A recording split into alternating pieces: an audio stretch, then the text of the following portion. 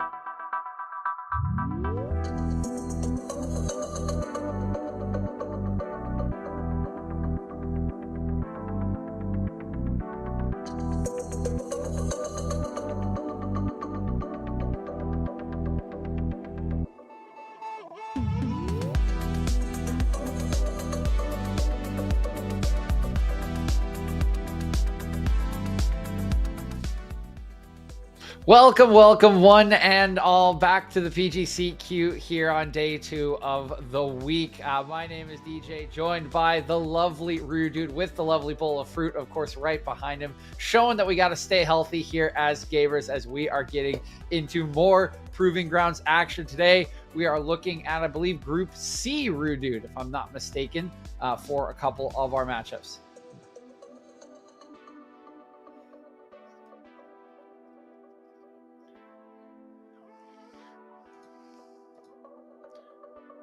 I'm wrong. It's Group D. I have confirmed. Group D. Hot start here as we this is what graphics are for, right? We're showing you what we got going on here. We've got Group C and D today. Starting off, of course, we do have a Taco Gaming taking on Maryville University. And then later on tonight on the Unified Live channel, we'll have Nameless Randoms against Supernova. Over on Academy, they have Group C. They'll be starting off with No Team versus Maryville Saints, following up with Wildcard Aces against Third Party. Thank you for that, Tony, providing our good graphic here. And again, we've gotten here with the results you do see on screen from last week. No Team beating Wildcard Aces, Maryville Saints in close fashion beating Third Party. And in our group today, Taco Gaming, pretty solid win over Supernova, Rudun, and Maryville, of course, a really, really kind of honestly a speed run a little bit over Nameless Randoms last time we saw them. Yeah, there were some very one-sided games last time this group played off. But we're hoping to see some more evenly matched games today. I've certainly got high hopes for both series to go potentially the full distance and maybe give us some Game 3 shenanigans much akin to what we had yesterday here on the Unified Live channel. But of course, going into the particular and keeping ourselves focused on this Group D, I think that for the both of us, a large portion of this has been focused around the mid lane. That's where we're expecting to see a fair whack of action. Yeah, definitely think we are going to be looking at that mid lane. Before we get into this week, think we might have a highlight reel of how we got here. We mentioned the games, but here are some of our big plays that have led up to this week, Rudude. Yeah, this is the EGP versus Ginger Turmeric match, and this one, again, did not disappoint. The picture-in-picture shows it perfectly, right? We've got an Elder on one side, we've got a base race on the other, and TPs away, steals of Elders, and all sorts of good stuff. So even if you've not been fully caught up to date, every single VOD is honestly worth the go back and watch, because I don't think that anybody really expected EGP to be at the bottom end of the bracket so early on, and you know, we've got much more action along the way. And D-Shao as well on this GP. Kind of an MVP level flank in this replay that we just got. Yeah, D-Shao really pulling it out last night in the games. You can see Bogged here, though.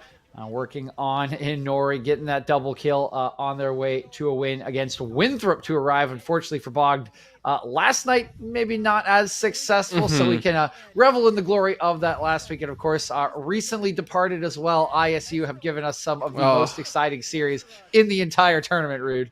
ISU, the best fourth. I'm convinced they're going to be the best fourth out of any group so far. Has been a very good team that, honestly, from Group B, that was an absolute banger of all games were very entertaining. I know it's a very overused word, but I can't understate that it genuinely were all very entertaining matches.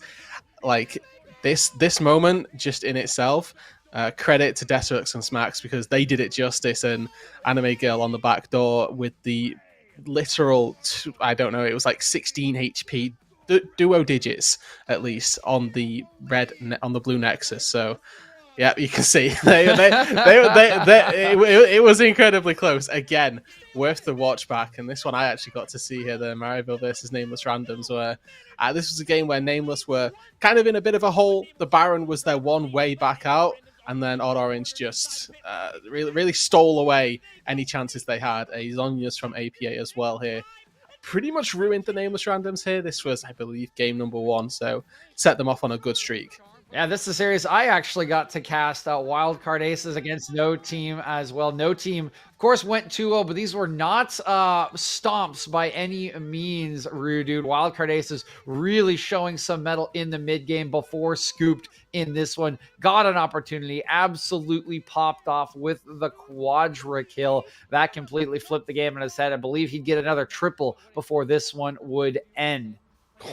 And there, okay, yeah, this was the famous one. Now the third party. It's a shame that this isn't a losing effort, but I got to call this one too. And oh my god, just insane deletion on that one from Zamudo. And here, of course, is the end of the series, which they just could not quite get onto the members of Maryville. And you know that GP1 part was absolutely incredible. Whenever you get to see the GP mechanics like that, you have to just take a second to kind of bow and say, "Wow, you know what? Well played." Like you say, it was unfortunately in a losing effort for third party, but they got themselves a good position nonetheless here with a 2-1. And these are your results from yesterday's set of games. So as you can sort of see, Unified Live, the place to be for big games. Unified Live, yeah, is the place to be for close series, exciting matches for sure. Of course, it's a little biased when you talk 100 Thieves next. Of course, still yet to lose, just one game to Team Ambition throughout their run at PGC Q2. They did have a fairly close game too with Bog, but did pull away at the end. Winthrop University 2-0 over York Lions, despite some hearted fight back from the York Lions, not quite enough.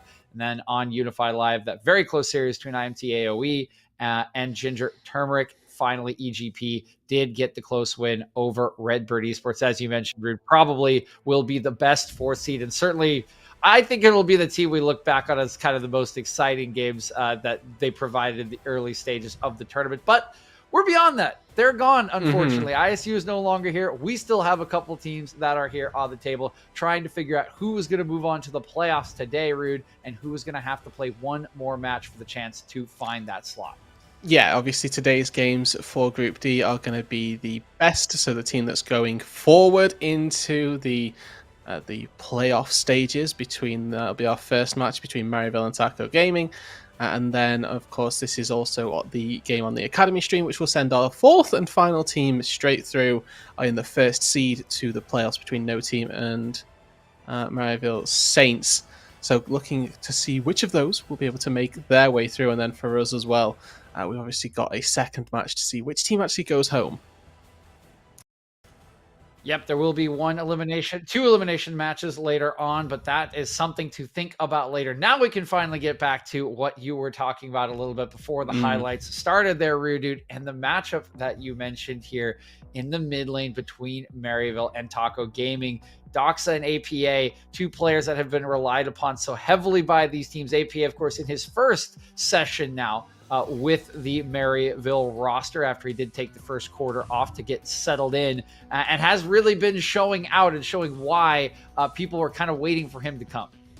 Yeah, I've had some interesting interactions just in my own thoughts about this Maryville squad, right? Coming into the first qualifier, I was very tentative to be excited about Get Back, and then Get Back came out and really impressed me. And then I was a bit not confused, but I was tentative to see how APA would have now settled and adapted coming into the second qualifier.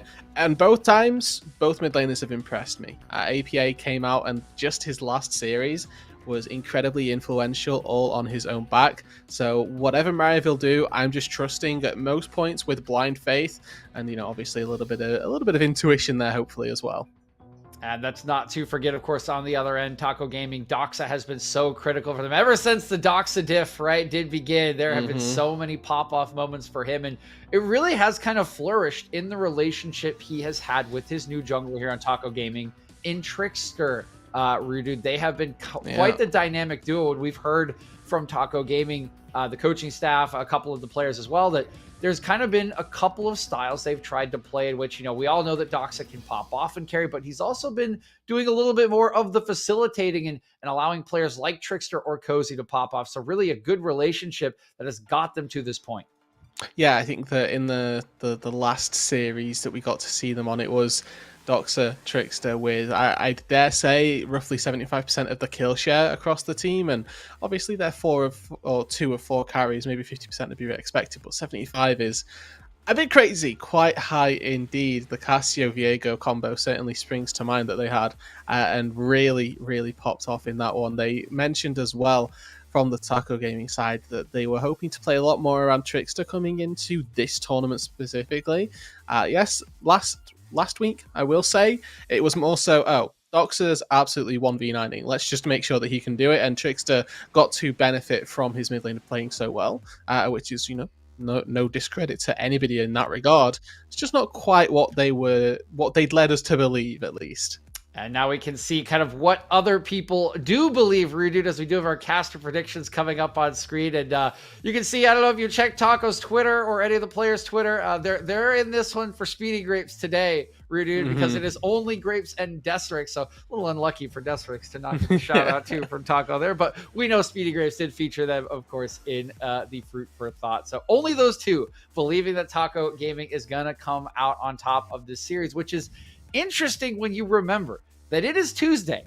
The Taco Tuesday buff is definitely in effect, Rudude, and they have only shown it's just in IMT AoE that is immune to the Taco Gaming buff so far on Tuesday. So Maryville going to have to prove that that is not a real thing and that they are better than that buff. Yeah, and that's certainly going to be a gauntlet challenge for them. Obviously, two sets or two Maryville teams coming up against one another, or not on one another, but coming up against their qualifier match for the playoffs is obviously going to be fairly entertaining for the college as well. My intrigue goes to whether or not Rebel can keep his 12 out of 12, his perfect prediction rate going so far, because that's impressive. Three days in and he's got nothing wrong. Okay, he was the only caster to predict Maryville Saints over no team today, Rudude. I don't know if you picked up on I think that. there was one more, but yeah, they were certainly okay. Oh, so you're right, there are as two. well. So beat down, yeah. These guys, they're either on some different juice, or Rebel's going to lose. Because it's the best and the worst. Because I think Beatdown had the lowest there as well. So yeah, they're on something. But more important than us casters predicting, of course, and our theme of the tournament so far is our animal predictions. So we're throwing it over to another pet prediction to see where they stand for this series, I believe, in particular, Rudy. Okay, everybody. Meet the stars of today's pet prediction. On the current left, now right, over here, we've got Habby. Say hello to everybody. Hi, Habby. And over here, we have Olive. And there's a defining feature, being young Habby. Just had a bit of surgery, and you can see there, look. She's absolutely fine there now. What we're going to do is, we have a lovely meaty treat from a reputable UK supermarket. And we're going to place this on the floor, and whichever one of them gets to it first is going to decide the winner here between Taco Gaming and Maryville University. Up for Maryville, we've got Habby. It's Taco Gaming for Olive. Now they can see the meaty stick. See they're interested. I'm going to put it down. Who gets there? Oh, it's Habby that takes it. And there you have it, everybody. As confirmed by young Habby, Maryville University win today's prep prediction. Yet another non-faithful, yet another blasphemer against the Taco Tuesday buff, dude. Habby's just not having it. No, she wasn't. It was actually a fairly close fought fight, honestly, because it looked like Olive was going to go in there and snuff it out, but it was not to be the case. So obviously worked up quite the appetite going about her business on the day. But what we do have this business end of a draft now, DJ, because first one off on the way, first of a best of three. Could well go 2-3 games, in my opinion, and I think this is the right time to start drawing our attention to where we expect bands to be going, at least. And I think for Taco, something that I always advocate for up against Maryville: take away Jace, take away Syndra, take away Lee Sin. Any of those get taken off the board, and then you're obviously putting Niles, Odd Orange, and APA respectively into something a little bit different. Yep, those have been their favorite champions thus far, Rooted. You can see Taco Gaming agrees with you to some degree, I would say. The Jace taken off the board. Of course, it is red side for them to start off. As Ariandel likes to say, it's band prison over on red side a little bit. So we do see the Zeri also taken off the board on the other end. Maryville, they got a Karma, they got a Hecarim, no Speedy Boy combination allowed. And Tom Kench, they are They're clogging the Frog, benching the Kench, and I'm a little They've sad. loaded the I like Toad as seeing him well. in the games. Rovex had one of the best Tom Kench performances I've seen thus far in League in general just last week, so I'm a very happy man to see that Tom Kench taken off the board as well. Now Maryville, they've got their first pick of choice in times gone by. They've tended toward the Lee Sin for their B1 of choice just to keep Odd Orange on comfort. Whether or not they go for that with so many ADCs open remains to be seen. Typically, we know that Maryville like to play this very strong side top lane, but instead of that, it is going to be the Syndra, the other pick that I say that they could have gone for here, with still 2 out of 3 now picked, and the jungle is yet to be taken. Maryville could well go for the sweep.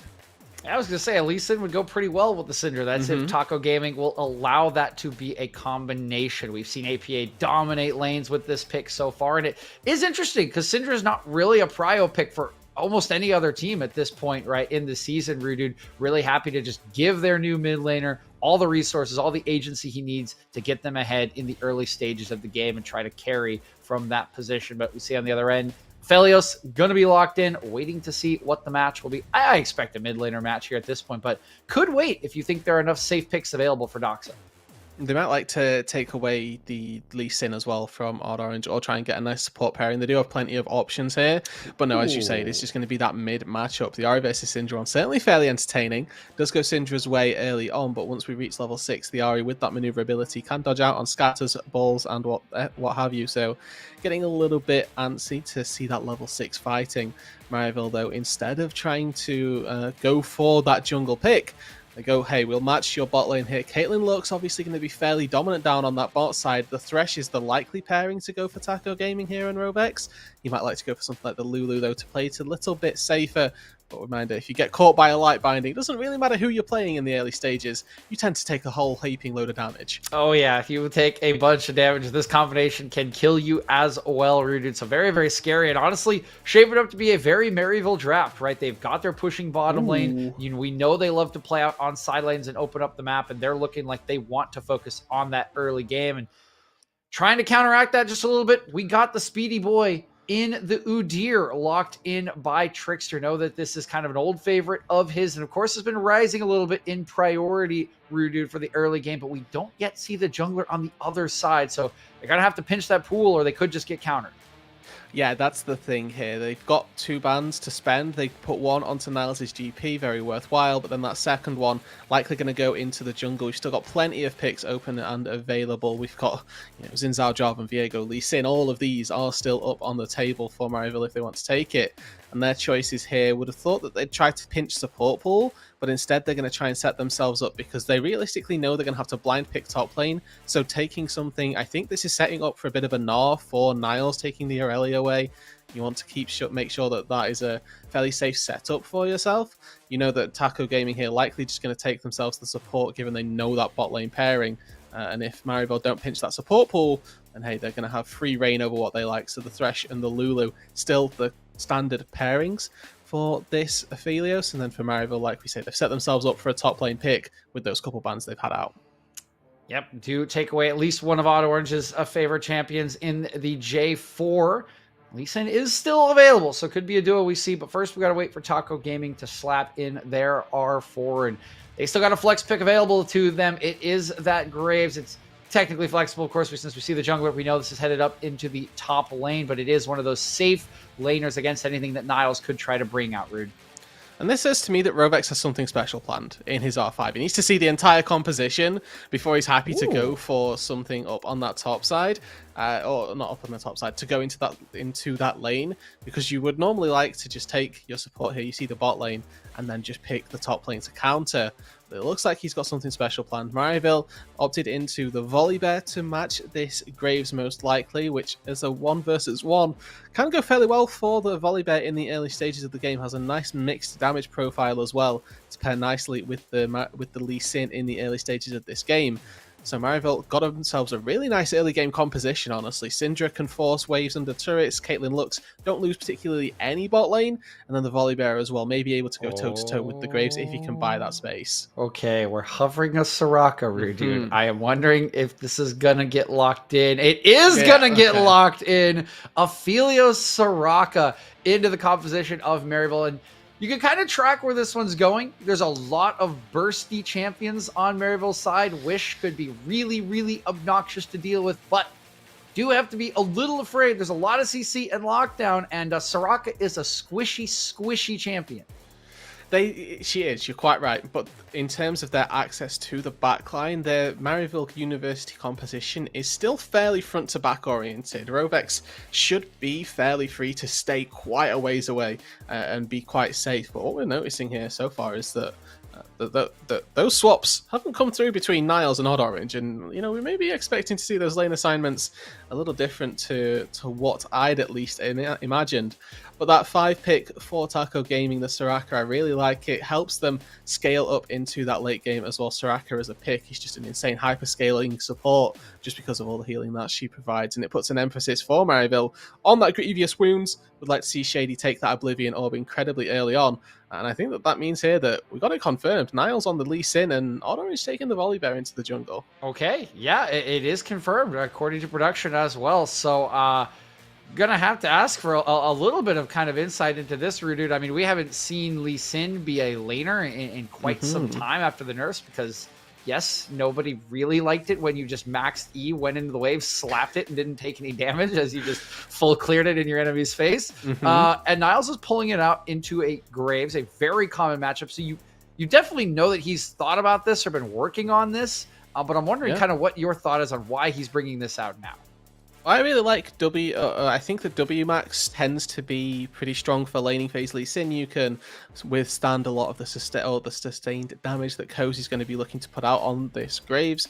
If you can, then make a bit of a statement with the safeguard and with the gap closes that the Sonic Wave has got. Graves' range tends not to really impact something like the Lee Sin because of how maneuverable he can be, and the ease of execution on a gank as well with that cripple can set up for Odd Orange to get into this position and get Cozy a little bit worse for wear, because Graves tends to push pretty much every lane that he's in just by nature of having end of the line, which can push incredibly quickly. His auto attacks as well can also splash a little bit, put some good damage down there.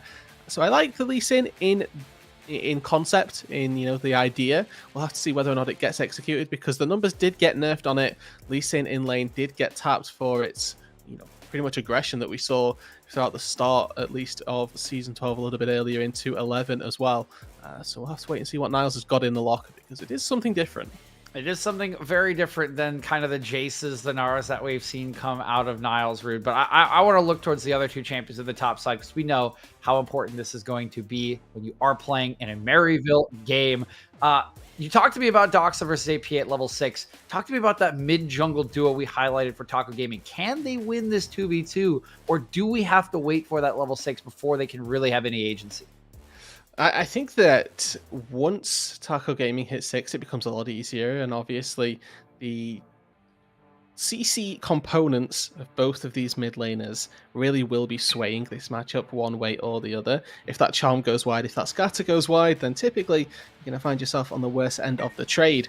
But overall, I think that Maryville should still have the push early on, and I think that as a composition in general, they're going to be looking to find some fairly early advantages. The Caitlyn into Aphelios matchup, again, should be winning for Azog, but the later we go, particularly with Lynx as Aphelios, they took this AD carry above all else, above even the Jinx here. This is one of his bread and butter staples. Feels incredibly confident on this. And with a Soraka in the back pocket, this bot lane can be very devastating during the late game, vastly outscaling what the Caitlyn and Lux are going to be able to put on out. So to sort of re-emphasize the burden here of execution severely on Maryville to get that ball rolling early and try and find themselves a lead.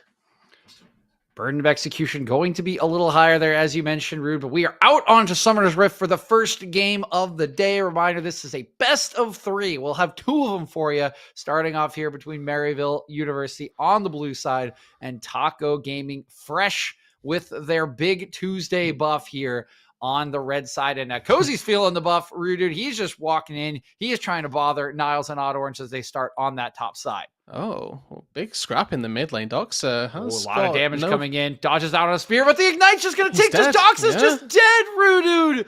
This is the matchup that we highlighted, and APA comes out with Ignite and dominates it once again.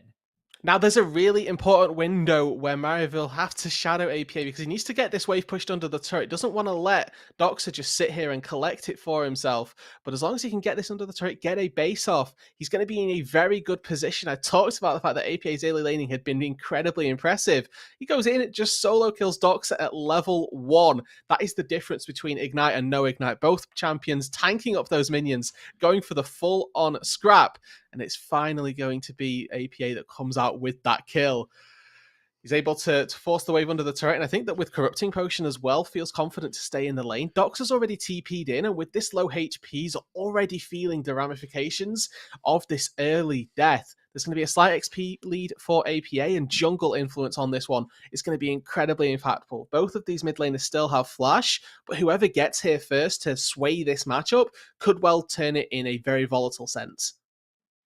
And you highlighted again that that APA Syndrome was going to have slight advantages in the lane early on. Well, he took those like all the way, like to the literal extreme possible. Just level 1, we're scrapping this out. I'm hitting my Dark Spheres, and as you mentioned, the Ignite, of course, the big ticker here as APA continues his dominance of mid lane since returning for the PGCQ number 2 circuit here. Early kill, of course, going to be very nice. Does get shoved in. A little bit of a window for Doxa. APA doesn't have the TP to walk on back, so he'll have to find himself a timer, but he'll be feeling just fine with that extra 400 gold from First Blood in his back pocket. Yeah, once he gets to hit that reset, he's going to be more than happy with the items in his inventory. Now, look at this Shady. He's in a bit of trouble here. Ooh, cleanse is in, but Trickster's got him locked up, and Shady didn't expect the jungler coming. There's the bear slap run stun job done here for Trickster as he'll walk away with an equal kill, and Orange spotted out by Doxa, not going to be able to answer on the other side. Now keeps it nice and safe. Make sure that the Ahri not going to die once again here. APA with no mana kind of has to take the base now. Once you've lost mana, it becomes incredibly difficult for mages to find any sort of base opportunity, and you can quite often just start hemorrhaging gold in every single wave. So it's better to just bite the bullet, accept that you're going to miss one wave, and then go back to base, get yourself back out, and using the advantage of that first blood. Pairing up with Odd Orange is something that I would love to see now from the Maryville mid laner. But I think this mid lane right now, kind of the perfect example of TP versus Ignite and what both of them offer to you. Obviously, APA, he was able to collect that first blood, got the kill, but he wasn't able to find a reset in time. Doxa just TPs back to the wave and got a lot of control over that mid lane. You can see there is a CS lead in his favor, an experience lead as well. And there's a bigger wave crashing into Doxa, so that XP lead is going to grow just a little bit. And he may well be absolutely fine in this mid matchup for the time being. Yes, that first blood went down, but he's got a null magic mantle in his inventory. He's looking pretty good for right now. And you look across the rest of the board, and there's not really a lot happening, right? We've got a Lee Sin Graves lane in the top lane. It's maybe not the most exciting matchup we've ever seen up there, Rude. I think they're just kind of happy farming on the island. The kill, of course, in bottom lane, very important for Trickster to kind of relieve some of the pressure that a Caitlyn and Lux do provide. No cleanse on Lynx at the moment, so does have to be a little more wary of those light bindings coming out, but he's got the fancy feet. He can dodge out. Yeah, let's hope anyway. That's the idea. Obviously, both with that noon quiver, they're going to be more than capable of taking these trades as well. And I'm looking to Shady once again, as I say, to pick himself up that Oblivion Orb nice and early, but Trickster hovering around in this mid lane. And as you can see, as Doxa dings level 6, there's now a very real window for ganking in this mid lane, allowing the Ahri to get right in on top of the Syndra. Mouse goes in, a level down on this Lee Sin, but more than happy to take this trade. The Doran's shield with an insane amount of value right now as Trickster trying to walk forward. He's got an XP lead as well over his jungle. APA is 6. There's the stun. There is the ultimate, and goodbye, Trickster. No amount of turtle shielding gonna help you out there, and the Animal Kingdom is ruled by Odd Orange and company. Really well played by Maryville. They just pick one target, isolate him, take him down, and absolutely one-shot. Trickster is sent back to the fountain. Not yet with those health items. Wasn't quite tanky enough. And yeah, just really well played by by Maryville. They're going to net themselves a dragon as well. Odd Orange, despite what being down just a little bit in XP, now right back to where he needs to be, as those tier 2 boots has this Drake on lock. First one of the game goes toward Maryville, and Their control, their power for early game dominance continues. But yeah, just look at this. They're quite happy. They pick one. Ignite even goes down as well. And before Trickster can run or stun or to get any form of job to be done, he is unfortunately taken out. Doxer forced to use the Spirit Rush defensively as well. Means that this is a very big win for Maryville. The second time here, the APA able to come up huge with the stun. And this time, off the back of a bit of an odd orange setup as well.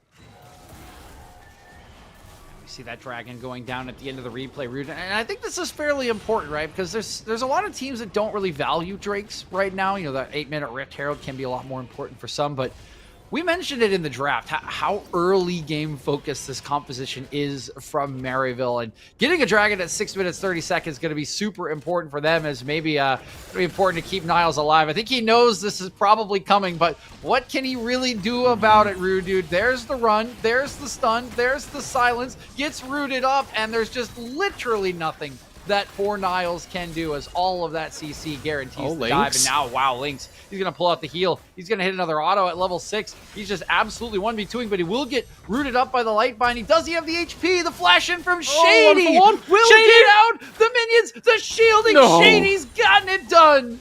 Prismatic barrier to save the day. The Maryville bot lane were on the ropes for a bit there, but fortunately come out on top. Is Ogden Shady able to take that 1v2, but Doxer's got Spirit Rush on a ward. Here comes the TP. I mean, they're dead here. There's no way. Doxer just going to go on in, lands the charm. That's one already down. Out comes the laser from Shady, but he knows where he's fated to go. It's back to the fountain. 2 kills over to Taco Gaming. Good response by Doxer to get him back into this match as well. Merc Treads in the inventory, not the greatest for those combat stats, but fairly defensive. In fact, and with those 2 kills going over, will be feeling a lot better about his standing in this match. Lynx and Rovex make their way back into the mid lane to try and catch that wave. They could be in trouble themselves. Going on in, it's that same stun combination, and it's the exact same result. This time, though, it's Lynx who is the man to suffer, as the unleashed power claims yet another for APA. And we talked about the early game scaling of Maryville here. That's a bit of a foreshadowing for what they can do when they do get to the late game. Their ability to isolate one target and use their pick-oriented composition to take down the likes of an Aphelios really will shine through. Just flash stun, and then if the Syndra ever gets in range of Lynx, it's going to require a lot of Rovex work to keep him alive. That's certainly something that we need to remember. That the later that this goes, reminder that Soraka can heal a lot more. Dashing away there is Niles, going to give him the thumbs up as well. As Doxa was coming on up. I think maybe Trickster just looking to see if he could stun him up long enough for Doxa to get in range with the Spirit Rush and Charm, but not going to happen. And Niles been feeling it a little bit leading up to the game. Had some interesting thoughts on Twitter. We'll see if we can show that to you after this game and see if what he said on Twitter agrees with the result of the match. Rudy, I would just say it was a little self-deprecating from Niles leading up to this matchup. I'm interested by this top-sided matchup as well, because obviously we questioned the Lee Sin just because it's something new. We didn't particularly know what to think of it. Oh boy. Cozy, speaking of topside here, Rude Dude. He does have Hullbreaker. I think he's fine. He's going to get kicked in. Hasn't really hit anyone, so he's not taking turret yet. Flashing away, using the end of the line, try and get on out. Collateral damage as well to get him the distance. Here's that Hullbreaker gaming going on. Auto Orange trying to kind of dodge away from some of these shots, but he's just turning it around. Niles has to flash away. Auto Orange is only level 7. Cozy's level 9. And he absolutely just drain tanks through them. Yeah, I mean, there's a reason Hullbreaker's getting nerfed here. Cozy playing it really well, dodges out on both of the Sonic waves, means that Niles can never particularly get in. And with this CS lead that he does have, this is actually really difficult now for Maryville. They overload on the top side. They don't get anything for it. Whoa. And they're forced by Azog and Shady to kind of play it on their own rights down on this bot side. They do defend against the turret dive fairly well, but ultimately they don't expend any major cooldowns of Taco Gaming. Trickster, Rovex still with their summoners. This is that replay of what happened in the mid lane. All the mechanics of Volibear right here. Cheeky little downtown headshot as well. Sends Lynx back to the grave, and that was a pretty rough rotation for him. Obviously getting killed bot lane by the 2v1 and then immediately going into mid lane to get one shot once again. Not been the best sequence of events for Lynx, but he's still feeling comfortable. I think APA is in trouble here. Gonna get charmed on up after the stun. There is just nowhere to go. The lockdown from these two, and this is exactly what we highlighted, Rude. The synergy, the timing, it's just gorgeous from Trickster and Doxa. And now APA has no flash. That is incredibly repeatable. But Azog and Shady, they want to find a dive on the bot side. God, it's okay. They should get this one more. So much. Can he get out of the queue? No, gonna get sniped by Rovex. It's already a 1-for-1. This should be worth no matter what happens at the end of this. Odd Orange will go in, will shut down Rovex. But you got to say that is a positive play for Taco in what is a 3v2. They are even gonna get a mid lane tier 1 before 14 minutes on the back of this. Yeah, they're gonna, wow, find themselves first break in the mid lane, no response turret in the bot side, and Niles is here, but he's 2v1 right now. Still only level 8. Trickster just getting some damage in. Yeah. He's out of mana, but he's just going to run on out. Give him a little froggy question mark there. That means Niles going to lose his turret as well. I don't really know if Niles 2 levels can down. stay up here, Outrooted. No. We saw the 1v2 not really go well. We see the hole breaker. He just does not do anything in the side lane right now. You need to find either a hull breaker to match or look for cross map plays, because this Graves with hull breaker tech is incredibly potent in a side lane, reaching Tryndamere levels of split push dominance.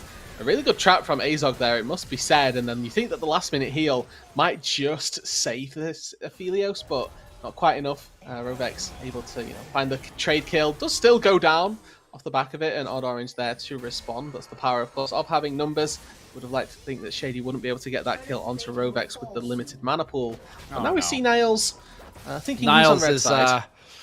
This man's feels like he's playing some Elden Ring right now, Rude, because he seems to be in an area of the map that he's not supposed to be. Under-leveled, not at the, not ready for that one as 3 members surround him and take him down. Now what can they get on the bot side though? Rovex is on the wrong side, unfortunately, does get taken out. Shady finds a solo kill on 2 links. That feels ADC. Yeah, I mean, we had one from Biofrost on FBI over the weekend on the Tom Kench. Now we got one from Shady on Lux. I mean, what? I don't know what's in the water right now, Rude Dude, but ADCs are down bad. Support juice. It's support juice. That's what it is. It's just an unhealthy buff to any form of support. But obviously, all of these plays on the bot side are good for Maryville, but it doesn't take away from the fact that Taco Gaming's top laner right now is a mile ahead of anybody else in this game. You want to send Azog and Shady to try and deal with Cozy? That's a good notion, but whether or not it'll work remains to be seen here. And this top side 3v3, 4v3, whatever, I think that wherever Cozy is, it's just going to be a lost fight for Maryville, because at present he's an absolute menace. He's got that full turret gold from the top lane, and then got an inner turret as well down in the tier 2. He's 2 items 15 minutes into this game where Niles is still sat. Yeah, look at the difference. Quite literally an entire item of gold difference. And Niles has spent 1100 on the plated steel caps as well, so he's still a ways off of collecting the gore drinker, which is obviously what he's going to be working towards for this one, but it's still so far from close, honestly, that it's going to be a top lane matchup that Taco Gaming are going to feel very good about. Maryville maybe going to want to rethink going in and going further through the game. I mean, Cozy is literally half of this 4K gold lead for Taco Gaming. Yeah, like that is more than. Yeah, it is absurd how strong this man is, and that's a pretty scary thing for Maryville, because remember, we drafted an early game comp for Maryville. We drafted a Caitlyn comp, a pushing turrets comp. Well, your whole top lane's wide open, your mid lane's been shoved in. We're 15 minutes into the game, and you're 4K gold down. These dragons feel like at this point, Rude, kind of the only way back into this for Maryville. The last bastion, the solace that they can try and hide behind for sure. Trickster now even using Rift Herald down in the bot lane just to accelerate how quickly these turrets are falling. We're at that point in the game where you begin to question, how do we accelerate this game beyond this, right? And typically you think, okay, we'll go get Baron. Baron's not up for 4 minutes, and Taco Gaming, they've got that much time now to sort of decide what to do with themselves. Oh boy, Niles going in on a Doxa. He'll step away from the charm, but no kick just yet. Quite connect with either of the skill shots there. Sonic Wave and Light Binding going wide, and the Rift Herald Gets another nice charge. There's a nice knock up APA, but it's onto Cozy. He's just too strong. Niles is still going in for the shutdown, but he gets absolutely slaughtered. I mean, in less than an instant, burst out by the rest of Taco Gaming. This game is so hard for Lee Sin, regardless of how his lane had gone. But Lee Sin into Soraka is a nightmare matchup for him because the second Niles jumps in, Rovex should have that silence field ready, places it down, and it means that kicking anybody in any direction becomes impossible. You have to be and able to try and find a way around going in when that cooldown isn't there. So it's incredibly difficult for Niles to play this game out in any situation. Being 0-3 just emphasizes that. Oh boy, this is looking real good. What you mentioned the support juice, right? I don't know if it's taco juice related, but all of the juices, all of the buffs feel like they're here to start this series for Taco Gaming. Still 4K golden lead, nice stun up, but again, it's Trickster. He's fairly tanky at this point with the Sunfire, and of course the shielding, so not gonna follow up from APA stun, and it really feels like the options for Maryville are dwindling. You can see, though, they have the priority on the Drake. They will get themselves the soul point in exchange for priority over mid. Yeah, and top lane. They may well lose their inhibitor turret for this. Trickster leading the charge in the mid lane as well. So that's one turret already gone down. Cozy melts these turrets. He's got the buffed up cannon as well. Shady is a lone defender. Isn't the one that you need to be sending. You need a few more members. And look at all the priorities. You can do it, Shady. I believe in you. Well, you'd like to hope, but unfortunately that's just not the reality. Taco Gaming have taken the inhibitor mid lane turret, the top lane inhibitor turret, and Maryville, they don't even get the tier 2 bot lane, they don't find a fight. Taco Gaming are just running over them in the map. Yeah, that faith I had when Shady was more like me with, like, you know, my like starter baby Pokemon or something when I'm trying to level them up. I'm like, I believe in you, Shady. You can do it. It's okay. It's okay, buddy. The little brother that's trying to like steal from the older brother, right? Like you're just entertaining the fact that they're trying as opposed to any hope that they actually may be able to do it. What's the age gap between these two brothers, Rudude? Like 8 years, and 10 years? Yeah, they're sort of holding their head back saying, yeah, good job, you know? You're trying. They'll pre and post puberty for sure. Yeah, Cozy's 5 years out of college with a job, and Shady's still a freshman in high school. Yeah, exactly. That sort of level, because this is, you know, that was distinctly level disparity enhancing with level 9 Shady, level 13 Cozy. Losing, obviously, the 2 inhibitor turrets so early on. This is probably the best situation for Taco Gaming to be in. They're in no rush to make anything happen, and going on to Ari here, can they get out? Dashing away, number 2. Nice sidestep from Doxa. He still has dash number 3 on the Spirit Rush. Just thinking about why it. Ari can be so annoying, especially in the hands of someone like Doxa. Rooted, and you can see Maryville is just going to pay the prices they have all game. It has been a macro and turret destruction clinic from Taco Gaming, and in particular Cozy, as he will remove the tier 2 in the bottom lane for the full 8 turrets now, and they're just cheaping back to Baron. Why not? 20 minutes on the board. Trickster, more than tanky enough to take it out. Lynx doesn't have the best guns for a Baron, but you know what? Cozy, he's got 2 items. They should be feeling more than happy to try and take this. This is the time, though, where Maryville may be able to find the fight. Baron drains your resistances. Baron down to about 5k. If they have to go now, this is their way back into it. Root up onto Trickster. This Baron has been dropped. The aggro now gone. There's the root up Niles from the fight. grab, and I'm going to force the ulti out of Odd Orange. A lot of poke, though, coming in from Azog. Big laser. Huge wish, though, on the back end. They're trying to get in the back line, but they just can't get through the healing yet, Rudude. 1 for 1 so far. Doxa going to whiff on the second charm. Dashing around. Azog still very healthy. Cozy's This fight is breaking down all over the rift right around the Baron pit. Cozy finally going to go down. Huge shutdown, and Azog starting to carry the fight. Can Rovex get away? No more ace in the hole. They will survive, but the first real sign of trouble we've seen for Taco Gaming in this game. Oh, Shady, dear. buddy. Oh, Okay, he's out, okay, though. good flash. Agreed. Good flash enough for Shady to keep his life.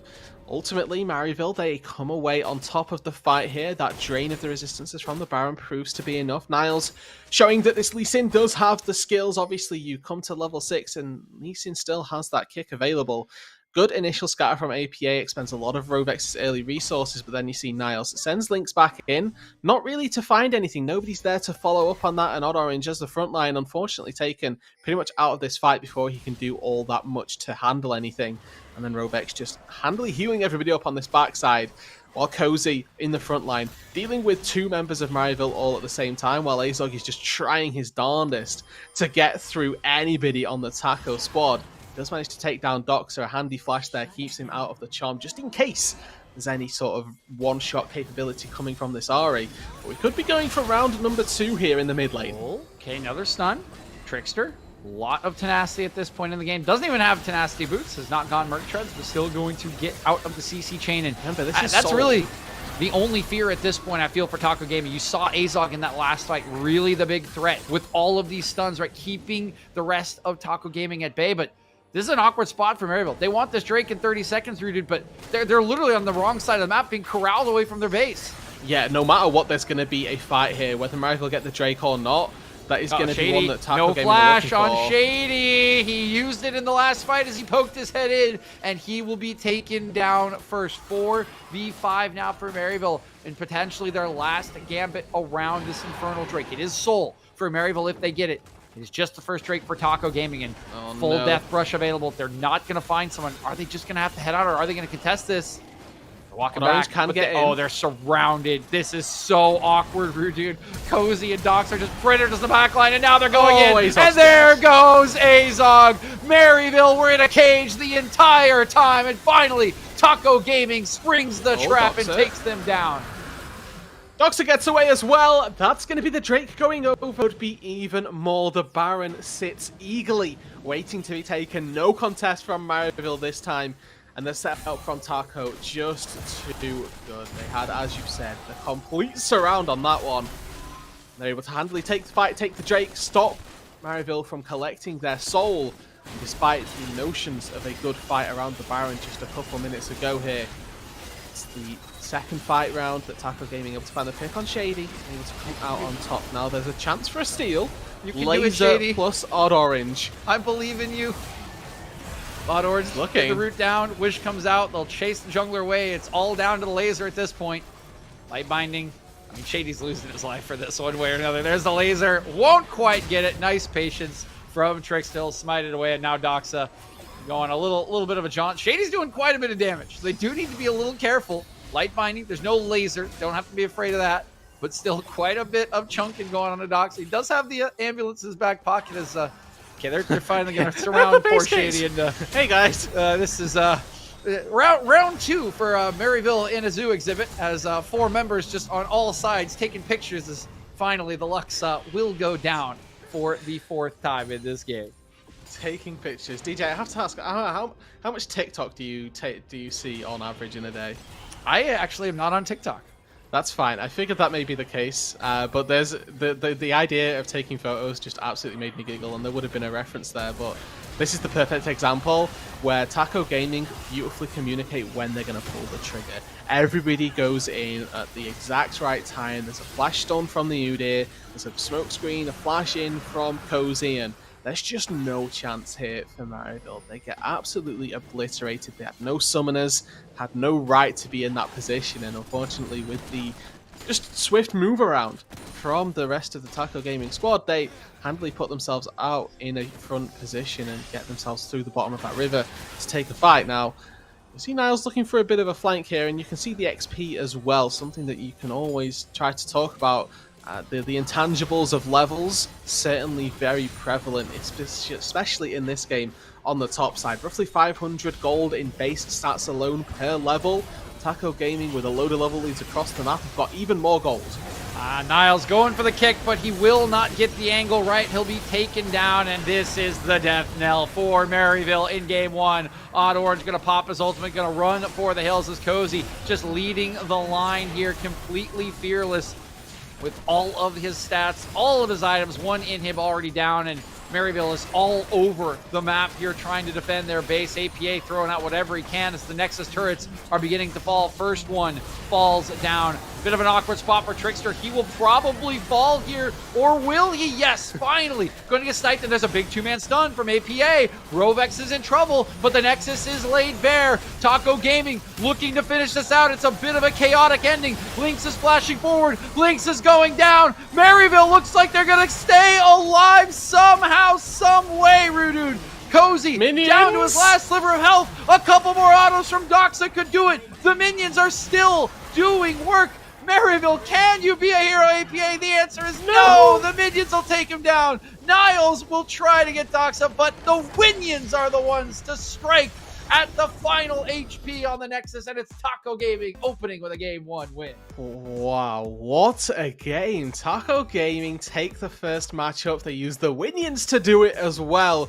Doxa there just giving the Baron, and that's all that was needed in order to take the win in the base that time out. Incredibly well played by Taco to withstand the early game storm and all of a sudden just balloon themselves into a top side lead. It really felt like the second Cozy had that 2v1 in the top lane where Maryville got nothing, the entire game just teetered and toppled over off the back of that. There was a play made bot side, and yes, Lynx, I think he had one of probably the worst winning scores that we may well see in Proving Grounds, but he did his job fine in the late game team fights, got to that Aphelios stage and firing out really good ultis, setting up for the team fights, and was able to be even just a presence that made Maryville concerned.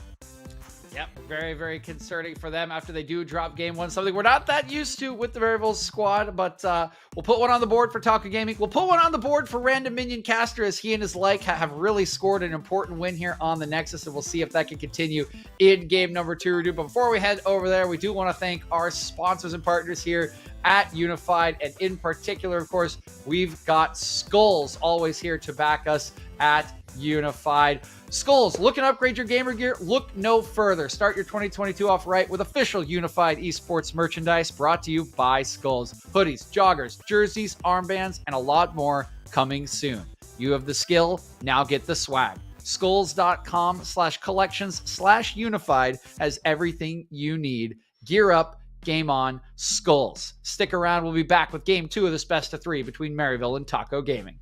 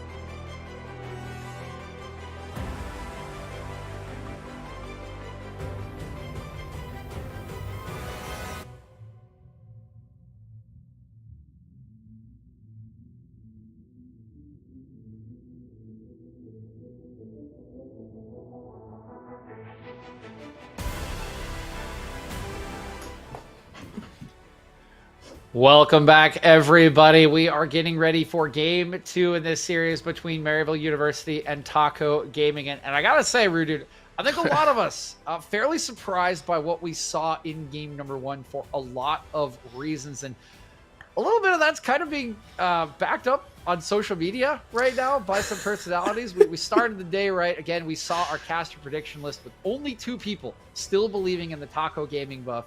Then we've got, right, so you can see them here, right? Grapes and Destrix, the only ones who believe in the Taco Tuesday buff.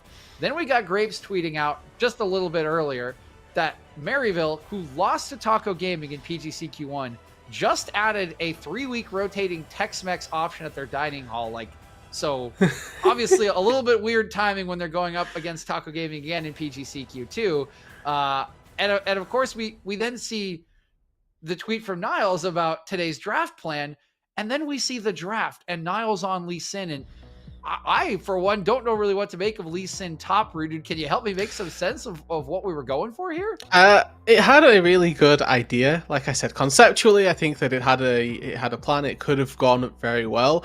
Unfortunately, Hullbreaker Graves is blind pickable for a reason, and ultimately the ability to just push the wave, not really interact with the Lee Sin and still get a lead by that nature, kind of came out into full force, and we got to just see a complete topside difference here in this one. Niles, unfortunately, not been able to really hold a candle to anything that Cozy could put down, and it does make you think about what they're going to do for the next game, because I believe that Maryville have taken blue side once again, and that they're going to be looking to play for some sort of similar style at the very least for the early stages of the draft. I remember their last 2 bans for the second phase were Irelia and Akali, which are 2 bans that you have to take away from Cozy if you don't want to just get absolutely styled on. But now you may well have to add the Graves to that pool, or you can take it earlier, or there are plenty of options right open to you. But there's a nice nuance that I'm looking forward to going into the second draft to see where Maryville change their priorities, because I know Jensen, and I know that his sort of abilities as a coach certainly are there, and that drafting is something that he'll be very adept at and be looking to make some changes in due course. Yeah, I completely agree with you, right? We've seen Maryville have such good drafts, have really good macro, right? They have that history in collegiate, in proving grounds. They have the coaching staff and the personnel. So kind of what do you want to see in this second draft, right? I don't necessarily think we need to go away from early game, but I'm with you that a couple changes need to be made. Because you mentioned Cozy just got huge. Well, he didn't even get any kills to get huge. He just pressured Niles out of lane and out-farmed him into oblivion until he was just way too strong to be killed. Yeah, and I think that something that Maryville do incredibly well is use Shady as a roamer. And unfortunately, Caitlyn Lux as a bot lane duo doesn't facilitate Lux roaming all that much, just because you want to punish that bot lane. And you can see that Maryville, they've already made that adaptation in the ban phase, that they're going to now take away the Graves. They've dropped the Tom Kench ban, which means that Rovex will have that available to him if he finds it suitable in this composition, depending on what Maryville end up taking. So they still have the B1 of choice. Last time they went for the Syndra and it got a solo kill onto Doxer. There was nothing wrong with the Syndra pick itself. They're going to go straight back to it. I have no qualms with this thus far. Now we get to see what Taco Gaming are feeling for themselves, because last time it was the answer Aphelios plus Ari. If we're going for the carbon copy, we may as well just see those 2 locked on back in, because the Ari, despite getting outlaned that one time in the early stages, that's one of those mistakes that you only make once. We may well get to see a repeat here if that happens again. Okay, we do look at the bans. We look at the early pick. The only difference between game 1 and 2 bans is that Graves now off the table for Cozy. But you mentioned the Akali and the Aurelia, Rudude, and already on the table is the Akali as potentially the answer, right, to this Syndra.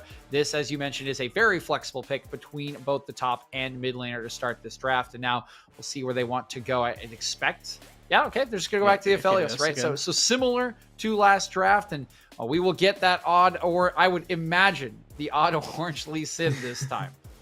We'd like to hope, at the very least, having seen the performance in game number 1, the top lane Lee Sin not quite working out, would like to see game number 2 get Odd Orange back on his comfort, because there's no doubt this is probably one of his top, if not the top pick for Odd Orange. Now, Akali, obviously, as we mentioned, incredibly flexible for Taco Gaming, particularly since Cozy, as I mentioned, an incredibly proficient Akali player, was known for this in his times gone by. And the GP locked in for Niles. This is very classic Maryville right here, where they just pick all 3 topside. before they can get as much banned away from them as they would have done in second rotation. So they're leaving their bot lane to get pinched a little bit here. Most likely going to have a slightly lower tier on AD carry. But when things like Jhin and Ezreal exist, you should be okay to leave Azog off on his own. And this feels much more like you can pivot into a standard Marivel comp where you can play around this top side, put Shady on a Leona, a Nautilus, a Thresh, something that roams around the map, and set up this top side to go huge. Yep, and we will see the whole bottom lane in the second phase this time around for Variable, so definitely a much different priority. We also saw a little bit of a, I don't know if it was a Respect or BM hover there of the Aurelion Soul. Of course, APA's old one trick in solo queue from his early days before we do get the Jarvan lock-in for Trickster to match into the Lee Sin. And now we go into the second phase bans. Full bottom lane needed for Marivel. Well, we do already have the Aphelios that Link showed really, pretty easy comfort in game one. To be fair, I don't think game one was quite that much about the Taco Gaming bottom lane until the later phases, at which point they already had such a huge lead that it was pretty much just Link's just doing Link's things to finish the game out. Yeah, exactly. Got to struggle a little bit through the early stages, but still that long late game team fighter. Love the Tom Kench ban taken away, and I also really like these two ADC bans from Taco Gaming. Previously, Marivel have pivoted to Xayah Rakan as a safe side bot lane that can be self-sufficient, so getting that one taken off the board makes a lot of sense. They played it twice last week, and now with the Caitlyn as well, something that can get out of Jarvan Cataclysm is what you're looking to ban away, and the Caitlyn obviously going to be rule number one of that one. Ezreal really the only other safe defensive ADC versus Jarvan specifically that does still exist, so we'll have to wait and see whether or not Azog puts his priority there. But Marivel, they've taken a couple of those picks. He could go Ziggs, you are quite right, and it does give them that nice double magic damage profile, double physical damage, so that one's open as well. Good call out there. Well done. Yeah, I like that. I know that Azog Ziggs hits a little bit different, and it is something that Marivel has practiced for quite a long time, because as you mentioned, just let you pick a roaming support, right, for Shady. It's so safe. It can get out of Jarvan Cataclysm, and oh boy. Disgusting. What a shift from game one. I mean, going from Graves for Cozy, and now just given the agency to go and try to take it to Niles on this GP. Their two favorite, and I would think probably best champions. Quite an exciting matchup at the top lane. The only issue for Cozy is that he can't play both of these. Can't play both Akali and Aurelia at the same time. So he's going to have to pick one, send the other to Doxa. Aurelia does have a good matchup into the Syndra in the mid lane. The Ezreal does come through, but what is this support pick going to be? Because once again, Rovex has got counter pick in support. Rakan is that very good roam-style champion that we know that Marivel like to play around. Ezreal, perfect for facilitating that as well. He can be left on an island, stack a tier, and be absolutely a-okay to farm those creeps. But now, does Rovex have another secondary pick ready to go? Is it going to be Soraka once again, not banned away? And could pair nicely with that Aphelios. This time, there's a little bit more dive from the Marivel squad. Yeah, feels a little riskier if you get locked down by GP ult into Rakan engage. But speaking of champions that make it hard to play against, instead of Soraka, it'll be the Zillion this time around for Rovex. So similar theme with the ambulance, just a little bit of a different ability this time, Rudude. And yeah, it's more of a...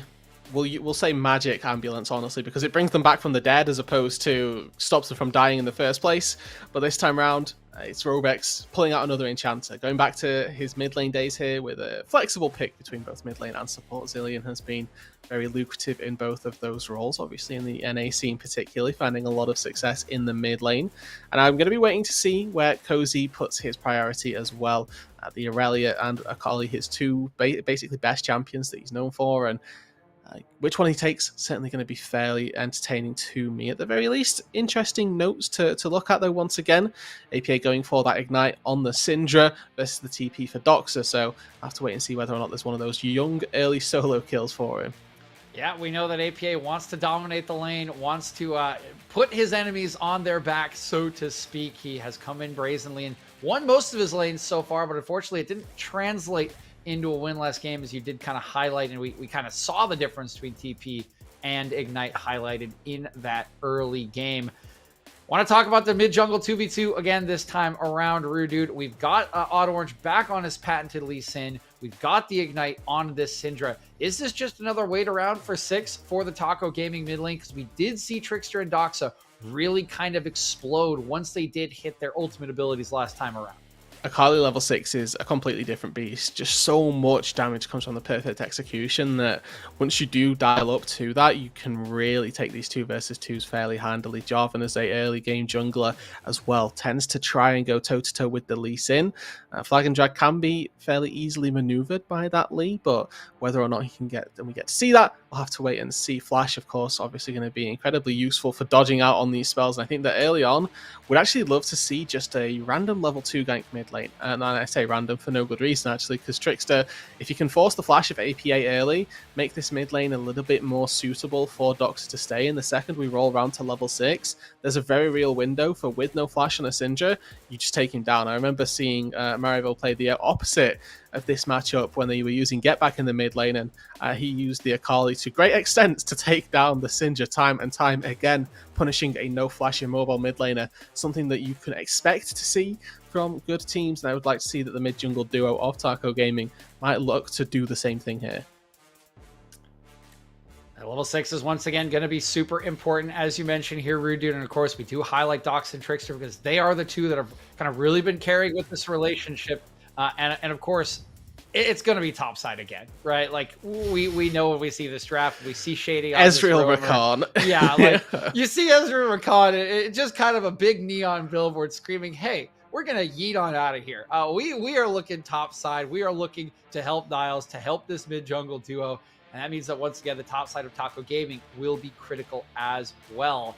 So we've already talked about that mid jungle. Now we got to talk about this matchup in the top lane. This little spicy meatball of these two favorite champions for these two players. Niles, of course, famous for this GP. Cozy, famous for his Aurelia. How does this how does this top lane matchup go, Rooted, if it does play out a little bit in isolation? Can Cozy impose himself on Niles, or is the Oranges a little bit too good of a defense? Again, it's always weird, and I always find myself saying this. It comes down to the CC ability.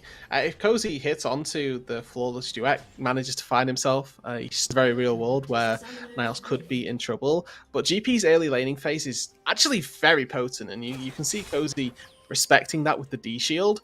Level 1 GP just doesn't get out traded. Trial by Fire plus Q is truly something to be fearful of. And you can see with Grasp of the Undying for Niles as well, he's gone a slightly more lane-oriented rune, where Cozy's going for something a little bit more, we'll say, scaling in the lethal tempo, a bit more all-in. It could still be a laning rune, per se. We just kind of have to get there first. I'm sorry, Rudy. I just no. I saw it as well. Trickster and Shady just walking by each other. Shady's somewhere he's definitely not supposed to be, and like a angry parent scolding their child. Trickster gives him one bonk with the staff, and then just lets him walk away. Like, don't touch my jungle. Don't touch that cookie. There. Like, no, shame. Hands is that how literally you deal with your cats, Rudy? I would never bonk a cat. Never. Would you like tap their paw and be like, shame, don't take? No, I'd love.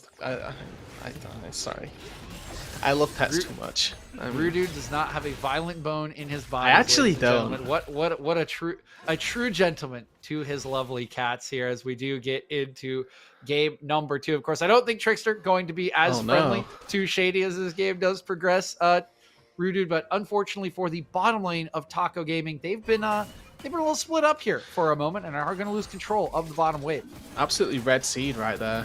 Mariville and... Whoa. I mean, okay.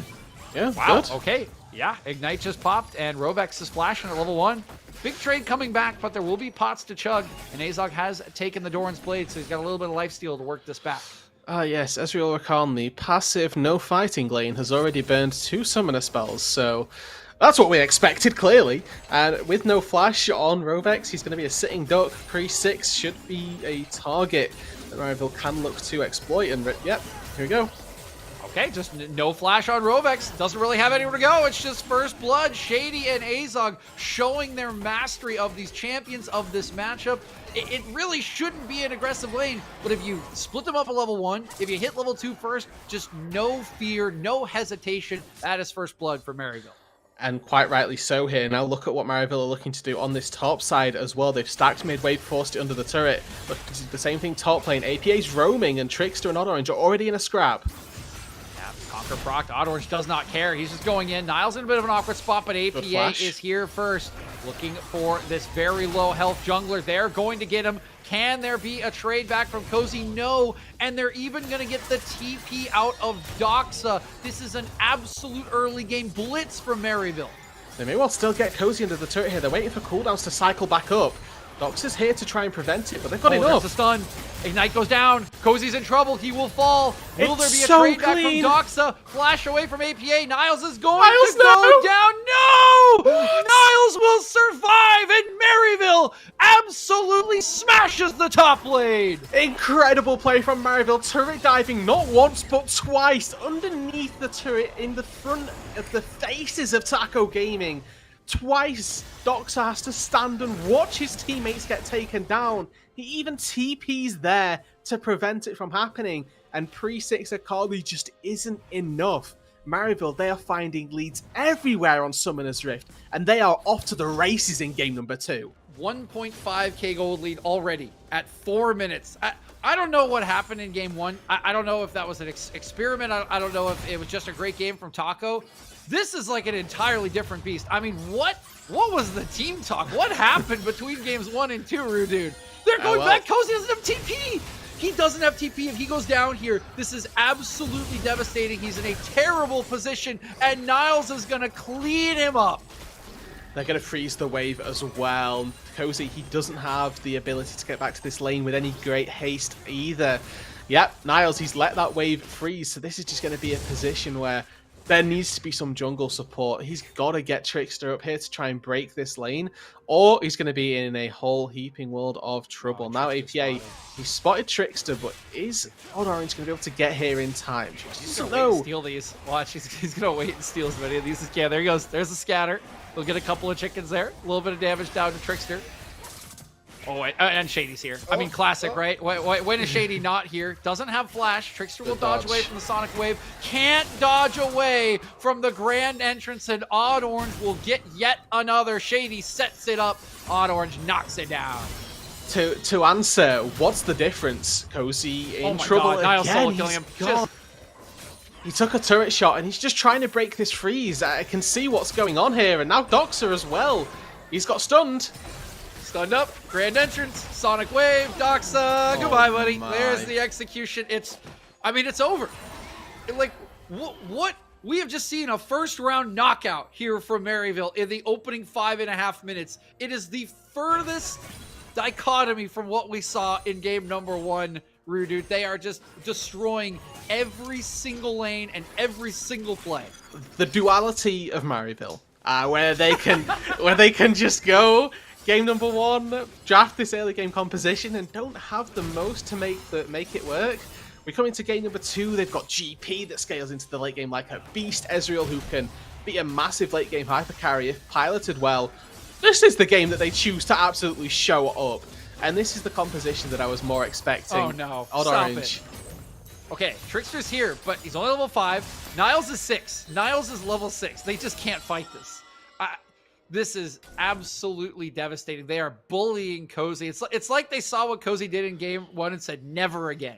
Ever. Yep. You are no longer Big Brother. You are going to get camped to Kingdom Come in this game 2. Look at the CS. He's got half the CS of Niles. Niles has 3 kills. This is the exact opposite of what we saw in this top lane in game 1. And just the power of wave manipulation. When I was talking about Maryville, I was always impressed with how they manipulated their waves, forcing cheater recalls early in the lane, making freezes happen.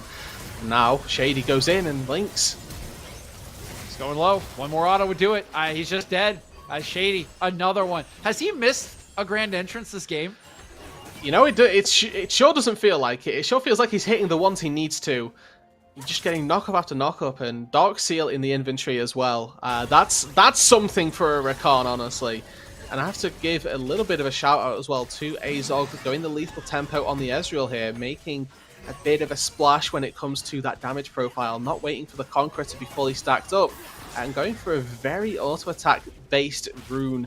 It's not something that you typically see on the Ezreal, but something that is definitely paying off right here. This is been 2 or 3 instances now where Conqueror wouldn't have got these kills. They would have just been, walking away, limping away on subset of HP.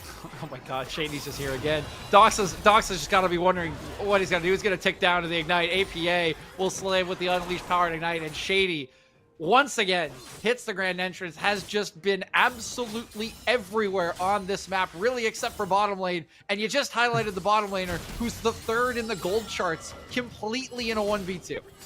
Even when he is bot lane, he's making things happen. It's just wherever he goes, he's finding these plays. As Niles as well, constantly harassing Cozy under the turret. There's just no trading back for this Aurelia. The play for Niles means that there's simply never an opportunity to get killed. Double AD top side means that that has insane amount of value. Okay, going in here onto Niles, who still does have the ultimate. Cozy only level 6. There's the oranges. He's getting slowed down. He doesn't have any mana left. He'll get up and out with the flash Q, and Niles gonna get another solo bolo in the top lane. Yep, it's a play. Steel Cap's differential right here. You cannot take down this GP. He's just too tanky with those early on. Orange now using this topside priority to find a red buff steal, but Trickster's going to walk right into it and could be in trouble. Yeah, I mean, he can't win this, right? He's just down items. Oh, he doesn't get the Orange Q. not going to follow up. Maybe respecting the roam. You can see the question mark pings in mid lane for Doxa. That, I think, is the fear. As mid lane Vigil procced in the bottom lane.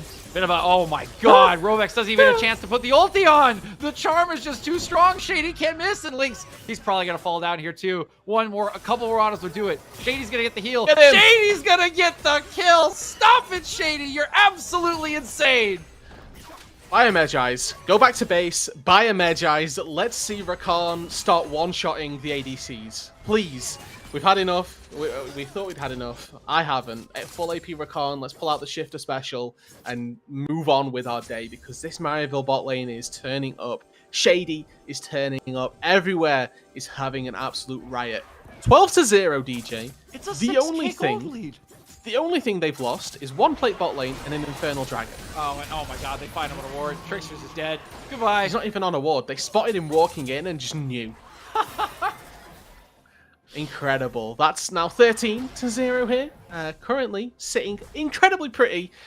And one thing that the Marieville support staff are incredibly high on. And all 5. Oh my god. Shady has more gold than Lynx, the highest member for Taco Gaming. That's it. Oh my god. You won't see that. You won't see that again. I've never seen that before. That's insane. I mean, it's literally all 5 members of support is higher. They're diving a tier 2 turret here with the Rift Herald. Defensive TP comes up. Doesn't even matter. I mean, they started the goal. Oh, Double stun by APA. Will deter it for now. Shady will finally miss the grand entrance, and maybe a punish will come in. Niles is in trouble. Shady is still alive. They will shut down Odd Orange. Doxa will get to a stylish exit from that fight, and finally the perfect game disappears as Marieville goes just a bit too far, and they find APA. He's not quite dead. So a 3-0 on the top side here in favor of Taco Gaming. They get a load of shutdowns onto Doxa, and signs of life now as a large movement up to the top side from Marieville really does backfire. Yes, they get that first brick in the top lane, but there's a load of gold funneled into Lynx, and there's a load of gold funneled onto Doxa as well. You can see this is where they're trying to disengage this, but a really good scatter comes through from to stop them in their tracks. And then they get a bit too over-aggressive with it, thinking, okay, we can turn this now. But they've still got those turrets. They've still got their wad of gold lurking in their inventory. And it's really clean play from Doxa. Flashes in, 5-point strike for the first one, R2 for the second. APA not quite able to find a trade kill and doesn't go down himself. It's worth remembering that he did end up surviving that play. Overall, a good little notion that Taco Gaming aren't completely out of this game yet. I still think it requires maybe 1 or 2 more of those from Marieville before the game's completely restored. They could well be onto that one. On Orange, down in levels on Trickster. This is something that we see fairly frequently, actually. Whenever they get these leads, Odd Orange does whatever he can to facilitate his lanes, because he'll get gold from killing people, doesn't want to farm his jungle, and will fairly frequently fall behind in CS. It happened just last week. They managed to deny level 2 to the enemy jungler for 4 minutes, and he still ended with an XP disadvantage. You did see 2K gold go back into the pockets of Taco Gaming, reducing it from a 6 to a 4K gold lead, but you can still see, yeah, you were mentioning the pressure mage is still here. I mean, Maryville's still everywhere on the map. Trickster now the one in trouble. The grand entrance gonna whiff. Nice sidestepping by Trickster, but he's just taking shot after shot from Azog. Just keep chipping away. Now they're inside the jungle with nobody there to smite these camps away. Odd Orange gonna start working on that CSD a little bit. Actually, no, he's not. He's gonna give it over to APA. Nice guy, Odd Orange. What I was going to say before that top lane dive went so incredibly wrong for Maryville is that Odd Orange is, at least in the coach's eyes, one of the best junglers at just putting his foot to the throat and making sure that there is a lead and it gets snowballed. And we got to see that pretty much this entire game. Maryville were going for their fastest game, and they were trying to break the record that they put down in last week's game, actually. They did an incredible job at forcing that one, and it feels like every time I get the chance to mention this, I'm going to, because Odd Orange really can find those leads and help the team accelerate them. Shady should be fine here. He's going to... Yep. That's not great for Trickster. You'd love to have that playmaking tool just in case, but good to see that Maryville, they've still got that teamwork going. Yeah, I mean, it won't punish him, right? There's nothing up to really fight for at the moment, but it just feels so bad. When this Rakan has just been slipping and sliding all over the map, you finally think you've got him, and he just slides right out of your ultimate ability with an E, no problem. Basic ability, I'm gone. And believe it or not, DJ, it was, and I hate to say this, a good thing that Shady didn't buy Medjai's. Because he did go and then immediately die after I'd mentioned it. So maybe now's the time to go for it, but down 5 stacks, maybe he'll hold off on that one for a little bit.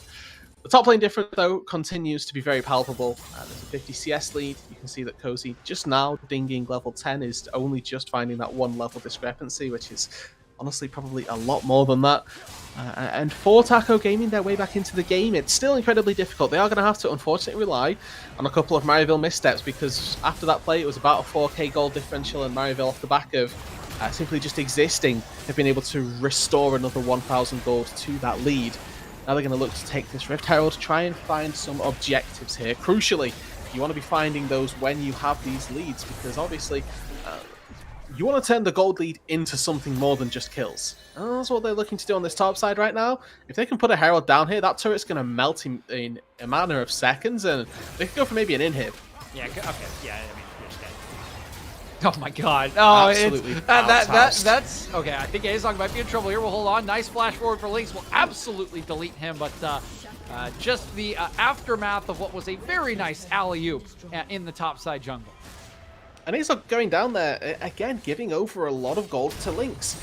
As the 500 gold, I believe, that he's picked up is going to go a long way toward making sure this Aphelios is an absolute menace as we get into the later stages of this game. Obviously, at this point for Maryville, their hope and prayer should be that there is no late game. Stun.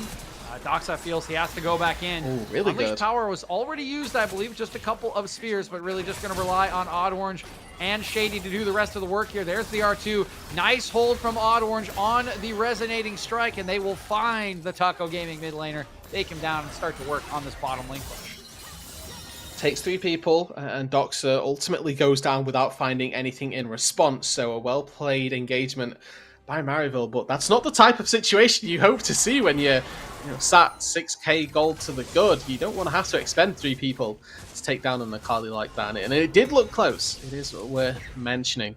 We've got a Drake spawning in about minuting that early river vision down. It's what Taco Gaming are going for here. 1-to-1 Drakes thus far, and with nothing to fight for on the top side, does make a lot of sense. Miles could be in a bit of trouble. He will flash away, respectfully understanding that the Cataclysm was forthcoming from Trickster. He'd already used this ulti as well to clear out the top wave that Cozy's pushing in, and you can see why. The rest of his team, they're in the bottom lane. They got the second Rift Herald, and this thing's open for now. This is at least 1 turret, if not 2. Here comes the Cataclysm. Yes, no flash. Outside of turret range, Niles looks to be dead here. Won't be able to trade one back thanks to the Zillion ulti. That'll bring Trickster back to life, although the Lynx almost stays a little bit too much, but there is a price to pay when you're this far behind. Rift Herald's still there. They can protect it. It can get a charge. Cozy got it. Yeah, I mean, I don't think they can end here, but this is at least an Nexus turret. That is a big boon for Maryville. Now, any mistake Taco Gaming makes could just be the end of the game. That's huge.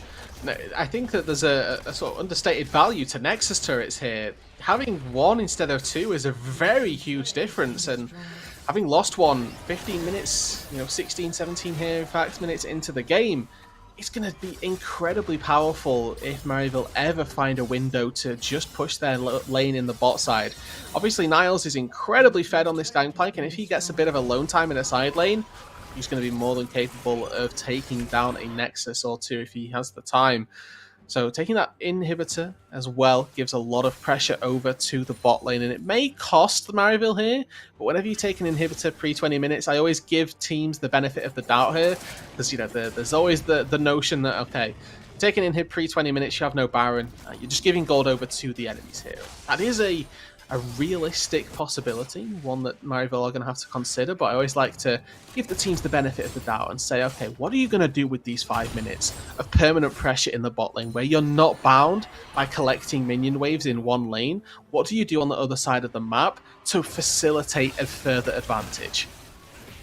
Gold graph we just saw looking slightly better for Taco Gaming this time around. They do have Lynx pretty high up there with all the gold that he's been able to put down, but still 4 out of 5 members at the top of the chart for Maryville. And one thing that we do need to note about that inhib, right? It is early, 18 minutes in, but the Baron does spawn in a minute. So there will still be 3 minutes of that inhib being down while the Baron buff is on the table, and they're pretty strong at this point, Rudude, as Doxa goes in. Probably going to have to go right back out with all 5 members around him. It'll be traded for a Drake, but can Taco Gaming get back in time? The second inhib is under threat. Night Vigil will land. It's a good amount of damage. There's the ultimate, great flanking, but a huge stun from APA! Completely stuns the engage. Already the ultimate used from Rovex. It will not save his teammates. Trickster goes in. They'll trade one back. It's 2 for 2 at the moment. And now Lynx, he's the Fed member. He can try to fire away. Does not have a Zillion ult in his back pocket. He'll take a chunk from Azog, and that should be the end of the fighting. So it's a 2 for 2 overall. The Zillion ulti making this just barely palpable for Taco. They take down Trickster as well, turning the tides, and yet that is such a huge pick at the exact right time. Azog, AP8, they're up, they're ready. They can start wailing away on this Baron with Niles up in 10 seconds as well. They want to start that, they are having every right to. It looks so good. There's a massive Irelia ult, but then AP8 stymies it, puts a massive double scatter down, resets the fight entirely. As soon as Trickster jumps in here, has to flash on back out. Lynx, you think he could potentially go for it, potentially go huge here, but she doesn't want to go too close to the Fed Syndrome. Makes a lot of sense. And as you get to see now, Eldorange just bullying. Finds his moment. Odd Orange has been everywhere alongside Shady on this map. Finds the critical pick at the end of that fight. And you saw in picture there, Maryville did take down the Baron. 5 members strong. Will be walking out with the purple worm buff. And they got plenty of lanes to work through. Bottom and top are wide open. Mid lane should be the target with 2 turrets still remaining. And see who they send out to the side lane to try to get this pressure down, as there are still supers in that bottom side. Yeah, Niles did get the Baron, so he can go pretty much wherever he pleases and be a permanent force to deal with. Expect him to go up to that top, allow bot lane to push in of its own fruition, and we've still got mid-tier 1. He might be fine, you know? He just zooms away. Okay, for now, Niles is, oh boy. Yeah, Niles slows, barrel slows, strong. That's flash and ulti off of Rovex. No revive available in any following fight for Taco Gaming. Keep an eye on that cooldown because it is super critical. We mentioned that it really only went kind of 2 for 2 in the last fight because of that ultimate in the first place, and now they don't have it. At these early levels and with such low HP thresholds, it sort of makes it a 5.5 v5 if they were able to take one. Whenever you see mid lane Zillion, I go, okay, it's just a 6v5 because you get a full HP resurrect. So a little bit different on the support. But Maryville, they're just forcing it through mid lane. They're just saying, hey, you know what? I'll quite happily take a 4v4 in this mid side. Look who's the split pusher in the top lane. Of course it would be Shady, forcing a wave into an inhib. Yeah, and I mean, siege defense here for Taco Gaming, really difficult. Look at their champions. I mean, it's all melee, dude. Like, they have one ranged champion besides the bombs. It's so hard for them to clear away without getting just a full 5-man engage.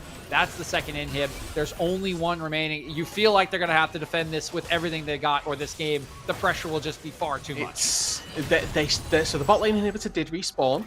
So maybe Taco Gaming just looked fight here because they know that if they give this one up, Maryville is just going to go to the bot lane and then they have to take a fight anyway. Unless there are some item thresholds that are just barely around the corner, you have to imagine this is where Taco try and make their final stand. Triple inhib really can just be residing yourself to death regardless, and you don't have a wave for a long time down in this bot lane, but they don't need one. As soon as they clean out this wave of minions, they're going to have free reign to just access the base and do what they want. Yeah, there we go. There's the engage from Trickster. Locked down on a 2, but he just gets absolutely burst while Shady is creating space in the front line. It's completely split up, and this looks bad for Taco Gaming. Lynx will trade one back. It's a 4v4. He still has a rebound. He's flashing forward. Lynx trying to go insane in the fight. That's a second, but he gets traded out by Azog.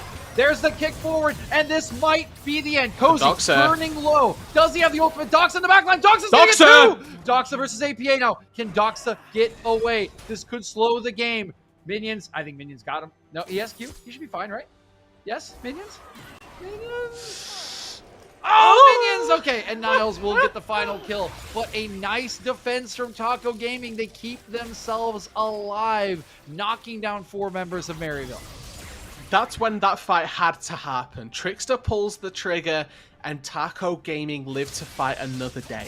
Does this turn the game immediately back into their favor? Not by a long margin, but does it give them another window to take a sane fight?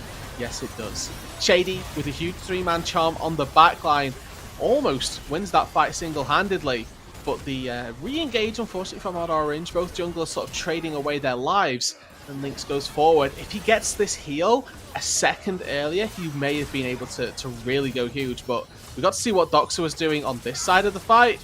Worth mentioning that APA on the other side really does go huge as well. And finds a strong fight for himself. And yeah, Doxa goes down to those minions. But Maryville, it should just be business as usual. Go back to that bot lane, try and pick yourself up that final inhib, because it's still just as scary to lose that inhib now as it was 2 minutes ago when they took that fight. Yeah, critically, we got to look at the summoner spells and the cooldowns. You do have the ultimate for Rovex. Lynx does not have Moonlight Vigil just yet. It's about to come back up, but otherwise, Taco do have everything. Flash on Trickster, Cataclysm is available, Flash on Cozy as well, and on the other end, it's a flashless Azog and Niles. So there are some vulnerable members here for Maryville. Keep your eyes on the engage from Trickster, and then of course Lynx has to go big for Taco Gaming. He's the member with all the gold. There goes Trickster on the 2. Shady though can just dash away, and down goes Trickster. The engage looks to be stunted. Shady still kiting back. Doxa trying to do what he can. He's got the E-tag onto Odd Orange, but he knows he cannot engage. Now Niles popping the ult to slow him down. Link's gonna get chunked out, and the fight is already over, and the minions are doing work. No Nexus turrets remaining. It's at least triple inhib for Maryville, if not just the end of the game. 22 seconds left on Trickster. Link's doing what he can. Gets away from the kick from Odd Orange. Now the jungler is in trouble. He'll pop the stopwatch to buy some time. Doxa trying to buy some time as well. He's going on in. Last potential effort from Doxa will land the second part of the E. He's going in. He's ulting, but he does not get a kill. That is a big cooldown not available as Trickster does respawn. They have minions to work through. They have members of Maryville to work through. But still, the game will not end, Rudude. It is yet another defense from Taco. But look at what they can fall back to. Baron spawns in 12 seconds, and that is one that Maryville should be able to take with absolutely no concerns. Taco Gaming can't leave their base. If they leave their base, the game ends due to the minions. 6 supers spawning, 2 in either wave, making this push so difficult for Taco Gaming to defend. Fortunately, that mid inhib is about to respawn. There's only 4 spawned on this wave, and I think there may only be 2 on the next one. So the top lane inhibitor is going to respawn fairly soon as well. That Baron is going to come on up. Trickster has no business trying to go for a steal. It would be the one way back into the game here if they could deny this Baron, but that's just far too... It's an intangible. It can't happen. the amount of zoning and the amount of damage that Maryville would have on entry is just too much. Taco Gaming, they preserve their life and they say, we have to fight again. When they come back for an inhib, we'll take a fight then. And even at that case, if that fight goes even just slightly wrong and one person slips away, there's an exposed nexus. You got to give some credit to Taco for keeping this game alive, right? I mean, this game looked doomed in the first 5 minutes. APA might be overextended. In goes Trickster. No flash, I believe, on APA. He does have a stopwatch, though. What can they get on the end of this? See from Cozy will slow him down. APA is in trouble as Doxa goes in the backline. APA will fall. Doxa continues his assault. No one else is low. And now the GP ultimate comes down. Cannon Barrage is just doing so much work to split the fight. And this looks like the death sentence for Taco Gaming in game 2. Double kill for Niles, but that understates what he just did in that fight. And with a Bear Nexus, they're just going to flash onto Lynx. They're not going to let this man carry as much as they can. Trickster is so weak, he can't help his AD carry at all. And there it is. What we foretold at 5 minutes finally comes true at 28. It's Maryville evening up the series at 1-1. Yeah, there was a 10-minute period there where Maryville had a little bit of a shaky show, but they were ultimately able to turn the series back. The first 10 minutes, first 13 minutes of that game was absolutely textbook from Maryville. From that dive in the top lane where it couldn't have gone better for them, to the plays pretty much individually in the lanes as well. Shady on the Rakan was absolutely showing up in that matchup and getting the kills everywhere and translating that into the lead, translating it into turrets and Baron and Drakes, what have you, set them up for this game 2 victory. And as we talked about here, DJ, a game 3 that honestly I can say I expected. Yeah, it seems like you were right coming into the day, Rudin. You thought this would be a close series, and while the games themselves, I think each one has not been that close. We do have a deciding game 3 to come, so do stick around for that game. We'll see if we get another textbook early game from Maryville, or if the Taco Tuesday buff will stay strong here on March 1st. Stick around for that game 3 in just a couple minutes between Maryville and Taco Gaming.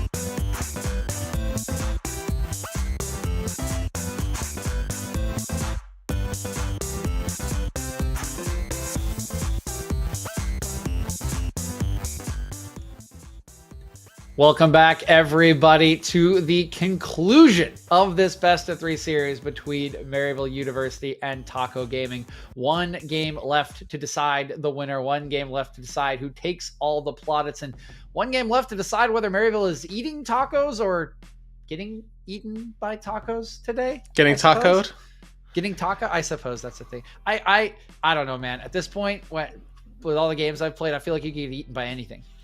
True, honestly. Tom Kench got through in the last draft, but got banned in the last draft, excuse me. So maybe that changes. Maybe we get to see Rovex take it in first phase, or maybe Maryville take it away from him in first once again. But either way, it is going to be a nice showing for Maryville in that last game that we got to see them turn up and really show the Maryville that I expected from game number 2. And then obviously the game number 1 we don't need to talk about all that much. The gold differential you can see at the end there, a little under 10,000 gold, and the turrets, the kills, they speak for themselves. It really was a very one-sided affair. Yeah, and again, give some credit to Taco Gaming for keeping that match alive as long as they did, right? I mean, I said it at like 6 minutes. I'm like, this game is over. I was just like, this game's done. And you look at Leaks, they're really, they funneled resources into him. He nearly delivered in a couple of those fights, but the pressure was just all too much, dude. It was truly, as you mentioned, a clinic in the early game from Maryville, something we love to see them bring out, and something we'll need to see again from them, right? We mentioned kind of how dichotomous it was, the game 1 draft and performance into the game 2 draft and performance. So be interesting to see what we get in game 3 draft here, where we have heard teams are staying on the same sides, and we've seen somehow 2 wildly different games from same side drafts in the same series. Yeah, and the difference between these drafts has really been what's been leading us down these roads. We got to see Niles take one of his patented picks, then GP into the top lane, Odd Orange back on one of his, the Lee Sin in the jungle, and APL and the Syndra has been performing just time and time again on this pick, and honestly, probably feels pretty bad that he's on blue side, because likelihood is if that doesn't get banned away, he's on Syndra B1 duty once again. No, variety being the spice of life, he's having an absolute chicken tikka right now, no spice whatsoever, living his Syndra mid lane life. Yep, living that Syndra mid lane life and looking a lot better on it in game 2, as we mentioned. I definitely expect them to give more comfort and priority to APA, right? It's something that is just delivered for them in this PGC Q2.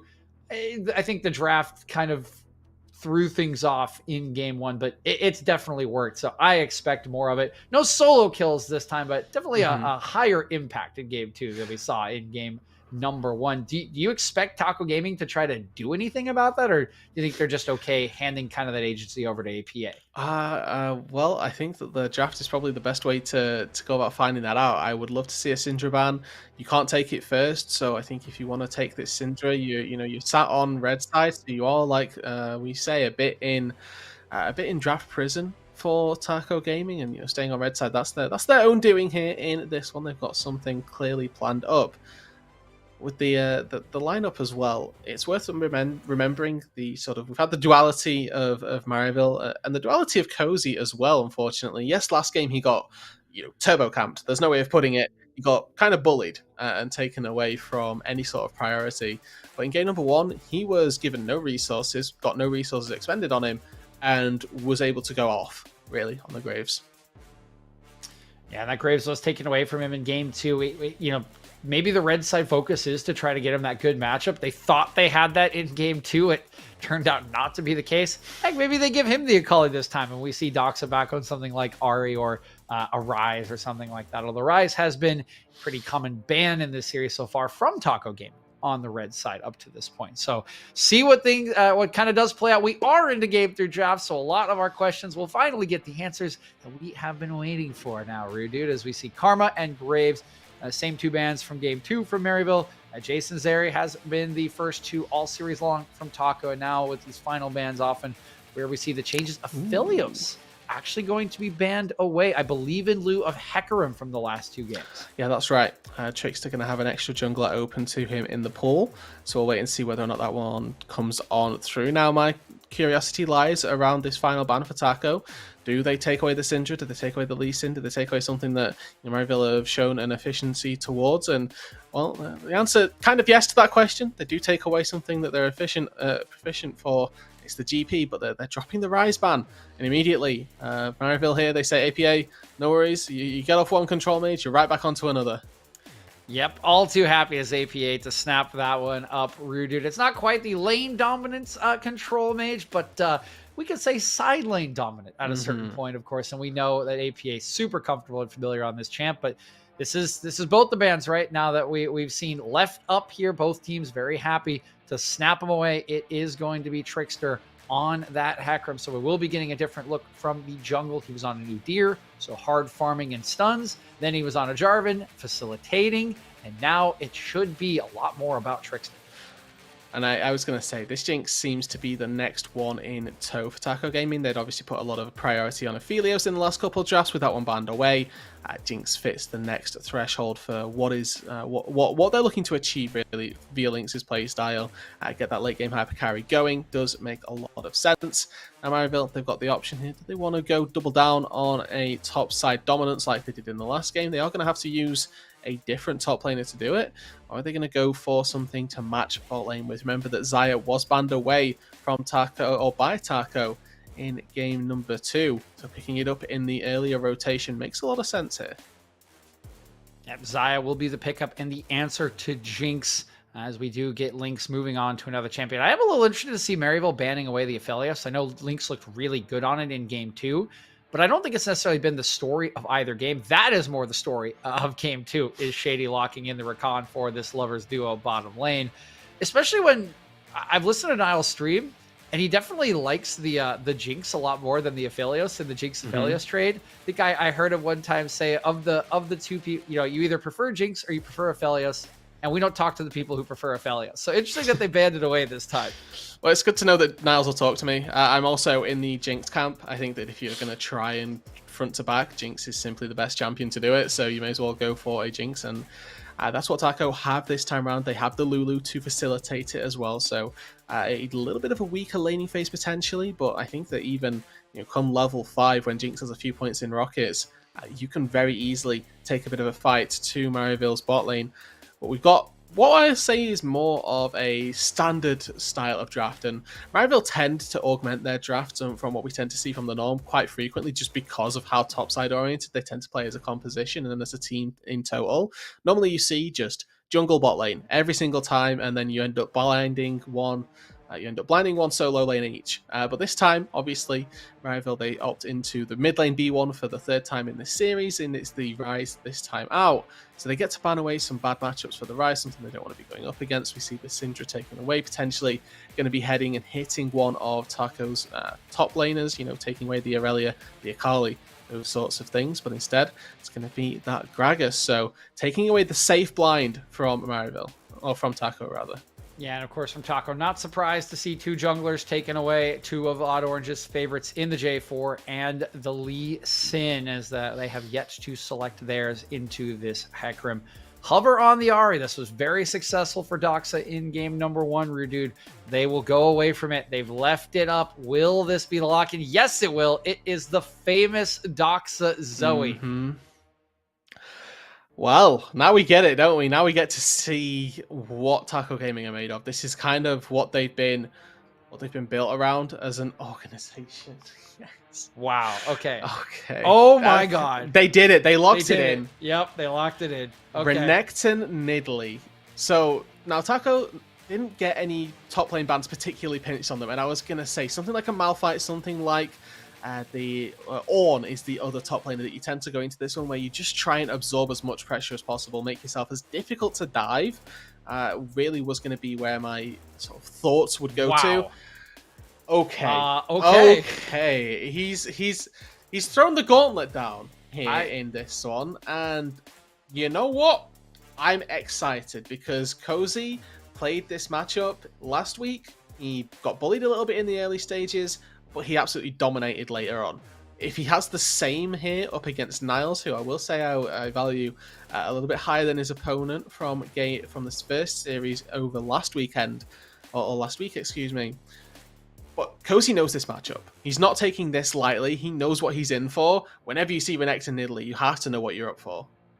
Yeah, I mean, he definitely knows what he's in for. He's in for getting Delve at level 3, and then potentially again. So, I mean, that is just what this draft screams, because you've also drafted double AP in mid jungle, right? So really easy itemization for Dox if he wants it. Maybe you could play around Rise. Feels hard to lock down Zoe. You can get the root down, of course, but I mean, this combo has always been about top lane. It has always been about bullying top lane rooted, and it will the responsibility for Cozy to survive this in the early game, because as you mentioned, if we get to this late game, all of a sudden Cozy is on one of his favorite playmaking champions. He will be incredibly strong with the assassination potential. He will have damage over the top from Doxa on one of his favorite picks.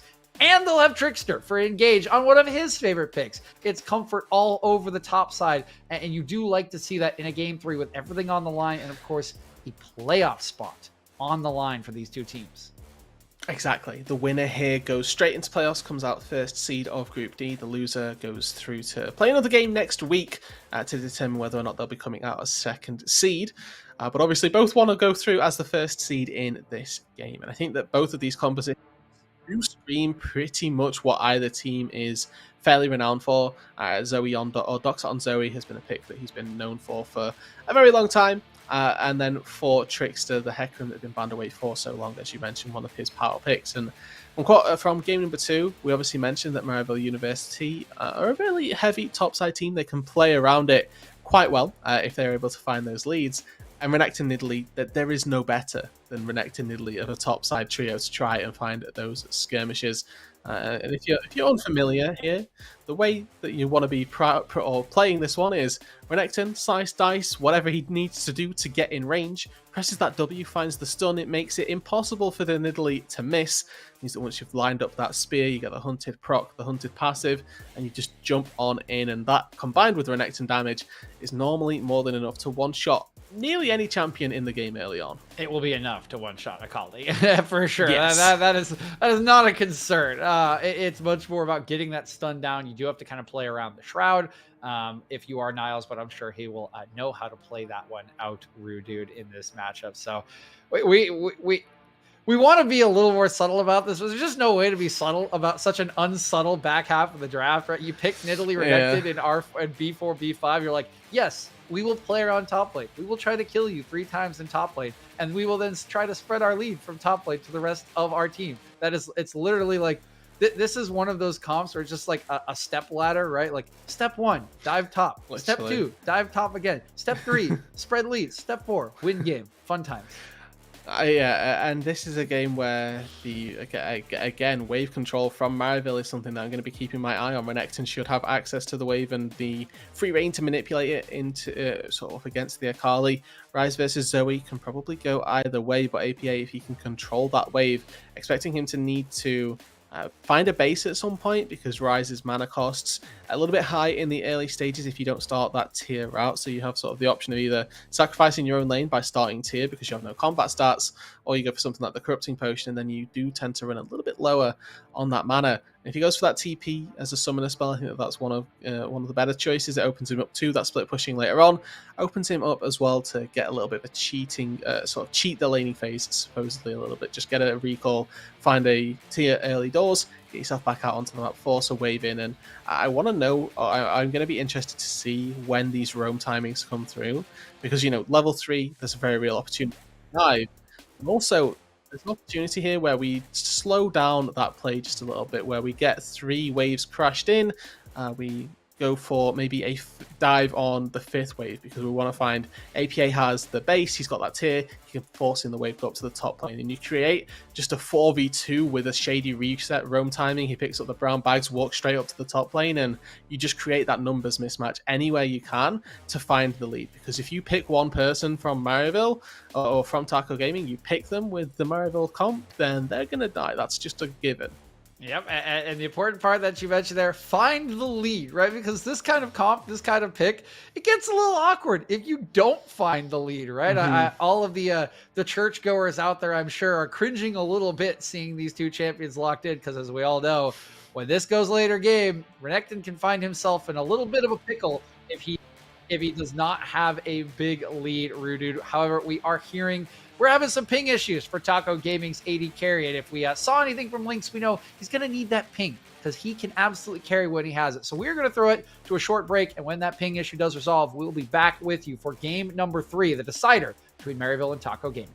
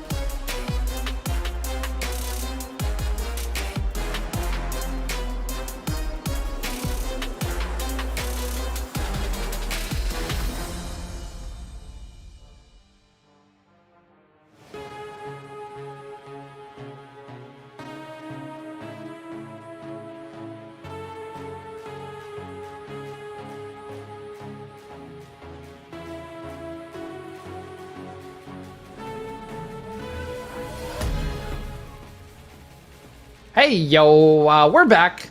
Here are our faces once again, DJ and Rudude, guiding you through our first best of 3 of the day between Maryville and Taco Gaming. And a little bit sad, we're not yet back into games. Still having some ping issues from links, hoping those do get resolved quickly and we can get into this game 3. Rudude, as we talked quite a bit about the Maryville side of things. I think because of how important the early game does get for them, let's touch a little bit on the Taco Gaming side, right? What can they kind of do to combat this in the early game, and what points are we looking at for them to kind of say, okay, we are now the ones in control of this game, we're past our time? It's a weird fine line, because obviously there's one part of you that wants to make sure that the wave never crashes into the turret so you can't get dove in the first place, but then equally you could find yourself pushing the wave out and then you just set up for a gank and you don't even have the turret to protect yourself. So keeping a nice middle ground on that one, as well as trying to keep your eyes on where Odd Orange is going to be whenever you're looking for that priority, whenever you're looking for the jungle pathing. Make sure you get some information. I think the level 1 wards this game are actually going to be very important so that it can help Trickster track Odd Orange, because if one of those dives goes wrong and you kill Odd Orange on a dive, right, for example, because Trickster's there, that's the type of thing that can swing a game, even though it's just one play, can make a world of difference throughout the duration. So the later that the game goes, obviously we do tend to favor the Taco Gaming squad. They have an insane team fight with a Lynx, with Lynx on a Jinx here. That's going to be fun for you later. And the Hecarim Akali combo of a team fight dive means that yes, Azog, he's got the Xayah and he's going to be, you know, safe in the backline with his Featherstorm, but that's only so safe to an extent when you have, like I say, the things of Akali Hecarim trying to dive on you. There's only so many things you can Featherstorm. Yep, there are only so many. You get that one, right? That's what you're getting from the Featherstorm. Yeah. You can see if your Blade Caller can maybe bail you out of a second, but it's not unlimited peel, Rudude. So definitely something that Azog will have to deal with. Before we do hop in a game, I do want to look over at what happened in the other series on Academy Stream. We did have no team come out in a 2-0 victory over Maryville Saints. So the sister squad, Maryville, not having the best day today, but they'll still have a chance in the last kind of, I guess you call it, losers bracket game of that group. And more importantly, Rooted, what that means is that Rebel Fox, no longer a perfect prediction man up there. He has missed his first It's our predict. time. So confetti, production, please drop the confetti. Thank you. Yes, no, I'm not seeing confetti. Production's not here with it's me. Okay. I'll remember this later, production. And kids at home, you know, we don't condone. We don't condone, trying to drag your friends down with you. But in this case, it feels a little bit necessary. You know, look at that crown. He's just lording. He's just lording in it. And now, now the important game is now, because either Deserux is going to take sole possession of first, or Dia and Jolly are then going to go into possession of first place after the first couple of games. So there's still a lot to be played for. I mean, I know that the top of the Maryville and Taco Gaming's priorities list is which casters become first in the prediction standing. So they're going to be playing exclusively for that. There's no other reason really. Yeah, I know these predictions aren't important to you guys out in Twitch chat maybe, but you know, this is all we live for. This is all we have. And there's also tons of money behind the scenes riding on these every single one of these predictions. So literally our livelihoods we get are an at stake insane between bonus. each other. Yeah. And right now, you know, we're all it's all against Rebels. So nice to know that gods can bleed. And we'll see who is doing the bleeding here as we are finally out onto Summoner's Rift for this deciding game number 3. Rude dude, appreciate all of your patience. Know that internet issues can be boring, and we're sitting here talking a lot, but now we finally gonna get our action, and I don't think we're gonna have to wait too long, considering that this is usually a level 3 dive kind of composition. It is, and I wanted to see what Summoner Spell APA has gone for. He's gone for that TP, started off with the Corrupting Potion. So at the early stages of the laning phase, typically what you will see Rises try to do is go for a 3-wave crash, where you slowly whittle down the first couple waves, and then the second that third cannon wave comes in, you just bombard it with spells. You fire as much into it as possible, crash maybe 7-8 minions into the turret, and you can go back, you get your tier, and you can walk back to the lane, don't have to expend your TP. Obviously, if that goes a little bit worse for wear and you aren't able to crash the turret at all, or you can't quite get the tier off that amount of gold that you get if you miss a couple of minions, for example, he does have that teleport to get himself back into the lane. And from having that TP and getting back to the lane, his ability to roam and outpush the Zoe is certainly going to be fairly powerful.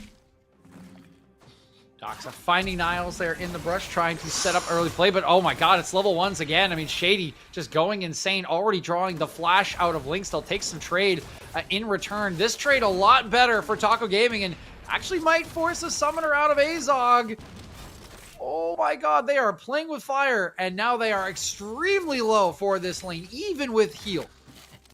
Yep, so all 3 potions chugged from Azog in this instance. Doxa looking to try and bully out APA as well early on here, finding that push, finding the level 2 as zoning the rise a little bit here. And Lynx, as we mentioned here, using the Jinx and Lulu, and I was expecting, maybe level 5 to be the break point. It turns out level 1 if Shady misses W, or I'll say misses. He got it flashed away from. There's only so much that you can do here. And getting that flash out is obviously very beneficial.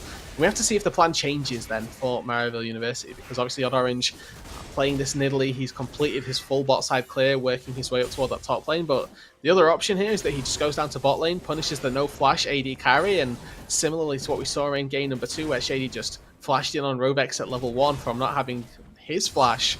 It's a world where Maryville can find a lead in this bot lane instead of that top side. Ooh, nice trade coming down from Niles, but guess who's here? Trickster is trying to preempt the level 3. Trickster's level 3, Cozy's not. Niles still has flash. He will flash away, and it doesn't look like Cozy thinks he can follow. So it will cost the summoner spell, but it will also cost time and resources for Trickster. And this wave will still push in as Odd Orange starts to make his way up. Trickster has no mana as well, so if he stays, he's going to be essentially just a health pool with very few spells to fuse. Oh boy, and now they're just looking for Trickster. He's going to die here. Yep, there's first blood for Niles. They don't even need it on the Cozy. They'll tank the turret. And honestly, they could just try to redive this. And when the spells come up, Rudu, this is looking very, very threatening for Taco Gaming. Meanwhile, bottom lane, heals been procced. Azog and Shady looked like they were going to go in. They just decide to back on out. Does cost them the single summoner. Really good preemptive flame chompers. Just if a Rakan tries to dash through them, so that's really good to see, just putting those down early on and make sure that Shady could never get on top of Lynx in the skirmish down in the bot lane. They also get the heal of Azog as well. You can see the CS lead opening up for Lynx and Rovex down there in the bot lane.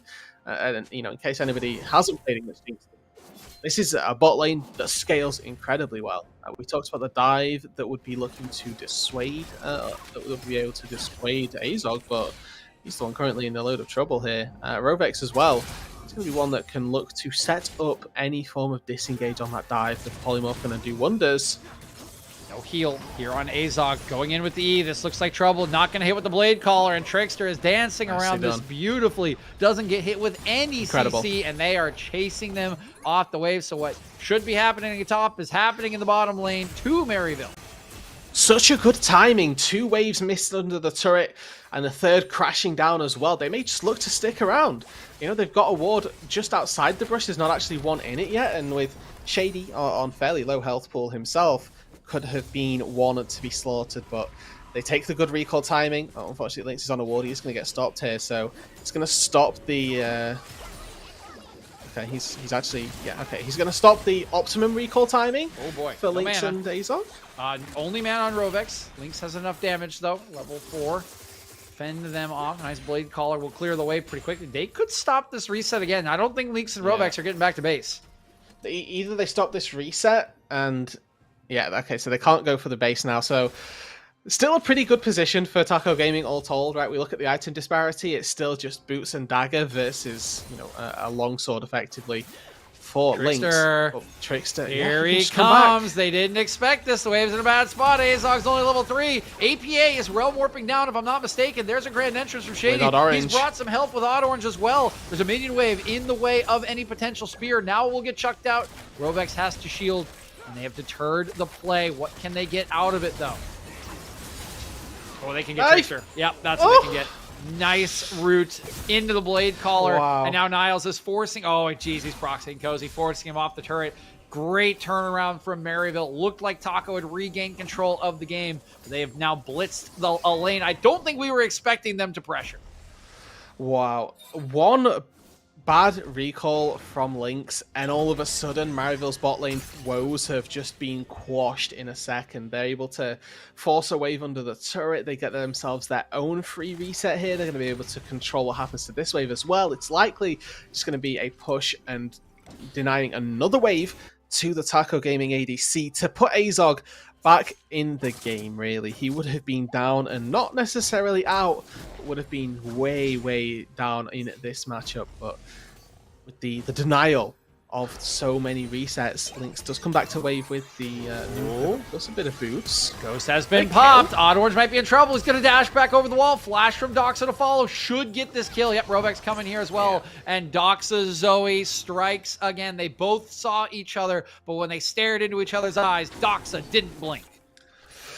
Gets the 2 versus 1 kill in the jungle, and now Trickster getting a little bit antsy for a red buff. Has got Rovex here, no level 6 for the pony yet. And entrance knocks him up, waiting for the Blade Caller. Will find it, will not find the red buff as Trickster smites that one away. You can see the prio from Doxa as well. It means that bottom lane just has to head on out of here. Azog takes a big chunk as well, and maybe the bot lane pressure now back on as Doxa is going to hang around here and make life miserable. Oh my god, he's going to catch him again. He's going to catch him again. Bubble. Does he have into Q. It's just a big chunk. Yeah, big chunk. Now APA's on his way. Here we go. Will we get a fight? How low Odd Orange is. I don't think Maryville feel like taking this one. Gonna walk away and oh boy. Okay, one negative part of this is Cozy's having a fine farm in another lane. Yes, now that first kill, we haven't seen too much from top lane, but it is an important situation that's sort of occurring up there, although we may not get a chance. Level 6 is ticked, ulti is popped, Odd Orange looks to be in trouble, but his teammates are backing him up. All of the CC in the world for Trickster, and he will fall for the 3rd time. Yeah, just going a little too far forward. APA and Co able to punish, quite rightly, and get a 2nd kill now on to Azog. And, you know, for somebody who got just absolutely obliterated with the early gank, to see him now 2-1-0, nearly even in items on his counterpart, couldn't have wished for a better position for himself to be in right now. He may be down in levels, but by and large, Azog is feeling very happy about the situation of this game.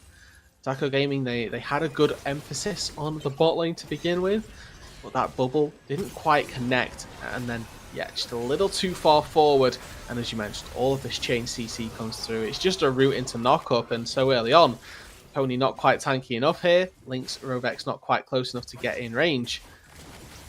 Taco Gaming, they throw, unfortunately, what was a fairly palpable lead on that bot side, and to what I was going to get to on that top side is, we haven't seen too much from Niles and Cozy up here, but Niles is absolutely manhandling Cozy's Akali right now. He's having a very good time of things, happily farming up a CS lead, proxying waves, taking plates, all off the back of that early trade kill where they didn't have to give anything up.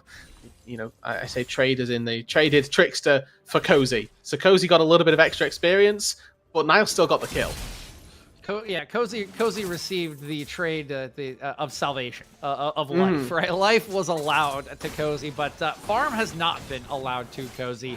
It really just has been that one kill, and Niles has kind of done the rest. He's got 3 plates for himself. He has 35 CS up on Cozy, and that's why we saw the Akali in the mid lane trying to get anything, as Cozy's actually headed for this tank build as well. That we've seen just to try to deal with this. You can see there's all the gold on Niles. He is 600, 700 up on the next member in Trickster, who's got a lot of gold for dying 3 times. But at least this time around again, TG, they got 2 members who do have pretty solid gold amounts at the moment. Yeah, Trickster surprisingly here won 3 deaths and the 100% kill participation still regardless. But he's making plays happen across all of Summoner's Rift essentially here.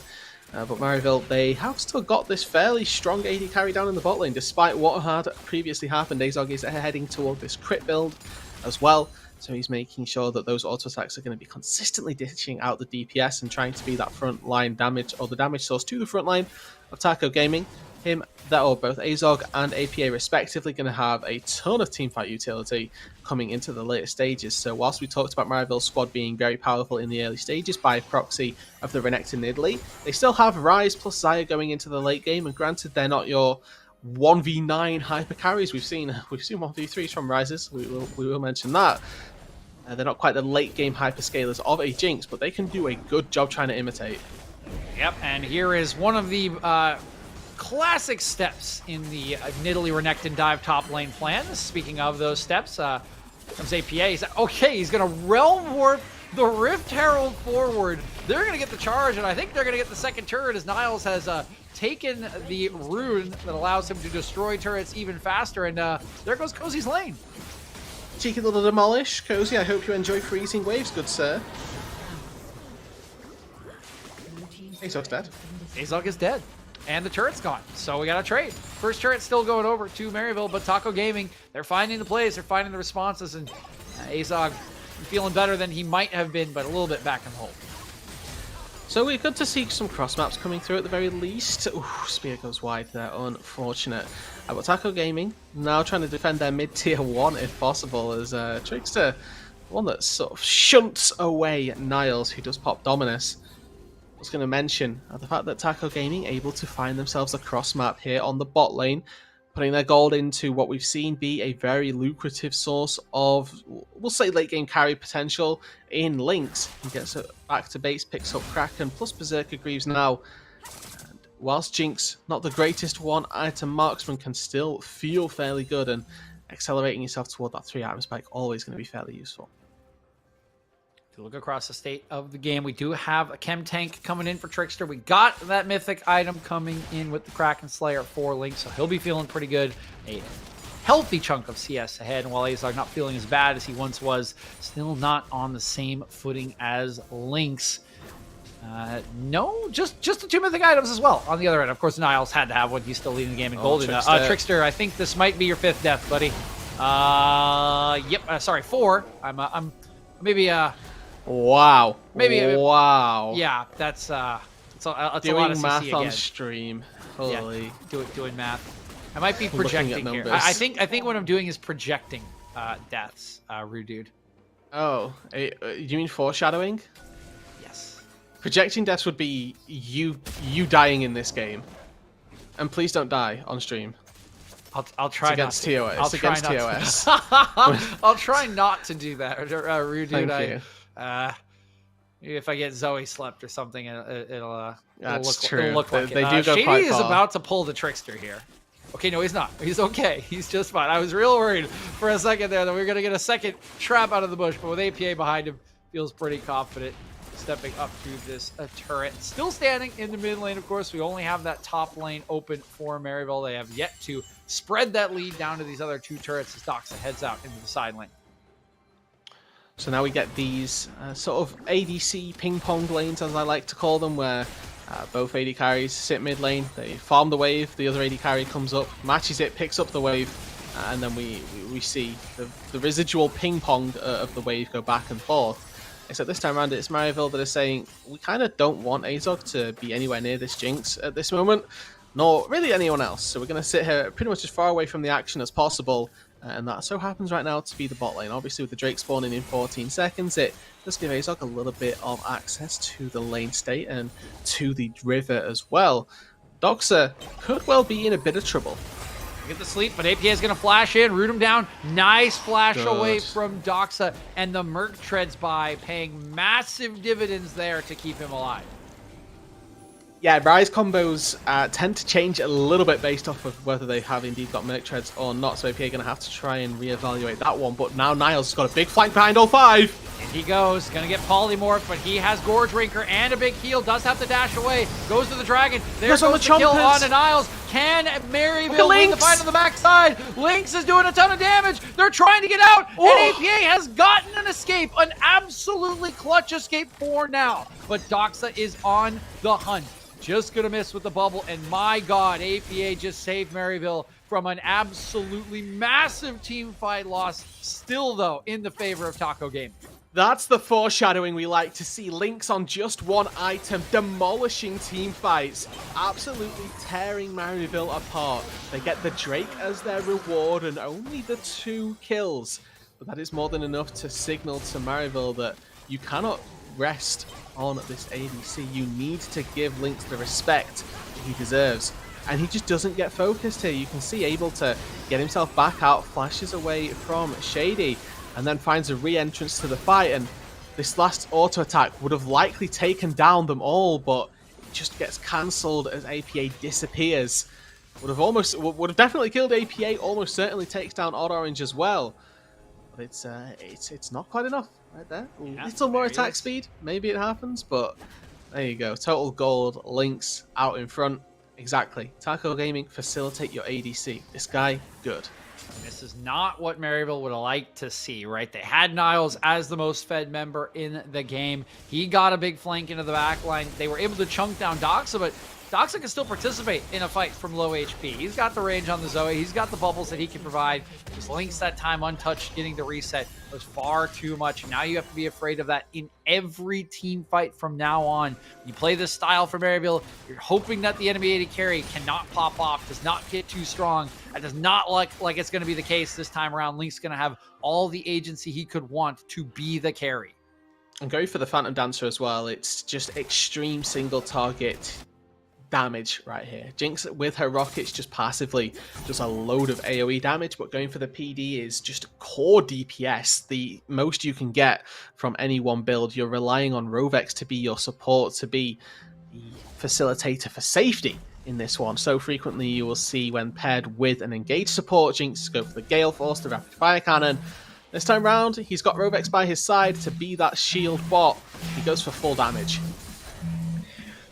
Maryville trying to use Niles, their strongest member still, spread this lead to the bottom lane. That Demolish proc, once again, going to help, and the bottom lane is now non-existent. The second Rift Herald actually looking to get a charge here onto the inhibitor turret. You can see the members of Taco Gaming. They traded mid lane turret. They're having a recall to deal with this Rift Herald push. They'll knock it down before their turret falls, but it is a nice use of that second Rift Herald for Maryville. I'm a fan of that recall from Taco. They stop the inhibitor turret from falling and keep themselves still with their base intact. APA on this top side completely pushing.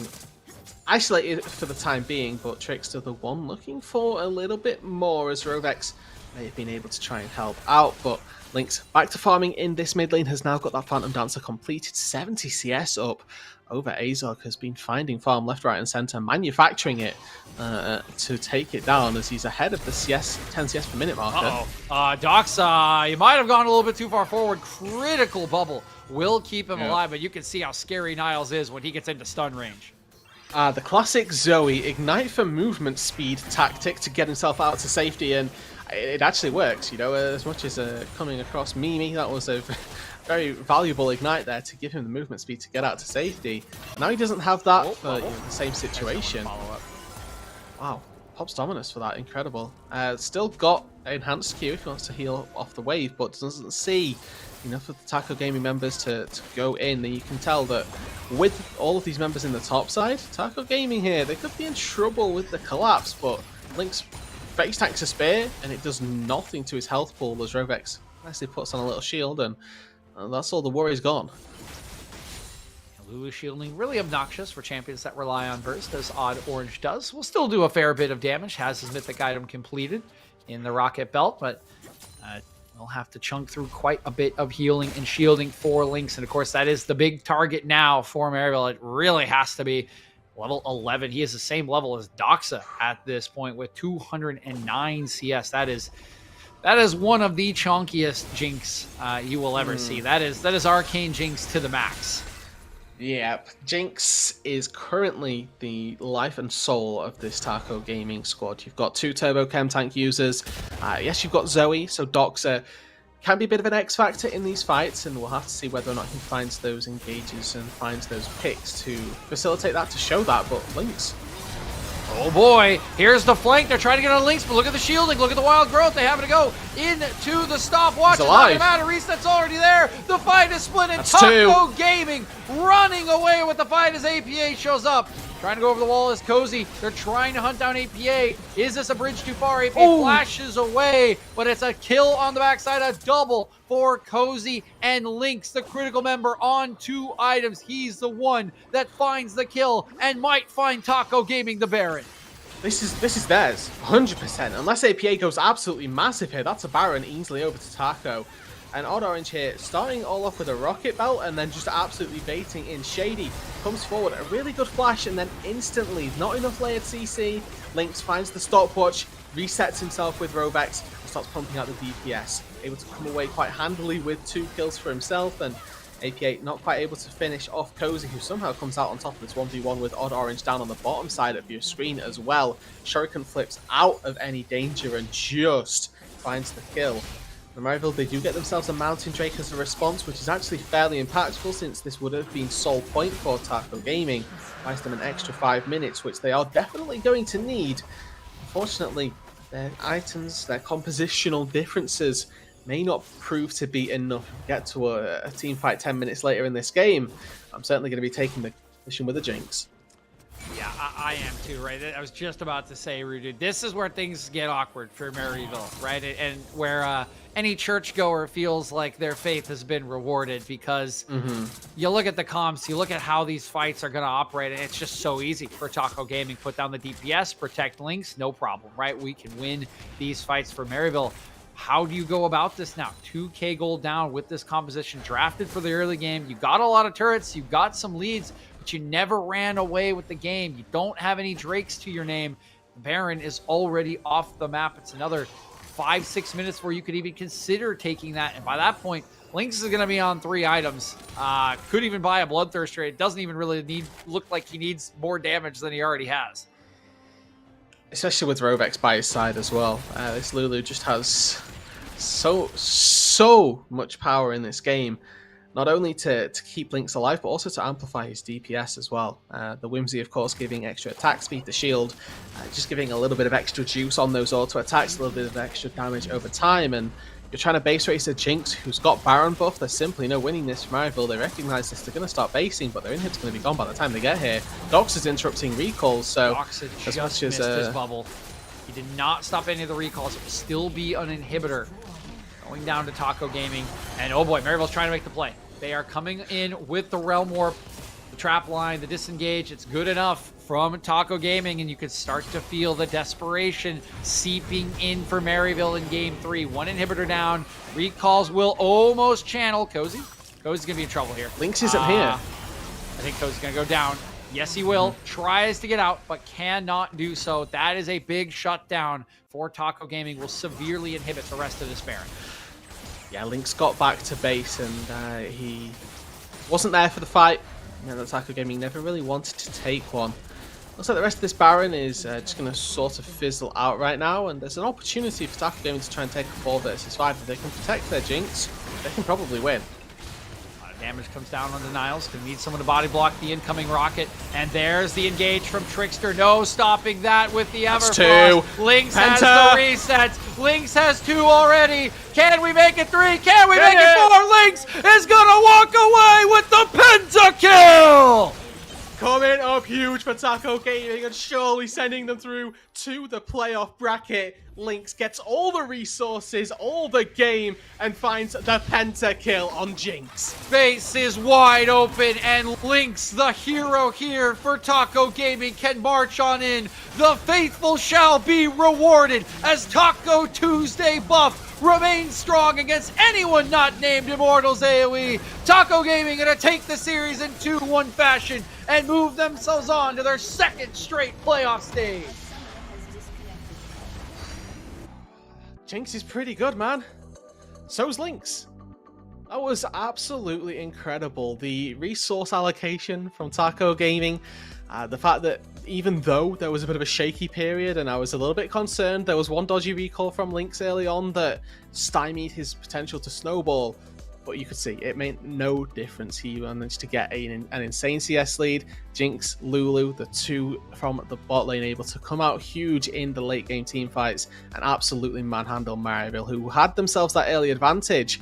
But even up until the end of that, or even up at the start of that team fight, there was a gold lead for Maryville, I'm pretty sure, for a fair portion of this game. But their gold wasn't in the right place. It wasn't on the Jinx, who could just quite happily roam free.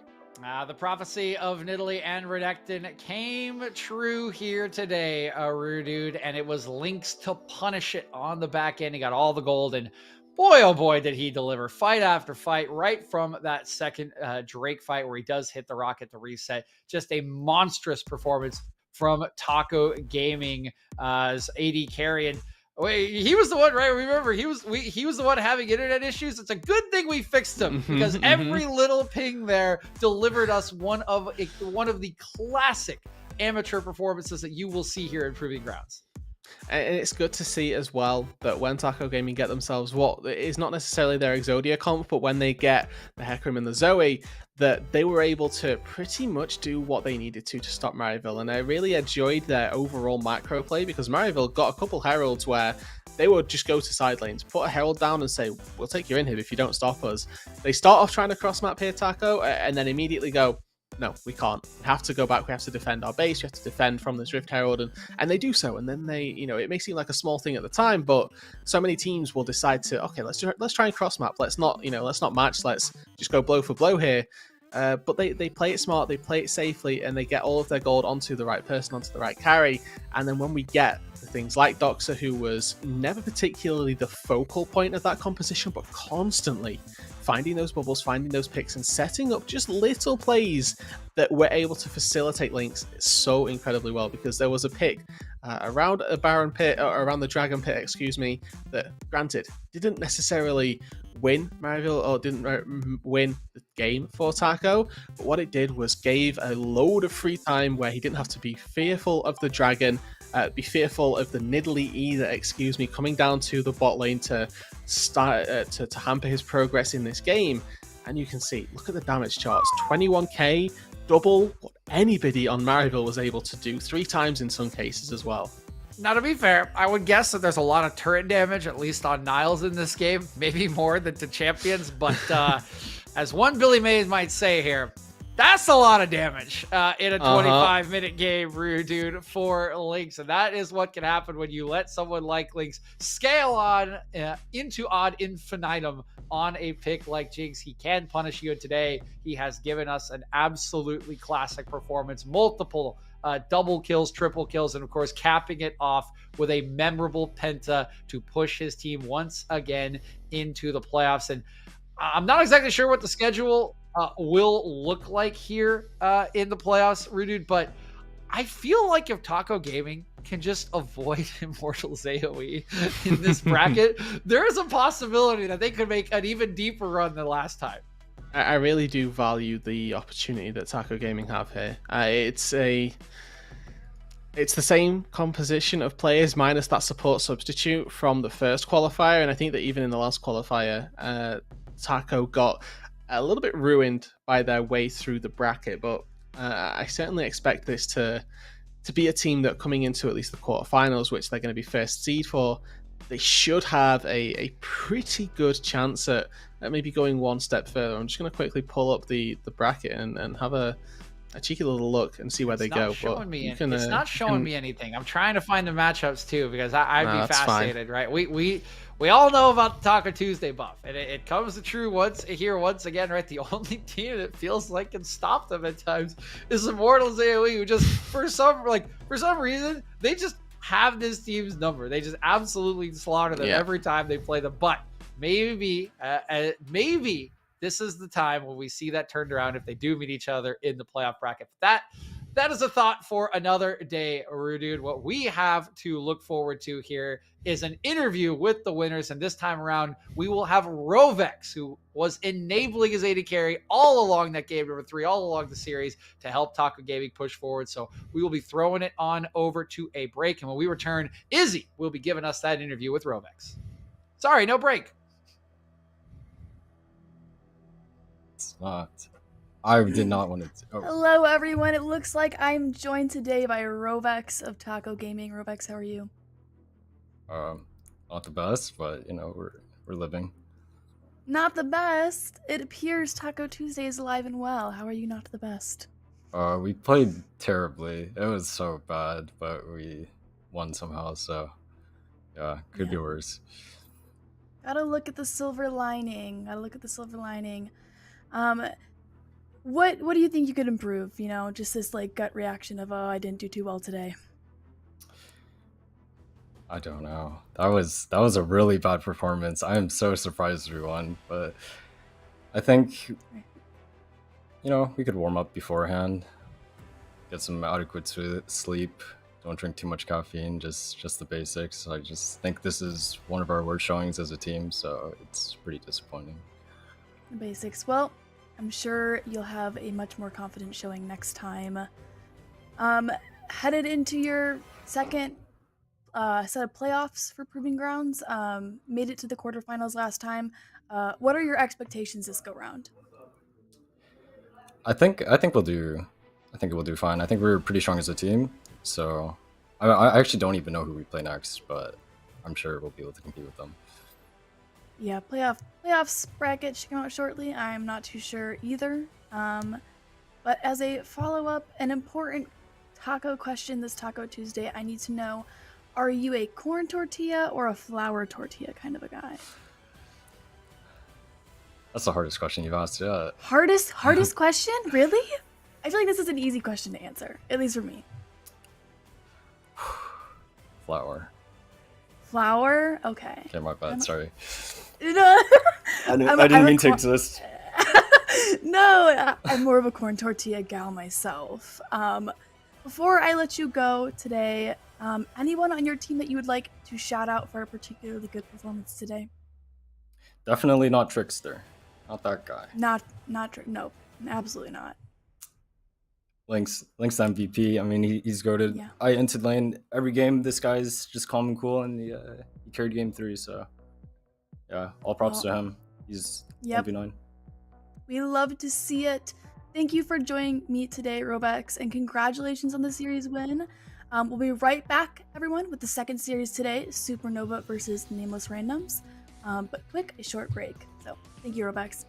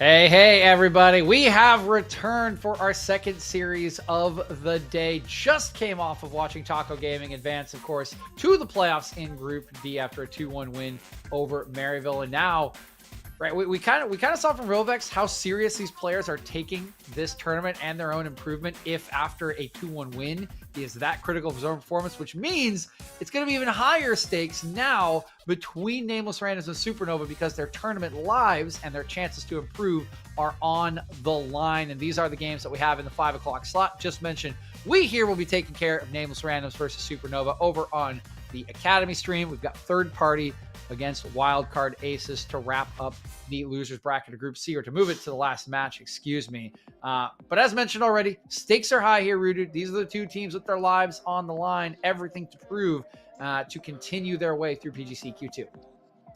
And I think that coming into this match, obviously Supernova, a very well-known name amongst the amateur region, who so far in 2022 haven't had the start that they would have liked, didn't even manage to get into the group stage of PGC Q1, and barely made it in the second qualifier that we're in now. So to see them bow out at the end of just 2 games would certainly be a bit disappointing to all the Supernova fans, to the organisation. But as well as that, obviously these Nameless Randoms team here have come in, and they are obviously a load of new upstarts in the amateur circuit. So it's good to get a bit of familiarisation to the players, remember who we've got, and looking at particularly who we think is going to be coming out on top.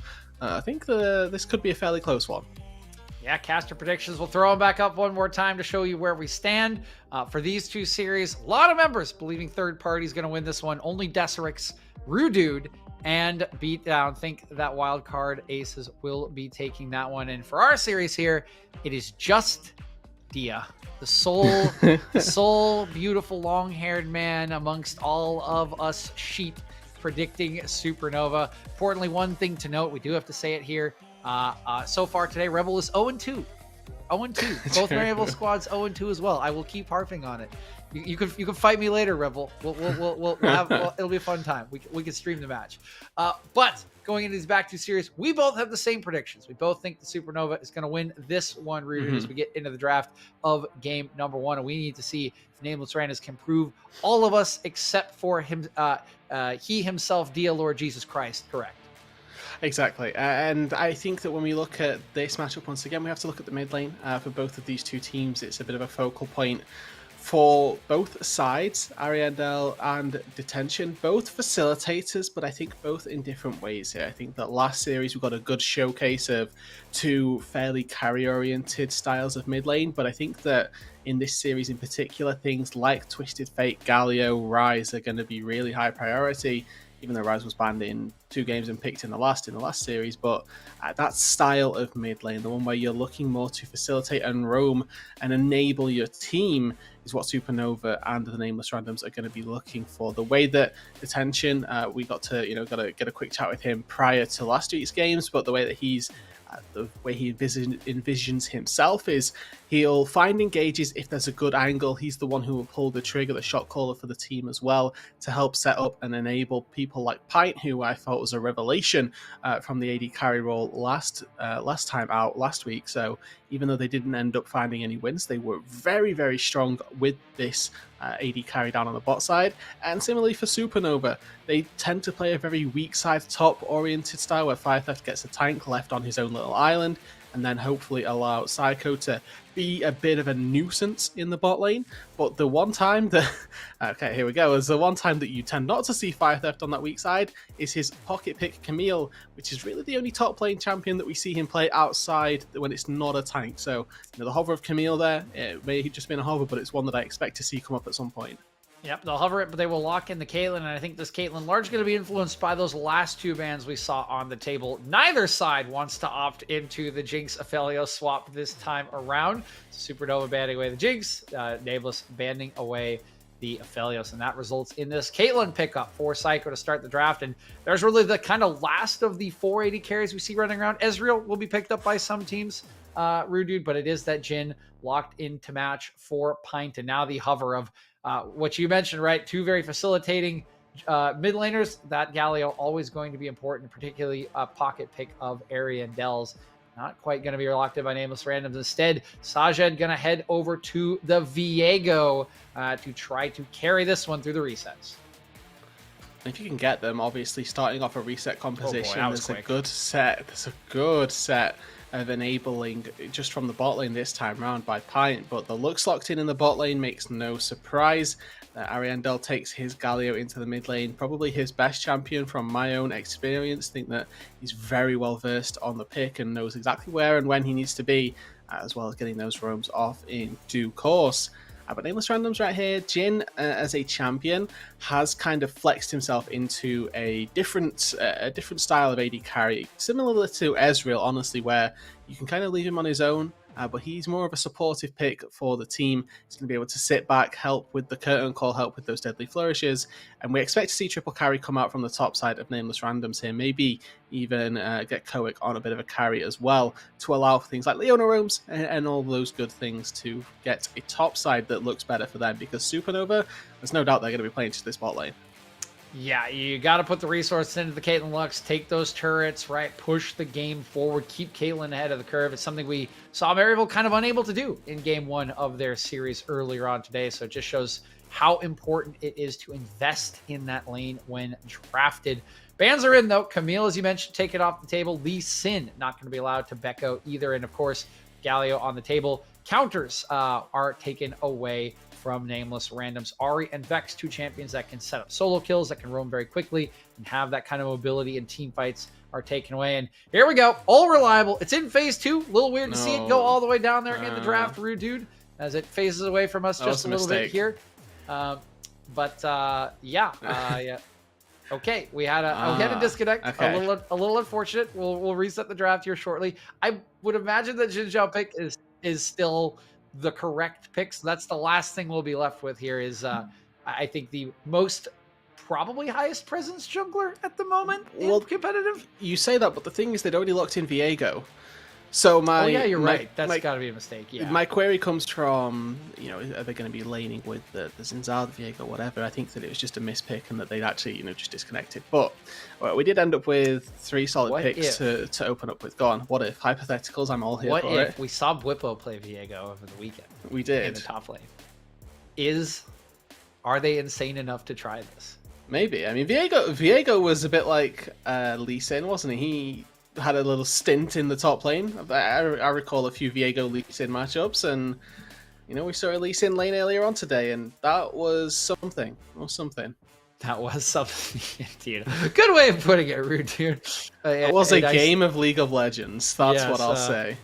A nice little euphemism here to encapsulate what went on in game number 1 for Maryville. As we'll speed run back to the place we were at. So we've already seen all of these picks and bans. Of course, we know the first 3, but we will wait with bated breath, of course, to see what that R4 actually is from Nameless Randoms and whether Koic is living in on the Bwipo train in the first car. Yeah, so something tells me that is not the case, unfortunately. But I think that the important picks for the second phase. I tell you what, I will buy you a coffee if it is actually Viego top. I will buy your next coffee. You can even make it a mocha. It's a $5 better. So basically, wow, that would be good if I ever drank coffee. Okay, what do you drink? Water. Those people. Those people. Big water guy.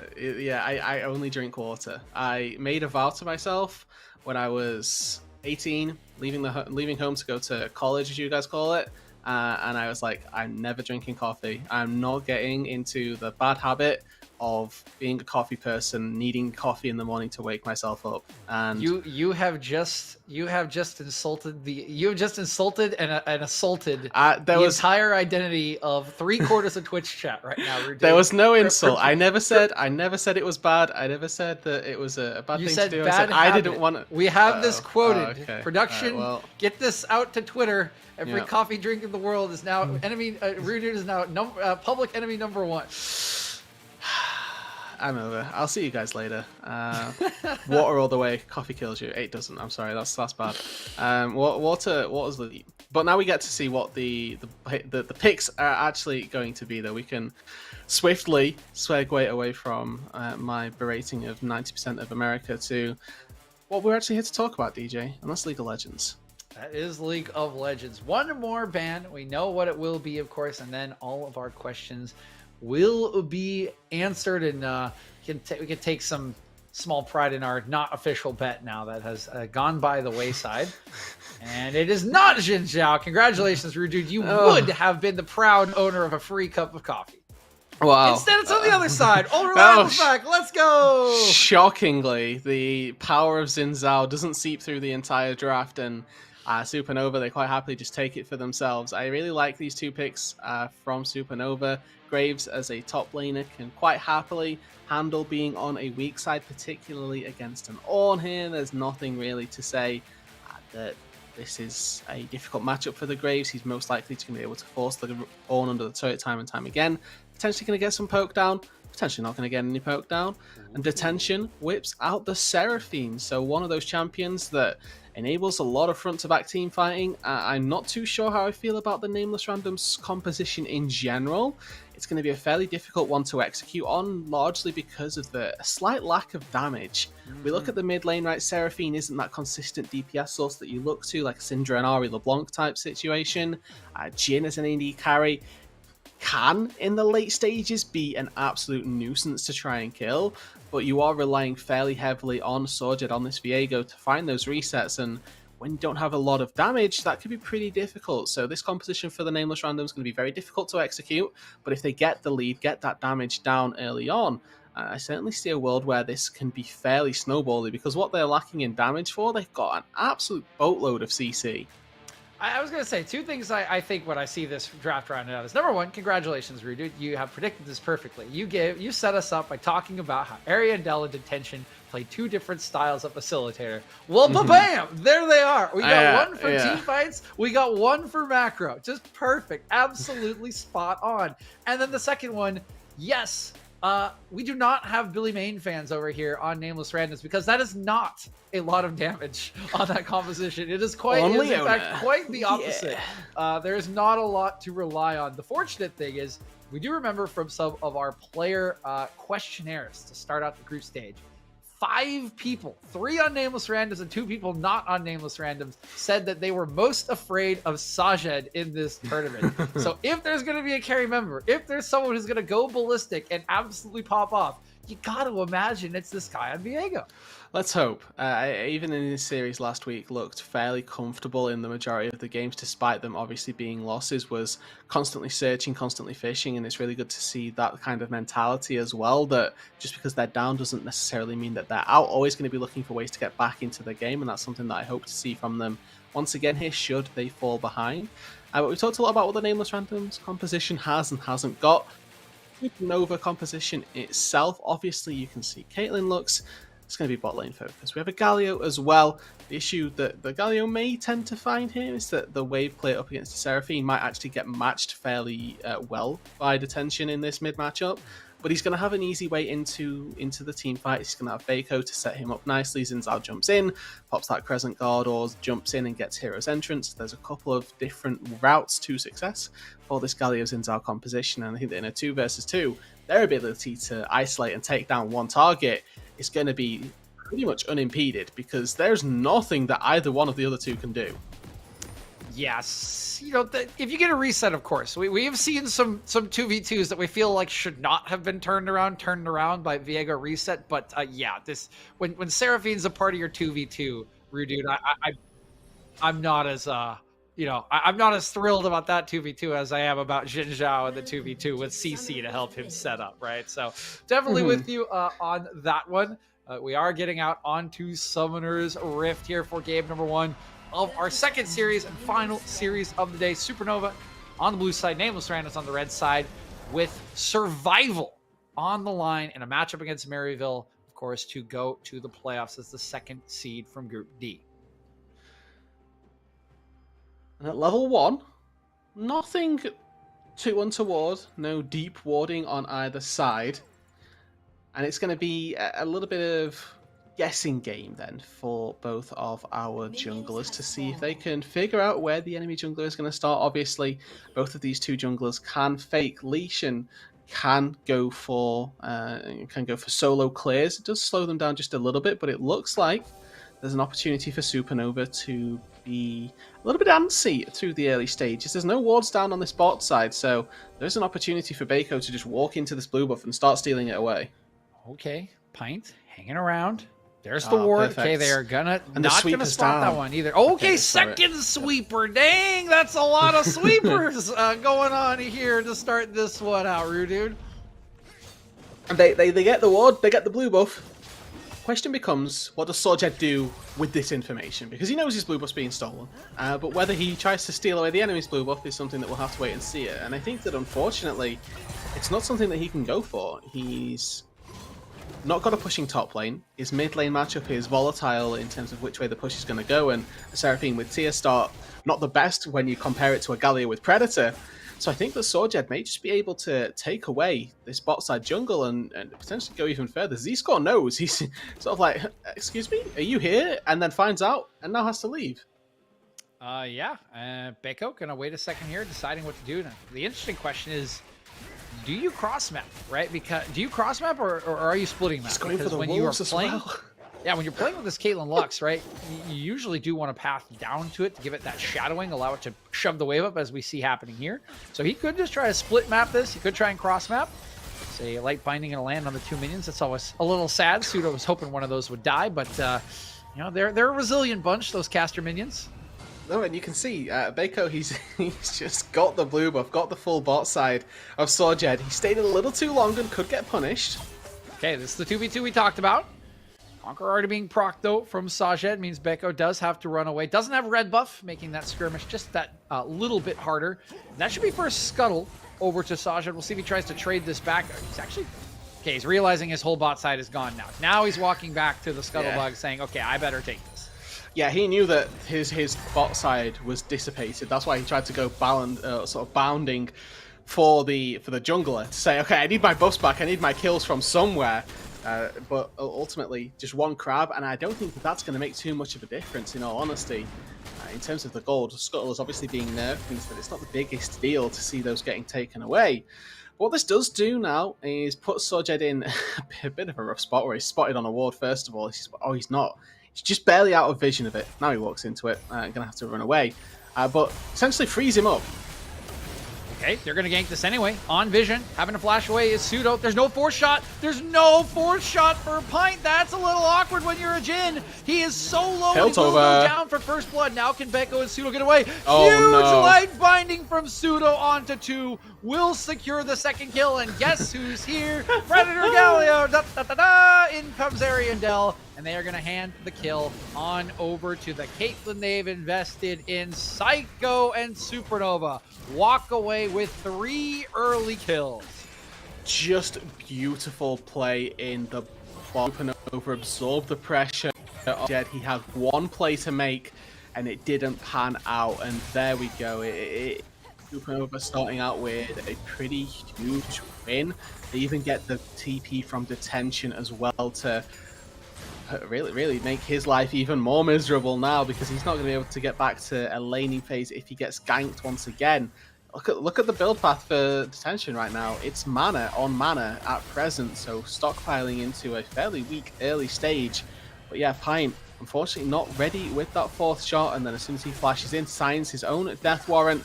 Lovely pilt over Peacemaker, gets it for Psycho, and then that light binding. Just exquisite from Pseudo. Here comes the Predator Galio, and you know, at this point, it's already over. Detention TP's in just to watch his jungler die, and Seiko has to try and find the Viego in the mist and just barely gets the auto attack down before before the winds of war from Ariandel get away. But you talked about Bako being the one that people were fearful of, and I guess this was kind of why, because he's level 5 already, where Sorjed, okay, granted he's level 4, so managed to get his top side back again. But you can already tell that by taking the entirety of his bot side at level 1, there was a pretty big disparity. Yeah, disparity is pretty large. The kill and an Iron Spike Whip already in for Beko here. against Sajed, still working towards his first real component. He's only a couple camps down, but this can just snowball. Thinking of going on in, they're trying to disrupt this. Is the flash in. Pseudo with a lot of shielding, but it's not going to be enough this time around. He will fall. Is there a return kill onto Z-Sword? Not quite from Psycho. A nice use of the summoner spells from the bottom lane of Nameless Randoms. And the Encore comes down as well from detention to seal the deal there. Pick up the Lux, find a quick swift kill over. Goes on to Pint, goes on to your Jhin. Not the worst carry, honestly, given that you've got sort of 3 carries in this composition. Jhin probably the best one to be opting into to getting those kills. But now, obviously, Nameless Random still looking to find their way back into this game, looking to really facilitate a route back, and hopefully trying to use Sorjed to do that. I mentioned Sajed was that kind of jungler that was feared by multiple members. Unfortunately, he still has some work to do to get back into this one. His bottom lane trying to help him out here. They know he's probably getting invaded, considering the gank, considering he had to reset, but only so much they can do. Beko is going to get himself yet another blue buff away from Sajed and potentially walk back to the Drake. He's got push in bottom lane. He's got push in mid lane. Could take that if they do want to, and it looks like they do, Rudu. Yeah, I mean, Galliot's just perma-pushing in this Seraphine right now, and even without having the CS lead, doesn't matter the priority that he's getting, the way that he's being able to move around the map. Currently, more than enough to set up the rest of Supernova for success. Psycho does need to be just a little careful that he doesn't get killed on this Drake take. He's absolutely fine, fortunately enough, and something really nice about the Caitlyn Lux combo, obviously, the ability to wave clear backline minions about level 5 in. You can Lux E plus Caitlyn Q for tends to be enough damage to find the kill. Firetheft already, though, working his way towards that hull breaker, has both components, and once that comes through, those minion waves are just going to crash down onto the turret. Yeah, and the particular nice part about that dragon take, you mentioned Psycho needed to be afraid. Well, if Z-Score's not a level 6, kind of hard for him to get on, particularly with that cleanse still available, so it's just extra plates and push for Psycho, and I think even the CS lead here of 15, not quite going to capture how far he is ahead of Pint. You can see it there in the XP, he's already level 6. It is still Fire Theft, of course, on that hull breaker, and that should just extend as the game goes on. Fire Theft, of course, going to want to be in the side lane with that item to get the maximum benefits of all those bonus stats and empowered cannon minion. And now we've been mentioning this all game, right? Beko is really having a good time on this Jin Zhao with the priority of his lanes. He is now on to both of the early game objectives as the Rift Herald will fall at the 8:45 mark. And now where we get to see where Supernova try and place this. Logic dictates you'd put it down in your bot lane, facilitate the roam of Caitlyn Lux a little bit more, and hopefully see if they can get some plates on the top lane as well, or not going to pose too much of a threat to break that one open. But instead, they're at least putting a plate into Ariandel's pocket, maybe not more than that. But I'd like to see the music bot lane just to see if they can break open the bot lane. Detention and Sorjed move their way through this mid lane, and Detention has every right to be here. Sorjed a little bit less so, but it doesn't matter. He's just here to pass by, see the sight, spot the views, and continue on with his day. Because currently, his day needs to revolve around farming, because he's a level down, 20 CS as well, so 5 camps essentially out of pocket. That's not a lead that you want to be seeing if you are a Nameless Randoms fan. You don't want to be seeing Beko out in front 102, 100% kill participation, and the best part of a gold drink already completed. Yep, working up towards the mid lane, but now gonna creep down towards the bot lane. Does have that Rift Herald still in the back pocket. He's gonna go away from the vision, and this is clever. They will not at the moment, as soon as this minion pushes up, they're not gonna spot this lane gank. If it does occur, at the very least might drop the Rift Herald for the turret take. It does have 3 plates remaining, should be enough to get first turret, and then Psycho will be free to rotate to another lane and continue this turret destruction. And there it is. This should just be first turret, and that should just be the open lane and the rotation of their powerful bottom lane into another one. Yeah, particularly when there's nothing on the outside of the map to fight for another couple minutes. The timing on this could have probably been, a minute earlier. Oh my god. And I can't even follow up. It's a nice solar flare, but geez, like that's just Sork shoes, and that's a big boom already on the final spark. We simply ult each other. A classic trade. And look at the timing now. As soon as we see the bot lane tier 1 fall, Psycho and Pseudo base, it's also the same on the top side. Fire Theft bases, Psycho and Pseudo go up to the top side. Fire Theft is heading his way back down to the bot lane and making sure that that Hull Breaker is going to be getting the most use. We're Alcove Gaming a little bit right now. As we need to see our rotation back. You see, headed down to that bottom lane is Fire Theft. Psycho moving up towards the top lane, actually, to try to punish Koa, because we are really taking a ride across Summoner's Rift here. Take a look at the base. And I think aerial views. So, ask audience, excuse us, there appear to be a few technical difficulties, but we are working tirelessly to get those fixed. And DJ, have you ever done a radio cast before? I have done. I have done some radio casts, yes. Mostly of soccer matches, actually. We might have to take this one and use the minimap to alleviate that, because there's an engage there. Oh, here we go. Wow. Snapback. Magic. Just fight, Backwards guys. hat, snapback. Yeah, you say radio, and apparently our observer crew is allergic to that sort of thing. Because no more radio. We're in the television age, everybody. So that's all. That's all old school. It's old news. And what's not old news is taking a Caitlyn lane, rotating it to another turret, and then protecting it. And Baco's really strong with this completed Gorge Drinker and 84 CS. His bot lane's really strong, and so Koik doesn't get to play the game right now. No, he does not, unfortunately. For the Supernova top laner Fire Theft here, he's more than capable of, potentially taking jungle camps, farming waves in the presence of 2, potentially even 3 members with that end of the line. And it looks like, Drake gonna go down, so Nameless randoms are going to have that first Drake take of their own. They're losing a lot of gold on this top side, and Seiko currently just taking an entire turret for himself there in that top lane. So that's a ton of plates going in that favor as well. You'll handily take that trade, just a little bit of gold, or rather a little bit of gold from the Drake, and then obviously the Ocean buff to follow. But then you're trading that off for what was potentially, 600-700 gold in terms of plates and local gold given over to a Caitlyn. And I'd love to build as well.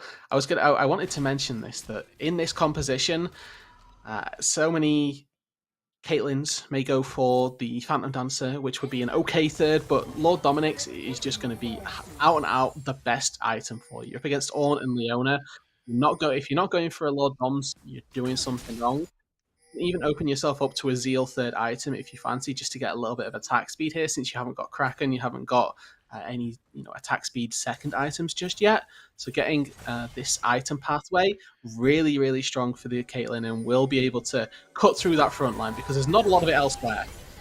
Okay, Encore right into Cleanse. That's the beauty of the Summoner take as well. So another compliment for Psycho's setup. The game before the game going very well for Supernova. And the game in the game also going very well, because this is a clinic of how to use a Caitlyn. Bottom lane, we take the turret. Top lane, we take the turret. Guess where they are now? Mid lane to take the turret, and they have all the power they need to do so. Plates are already down. Psycho is feeling great on a full mythic item, and feels like a matter of time before this one falls. And it feels like with those summoner spells not available, if that summoner spell is available, it just feels like there's not a great answer into this for side of Nameless. As I say that, though, they've caught out Bako, but he is very strong with the Crescent Guard, creating a big front line. Z-Score in a lot of trouble. The disengage back, but a massive final spark onto 4. Will secure 1 kill. Will chase Pint away, and Psycho's Flash Gale forcing forward to secure the kill onto detention. I was right about the prediction, Rudu. That mid lane turret did not have a lot of time to live. Oh, a lovely fight from Supernova. They start off as they mean to continue. Put themselves out way in front right now. Currently sat 6,000 to 6,500 gold to the good. And if Sorjed's best thing that he can do in this situation is take away those Krugs, really does speak to the state of this match. Where you've got your 3-0-2 Caitlyn quite happily just bombarding her way through anybody that she sees. Fire Theft is very little regard to anything going on elsewhere on the map.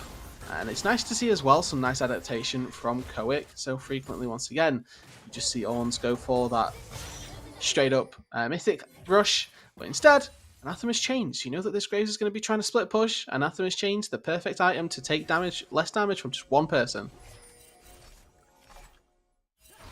smart build into this Graves. Unfortunately, not really going to help with maybe the rest of the squad. You might have to put it on Psycho at some point, as seeing potentially the replay here of the mid fight that did ensue. I think this is the initial trap, and oh no, sorry, just a zoomed in view here. I'm trolling a little bit. Redude is zooming in a little bit, see Pint clear away. Now is when things get a little more interesting for Supernova, and we can see their coordination, right? The first 3 turrets are always the easy ones for a Caitlyn comp. Move her around, you take the tier 1s. It's a lot harder, even with a more open jungle, to take the tier 2s because of the rotation speed that comes. We need to see this playmaking, this good decision-making continue for Supernova.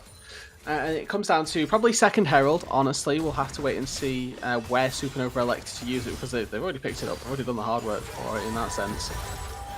Okay, pick onto Bako, but again, this man is very strong, Crescent Guard and Gore Drinker, and we're seeing the concerns that we had in draft playing out before our eyes, Dude, right? They have this setup, they have all this CC, but was there even a doubt in your mind when that went down that Bako would not die? I think the Xin Zhao is the worst going for in that situation, because he's got Crescent Guard and he's got Galio jumping on top of him, worst case scenario.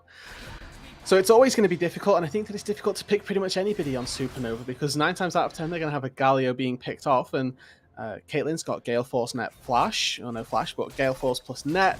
Pseudo probably your best target, but then you're only picking off the support, so that's the double-edged sword when it comes to that regard. But 4 Nameless randoms right now, it's pretty difficult. If they find that team fight where that encore hits 4 or 5 people, there's always the world where they can find a team fight, but it is that 1%er where you just get the perfect lineup of Leona into Viego resets, into Ornn and Seraphine ultis to see if you can find the win. 6k gold down nearly here, Rooted. 5.5 for being perfectly accurate. Second Drake going to go over pretty much without contest to Supernova. And because of the map state, there's not a whole lot for Nameless randoms to take back here, right? They don't have waves in position to take turrets. They're just kind of getting shoved in across the map. They have a lot of work to do to even find objective bounties, and oh no, the final spark. That's the disgusting. steal away from Fire Theft with the Q, but that's just disgusting. Yeah, that's not fun for anyone involved. Oh, it's fun for Lux. Well, it's fun for Pseudo. Yeah, okay, you know what? That's not fun for any ADC involved. That's what I'll say. I feel that I feel that at a deep level. So oh, I didn't see anyone and I died? Ah, that's my bad. I'm also a Jhin main, so that one hit even a little closer to home. Nice. The second Herald being used is not going to break open the base, but it is doing a pretty good job at setting up those second tier turrets to be knocked on down. 2 of them now, bot lane and mid lane, have been taken. And this is going to be that replay of quite the atrocities. A cinematic for this? No, don't do Pint like this, guys. We're even doing the long form run up. Is there a ward here that he's spotted on, or is this just pure guessing games? Okay, we may never know. Okay, that's fine. That's fine. It's that was a level of violence I don't think we wanted to see. No, it'll go down in the history books as one of age's greatest mysteries. Fourth degree burns are what I would say Pint got from that one on the final spark. 12th degree. Just exorbitant amounts of degrees. A 360 degree burn. I mean, we're allowed to break physics because it is magic, right? That we're talking about here, creating the burns. So also, it does not have to be physically accurate. Physics is also magic, so yeah. This is true. I have to preface this by saying that I have a degree in chemistry. I do believe in science, please. Sorry. I already said that coffee is bad, and now I come out with physics is science. Well, people are going to think I'm a right conspiracy theorist. You're definitely more believable now. As a chemist, it seems like we would believe you about the chemical composition of caffeine and such. Fun. And I also do imagine that while you will get some exposure to physics as a chemist, maybe it is magic to you. That maybe I'm in a better position. I feel like that was a disconnect, and we might be getting a pause. Well, we'll have to wait and see. But either way, Pint in unfortunately a pretty rough position here. The long and short of it is that despite that pick, the game still probably just about as difficult. Now that pick came at a pretty horrid at 20 time. minutes. Yeah, Yes. came at a pretty horrid time. The Baron is the current objective of focus right now for Supernova, and it looks like they're not going to get contested for it. It's going fairly slowly, all told. Granted, they've got a Lux and a Caitlyn who's got two items for the Caitlyn, but she's not the best Baron taker, let's put it that way, particularly without the attack speed. But right now, looking pretty good to pick up that Infinity Edge. 3 items now for Caitlyn. That is... Ooh, that's doom and gloom. She's going to 3-tap everybody. She has the LDR as well, so Ornn doesn't stand a chance. And I have to imagine that the Anathema target is currently Firefet, so that's going to be doing not too much. This is dire straits for Nameless randoms in this game one. Rudu, the draft did not maybe give them a lot of tools or damage to impress upon Supernova, and they have pretty much had no resistance to the very classic Caitlyn strategy. Move her around everywhere, take all of the turrets, get her very far ahead, and then, Caitlyn is kind of used to be... Oh, my... Look, Jesus. That's 12,000 gold at 22 minutes. That is 4K ahead of Fire Theft. That is... Yeah, it's 5K. 5.5K ahead of the counterpart here in Pint. That's a disgustingly fed Caitlyn. And when you let Caitlyn get that far ahead, she basically becomes a poke champion with her auto attacks, dude. Mm-hmm. It's a pretty big number. That's what that is. And obviously, relative to everybody else in the game, it's an even bigger number. So we're going down to the basics here and saying that Caitlyn is currently very big. We can argue with that. But the question becomes, how do they close out this game now? The Supernova, it's been a fairly controlled game. There's not been too many kills. Typically, we see, at least 20 kills by this point. We've already got the 8, and it has been one of those fairly slow-paced games where Supernova have just sort of dictated what happens in the game through out-map moving and just a show of presence, and one that Nameless Randoms can never particularly answer.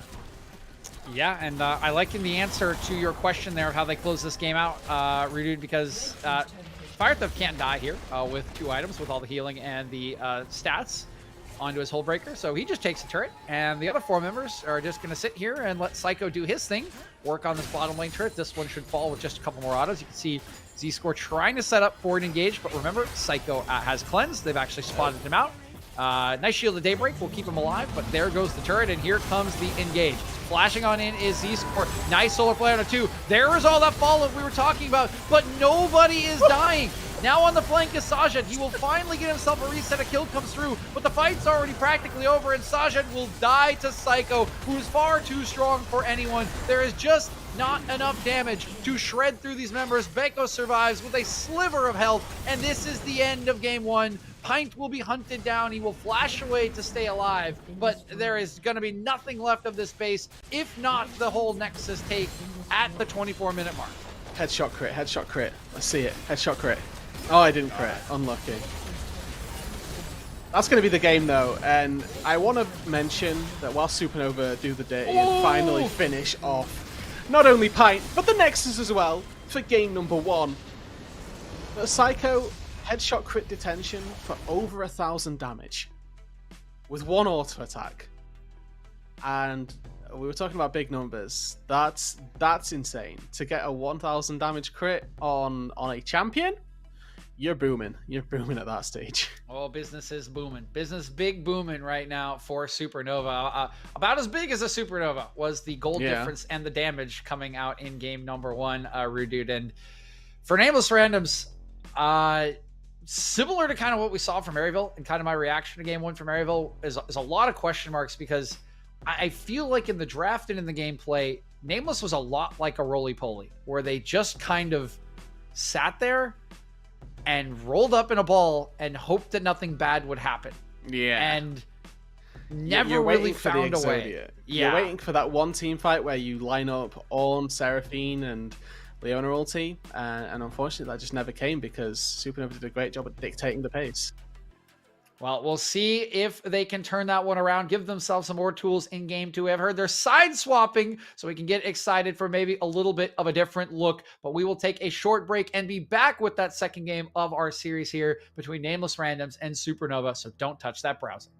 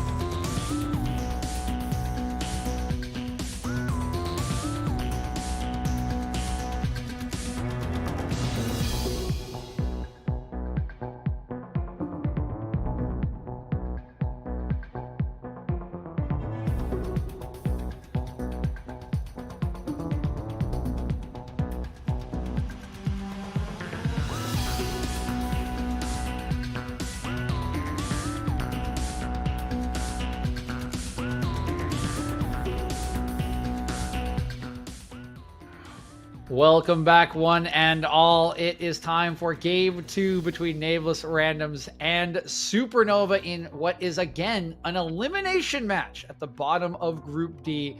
A chance for the playoffs against Maryville University awaits the winner, and so far, like there's only one, Dude, and honestly, kind of looking like there was only one team playing in game number 1.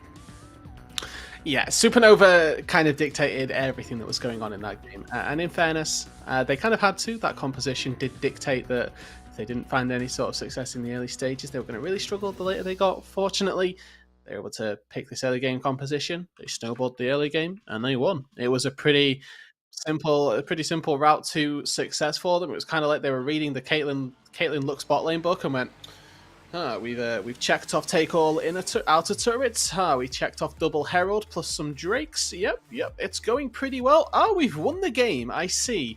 Thank you very much. And you know, when taking game number 1 in quite such a convincing fashion, begs the question: what do Nameless Randoms get to do for game number 2? Because they obviously have swapped sides. They're not going to be on a red side, and although that the Galio wasn't the big defining feature of that game, I certainly think that the mid lane talent or champion pool is something that is going to get doctored a little bit. Yeah, well, I think the mid lane champ pool, it was an interesting idea, right? But I think if it had been with a Jinx or something like that could hyper carry, then all of a sudden you're looking at a very different situation. The Crescent Guard's still probably a slight issue in that kind of situation, but if you root up 3 people and then Jinx gets a reset, all of a sudden we're looking at Linkstown, right? We're looking at all these kind of pop-off performances, and it just didn't feel like there was any real follow-up. So I agree with you that we could look for a different champion in the mid lane, maybe get detention on something else, but it's, you know, the identity of these players, this player in particular, has been that of a facilitator for his team. You just got to have something to facilitate, dude. Yeah, you need carries, unfortunately, right? To go along with that. It's something that, you know, I mentioned when you're taking something like a Jhin or a Seraphine. I think that those two actually share a very similar role if you want to take them bot lane. But I don't think that pairing the two of them together in the same composition is ever going to allow you for a great amount of success, just because of that lack of damage that you are then going to have overall, unless you're going for, you know, Kindred Camille, Kindred Cassio, something crazy like that as your topside 2 versus 2, where you just have double hyper carry, which again leads to its own pitfalls of compositions. But we'll get back to that one pretty much never, because that's when we'll see it picked. But regardless, there are those few niche circumstances where you can take, you know, a Jhin or a Seraphine, and I think that Nameless Randoms, if they're, you know, dead set on banning away Caitlyn dead set on banning away Jinx and having the Aphelios banned on the other side as well, that's something that they can opt into, and potentially that's something that they may try and play with here in the second game, if they want to just leave one of those ADCs open and see if Nameless Randoms bite the bullet and say, oh, you know what, you can have Jinx or Aphelios, to see if they get that hyper carry for Pint. I was going to say, that's the nice thing for Nameless Randoms here, is switching over to the blue side means that if you leave one of those AD carries open, either Supernova's got to ban it, or they have to let you have it as a... And now I can finally say it, because we are casting Ariandel's favorite phrase here. Red side, it's ban prison. So they're nice. Stuck in the cage right now a little bit there over on Supernova. Zoe is the first ban, and okay, as I say ban prison, a couple of the bars have now been removed as Nameless Randoms have banned away Zarya on blue side. Usually not something you have to do, so a little bit unfortunate that I said that right beforehand, Rude, but they can still try to ban away that Caitlyn and make things a little bit trickier. They can, and I think that if they opt into this Caitlyn ban, it's obviously going to leave Jinx or Aphelios open, or Gwen, you know, just the same thing. And I'm a happy man when Gwen gets banned away. You know, that champ's absolutely bonkers. So we'll then have to see that taken off. Why is banned prison on blue side? Yeah, I'm not quite sure. Maybe it's because Supernova just went, we won't ban anything that's actually OP, and we'll get 2 OP picks on our second rotation instead of you getting 1. Yeah. You know, like that thing where there's like 3 or 4 broken picks in the meta, or when there's 10 broken picks in the meta and you can only ban 6 of them, so you're just like, we'll leave 5 open, and then we get, you know, we get 3, you get 2, and you have to share it that way. Jinx is the first pick, though, of choice, and I think this suits Pint much better. You're asking for a hyper carry if they're going to play something like the Seraphine. This opens that angle up for them, whilst still keeping the composition as a whole somewhat fluid. And I think that for second rotation here, I wouldn't be surprised to see an Aphelios come through just to put Psycho on that match. You know, we talk about the fact that we're either Jinx enjoyers or Aphelios enjoyers, but there's no doubting that the Aphelios does have a place relative to the Jinx. Yes, it does. Psycho has been more of the Jinx enjoyer side of this matchup, though, thus far in PGC Q2, Rooted. So we'll see if he does opt to go for that. Ariandel, of course, going to get a Rise that will fit his playstyle nicely. And I actually really like this. I really like this instead. You take it away from Nameless Randoms. You can still pick Aphelios in the R3 slot if you want to match up into this now Jinx Lulu. So looks like the angle they're going for, but they will get that counter pick in on the mid laner with the Ahri. So Nameless Randoms definitely have a lot more tools already in this draft to impose themselves upon Supernova. Yeah, and we take Aphelios on 3. Makes a lot of sense on both sides. Happy with the way that both of these drafts have started. Now we head our way up toward the top side of the map because neither jungler have picked their champions nor had pools pinched. Supernova have the luxury of being able to take away 2 junglers and then pick on 4 to take away a 3rd as well. So it depends what Nameless Randoms want to do here, whether they want to plan away some good blind picks for jungle, or if they're going to look to ban out potentially for their top lane blind. Things like the Gragas speak to you as something that you can take blind in the top lane that fits Koik's playstyle, and with Camille still open and available, you have to remember that 550 is going to play that one if he gets the opportunity to do so. And with there we go, Hecarim plus Xin Zhao band away, your natural progression is Jarvan Viego. We'll see which one of those Nameless Randoms go for. Okay, 1 jungle ban from Nameless Randoms, trying to leave themselves at least an option, right, if we do see that jungler in the R4 slot Rooted, which I do imagine we will see, right? Try to take 1 more away, leave that counter pick for your top laner in Fire Theft. Although, as you mentioned, he plays a lot of weak side, so we could just see an Ornn or something of that nature. Instead, looks like it will be kind of that first strategy that you highlighted. Going to take away that extra jungler. It's Jarvan locked in for Beka. So a similar theme, maybe just a little bit less protection than a Xin Zhao. Yeah, and at the end of the day, this composition from Supernova is very one-dimensional, but you know exactly what you're expecting from it thus far, and it's a pretty good team fight. You front to back, put your Jarvan out in front, Cataclysm up that Jinx, who's not going to go anywhere with that unless she has got the flash. And then you just sit, you wait for Aphelios plus Rise to dish out the damage, and you hope for the best. Because Nameless Randoms, they've gone for something fairly similar themselves with a fairly good teamfight composition. This one is slightly more pick-oriented. But whenever you've got a Jinx Lulu, you know that your teamfight's going to be huge. Okay, we've got the Viego back in for Sajed. That is definitely a better 2v2 than we saw in Game 1. The Blind Poppy is picked up by Koik. Interesting to see what the answer is from Pseudo currently, or excuse me, from Fire Theft, currently hovering the Gnar. Of course, a little bit trickier to pick something like Camille into this, but instead it will just be the Graves. Think that does make sense. Your dash never really going to get interrupted by the Steadfast presence. Again, more about picking up that classic item that we know and love in the Hull Breaker and vamping on over into the side lane. Yeah, and you know what makes Camille even harder to pick? It's when she gets banned away. So Nameless Randoms, they took that procedural measure into account. And they got it off the board pretty much immediately there. I like the Graves to come through as an answer for Fire Theft. It was fairly efficient in game number 1, and they were able to, leverage their bot side fairly well to just move the Graves around the map. And Fire Theft did a great job at saying, "Hey, you go off and be Batman. I will quite happily stand down here, but be, not even Robin at that point. He was like the I mean, at this stage, but."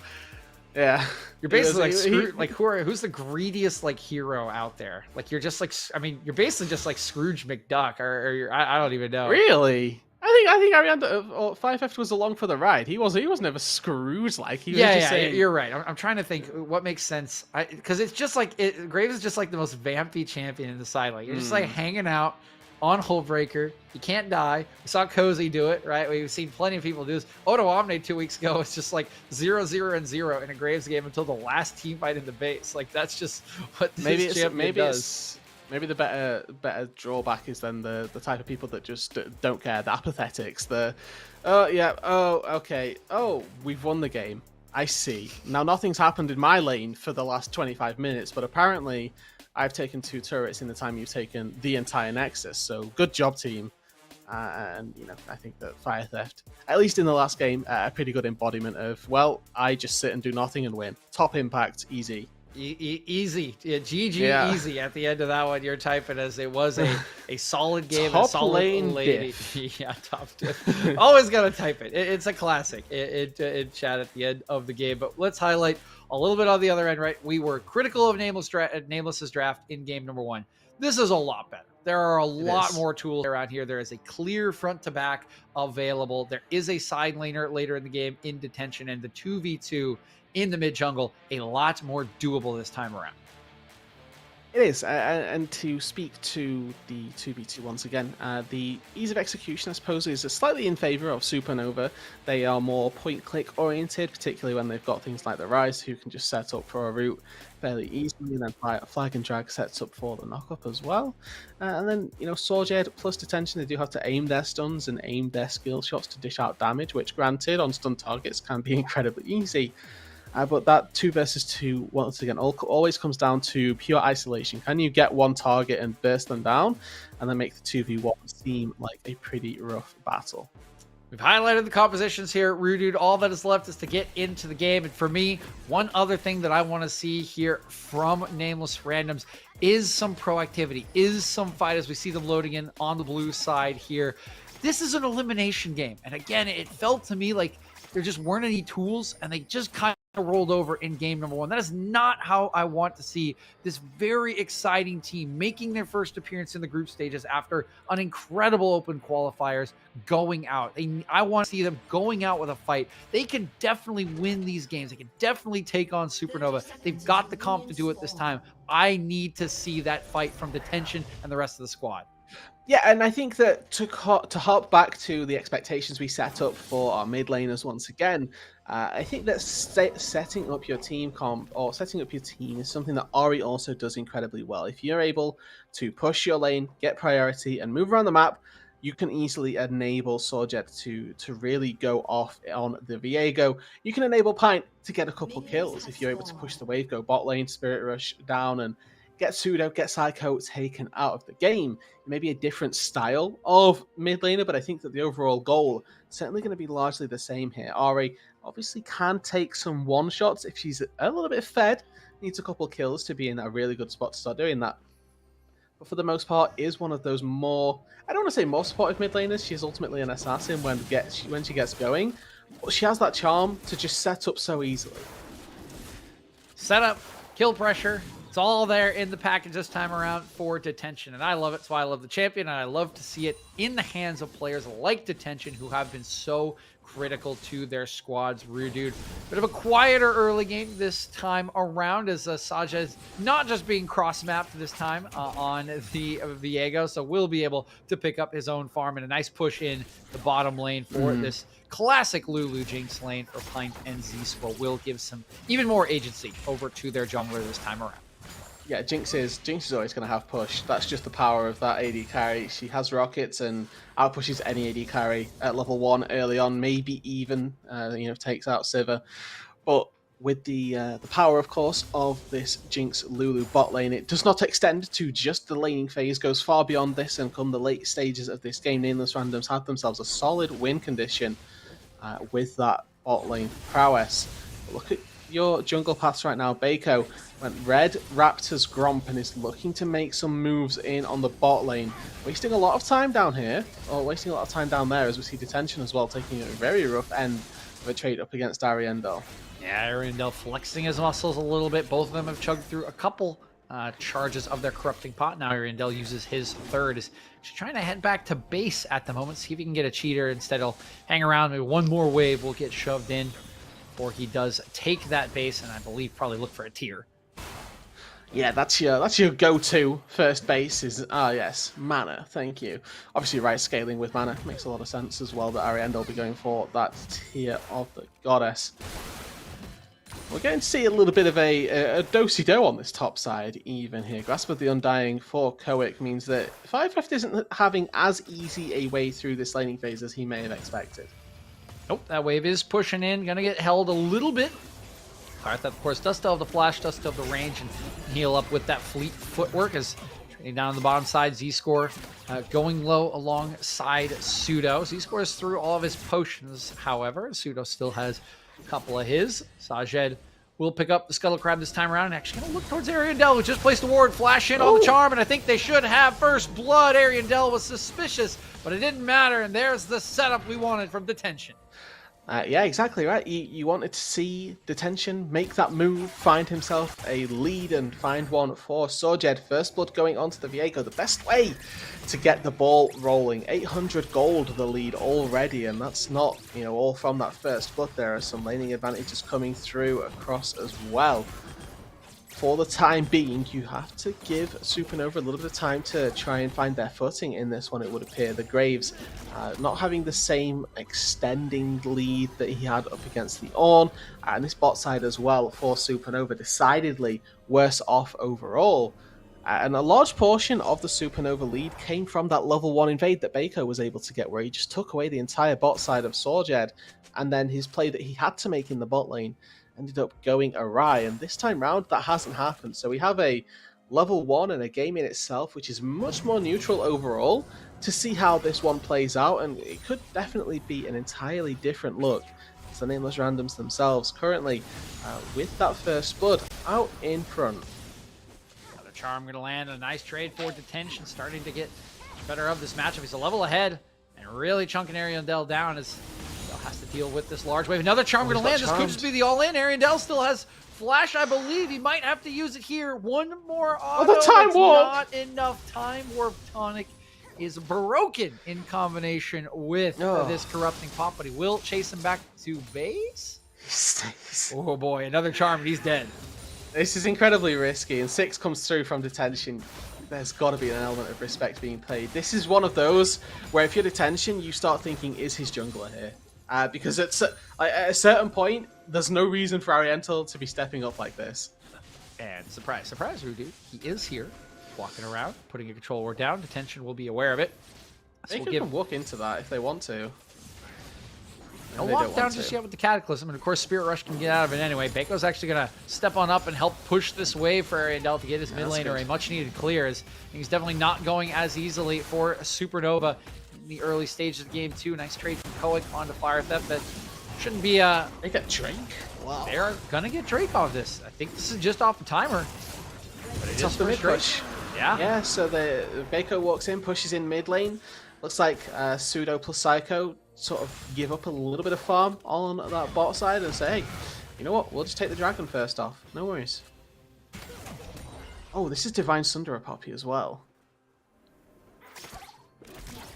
I mean, going it's either that, or, and this is very unlikely, it's Essence Reaver into full lethality Poppy.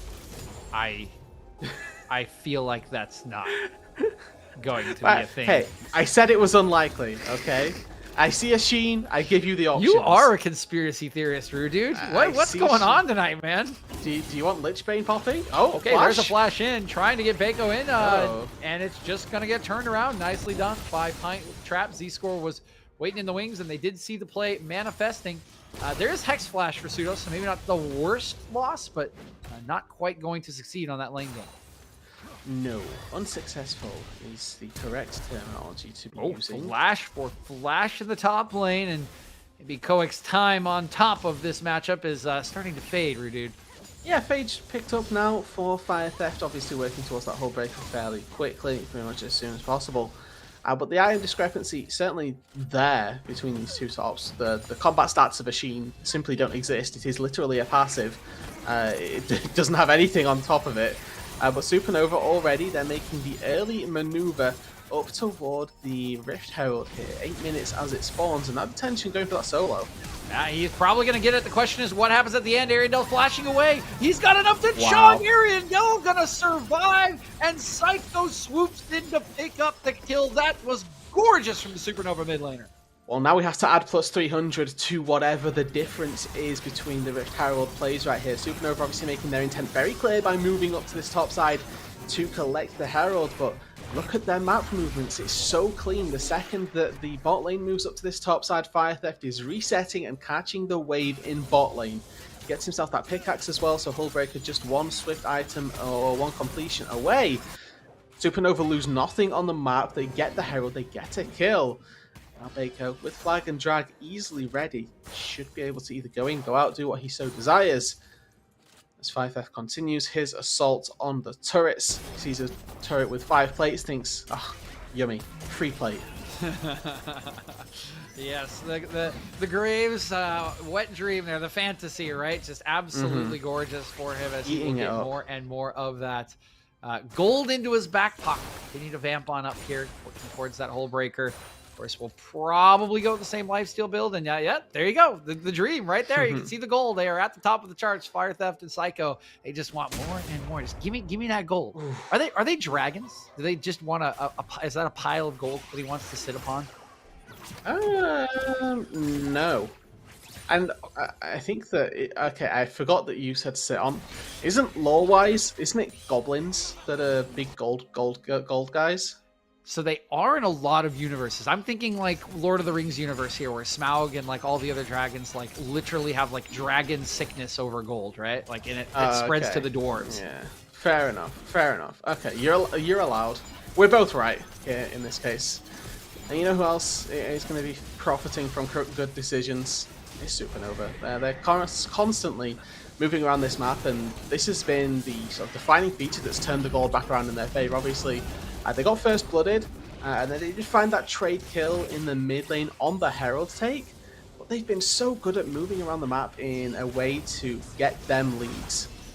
Speaking of leads, Sajid in a little bit of trouble. He's going to get the wild growth very early, but he's going to flash back in to try to get this. Here comes the rocket area down. He's burning down. He's going to go down. That's a reset available if they want it, but a nice turn around from the Nameless randoms, who are showing me the fight that I wanted to see after game one. Pint not going to get caught out there by Pseudo. But now with no top tier 1 turret, means that Fire Theft is going to have to overextend to collect that farm if, of course, he's the one that goes up to the top lane. Very real possibility that Ariandel has to pay for his sins and has to be, escorted into the top lane and hopefully able to force that crash and make it bounce back out so that somebody can come and collect these minions, because if it stays there for forever, Koic can just get level 17 if he wants. Obviously, he's going to miss out on a lot of action elsewise for that amount of experience, but the notion, as you understand, is certainly there. Now we've got Supernova with 3 members trying to move their way into the bot side. Ariandel's nearby. Fire Theft is mid lane with TP. It's not unleashed yet. There's definitely a world where 4 or 5 people could easily get here for Supernova. Here's a question for you, dude. If you're a Graves with Hullbreaker, is it possible to over? How far do you have to go up the lane to actually be overextended? Well, we saw in the MU series, Cozy got kicked underneath the enemy's tier 1 turret and was still fine. So I think under the tier 2.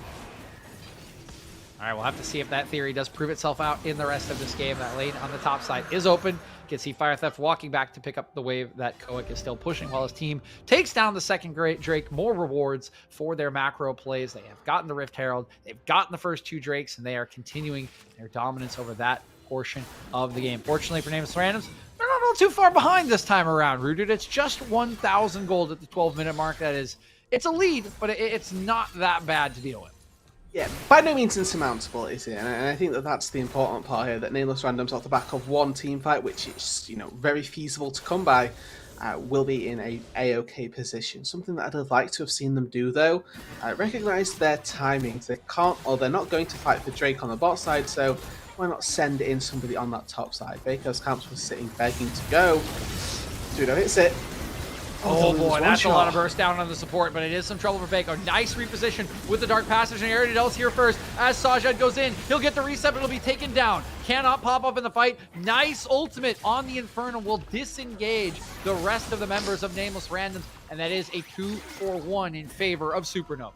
But this is beautiful for Supernova. Yes, it's a 2-for-1. It gets them an extra kill overall, and they expend the TP of Koic. Fire Theft keeps hold of his, so he's permanently farming up on this top side, meaning that there's nothing to be missed out on down there. And Pseudo just stepping up like this, blind into the face of whatever it is that Nameless Randoms can throw at them. Fortunately, it's enough. Mako goes on in and gets taken down. Sort of Jed, the recipient of the kill, which is immediately then traded back, and then you think that it's all over here after that hook. So that's about as good as it got for Supernova. Just the 1-for-2 with Fire Theft quite happily vibing up on that top side. But those vibes up in the top lane, they're feeling pretty good right now. Hullbreaker picked up once again, another massive CS lead, and he's just living good out here. Oh yeah, absolutely thriving is Fire Theft. He has been eating good in this series to this point, Dude, and that is going to be continued. Psycho's also eating pretty well this game. Finally, Pint's getting a little bit of what's left over, but the plates fall off. It means he'll get the turret, but it won't get much else, and now he's got to run away. Here comes Ariandel with some company. The trap line is not quite accurate enough. You can see not really comfortable going in. Arbeco and Ariandel, they're just going to hang around. Cataclysm not available. Probably the big deterrent from them. Well, regardless, they got the wild growth out of Z-Score, which is a pretty big win anyway. And now in the mid lane, it's Supernova once again, just using their map movements to their advantage. Going in and then taking at least a bit of a chip onto this mid-tier 1. They're not going to stick around too long. Don't want to get Ori charmed underneath the turret and give detention a freebie back over. As long as Fire Theft can stay up in that top lane, I imagine he'll be A-OK. I see Koic fairly scared to even stay near him. Fleet Footwork at this point doing a lot of work. Will have had a lot of value already. So the more that this game goes on, the better it will be for Fire Theft to have that room. Again, Supernova, macro game really strong. Dude, fourth objective of the game is available. They are on it. I mean, really quickly, right? They're on it like bees on honey. It's just going to go down here. Even got the right guns. And hold on here as we got to pick off, and I think Detention's just dead. Psycho has been fed all game, and you can see the result. The damage is huge on the Calibrum, and now we got to fight in the top lane. Reset already available, but he's going to get CC'd up. No second one for Sajid. It's a double kill for Psycho, who is eating even better as he starts to feast on enemy champions.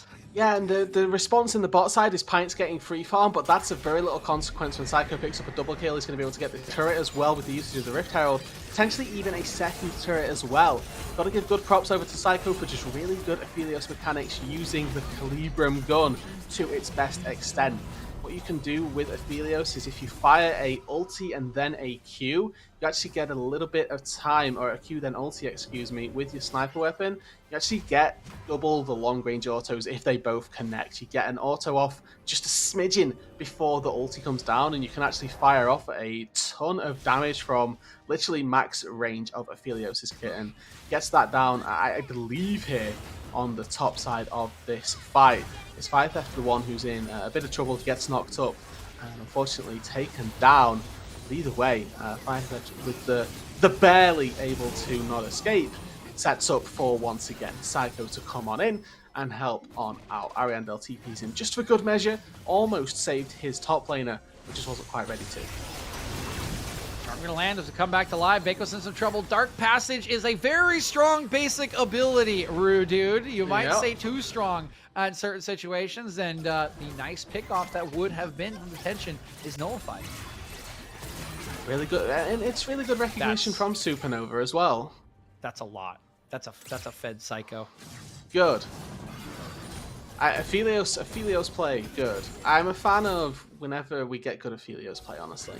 Like, good Jinx play tends to be really clean auto spacing, but Aphelios is actually just complex. So knowing what all the guns do, and you can always tell an Aphelios who doesn't know what to do versus one that does. Oh god, Infernum's just gonna chunk out Pint from the turret. I mean, it's gonna be really hard for him to stand around here. He could just get dove. They know that Baco's around, and there's a big threat onto the tier 2 turret.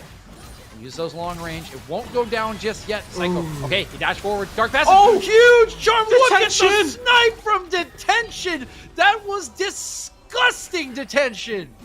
Put it in the highlight reel. Holy FaZe Clan, everybody. That was the snipe of the night. That was incredible.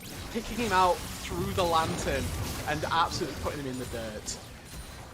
Passage. There's no follow-up from Pseudo when you're 8,000 gold member, your big feeder, your feeder, that's not the right word. When your fed member is gone, a little bit hard to follow up. They're just going to chase away Nameless Randoms with those 4 members strong. With the TP and Koic will deter the engage. Did cost the TP. Now Fire Theft in an awkward position. Is this overextended Graves? Are we about to find out? Here's the engage.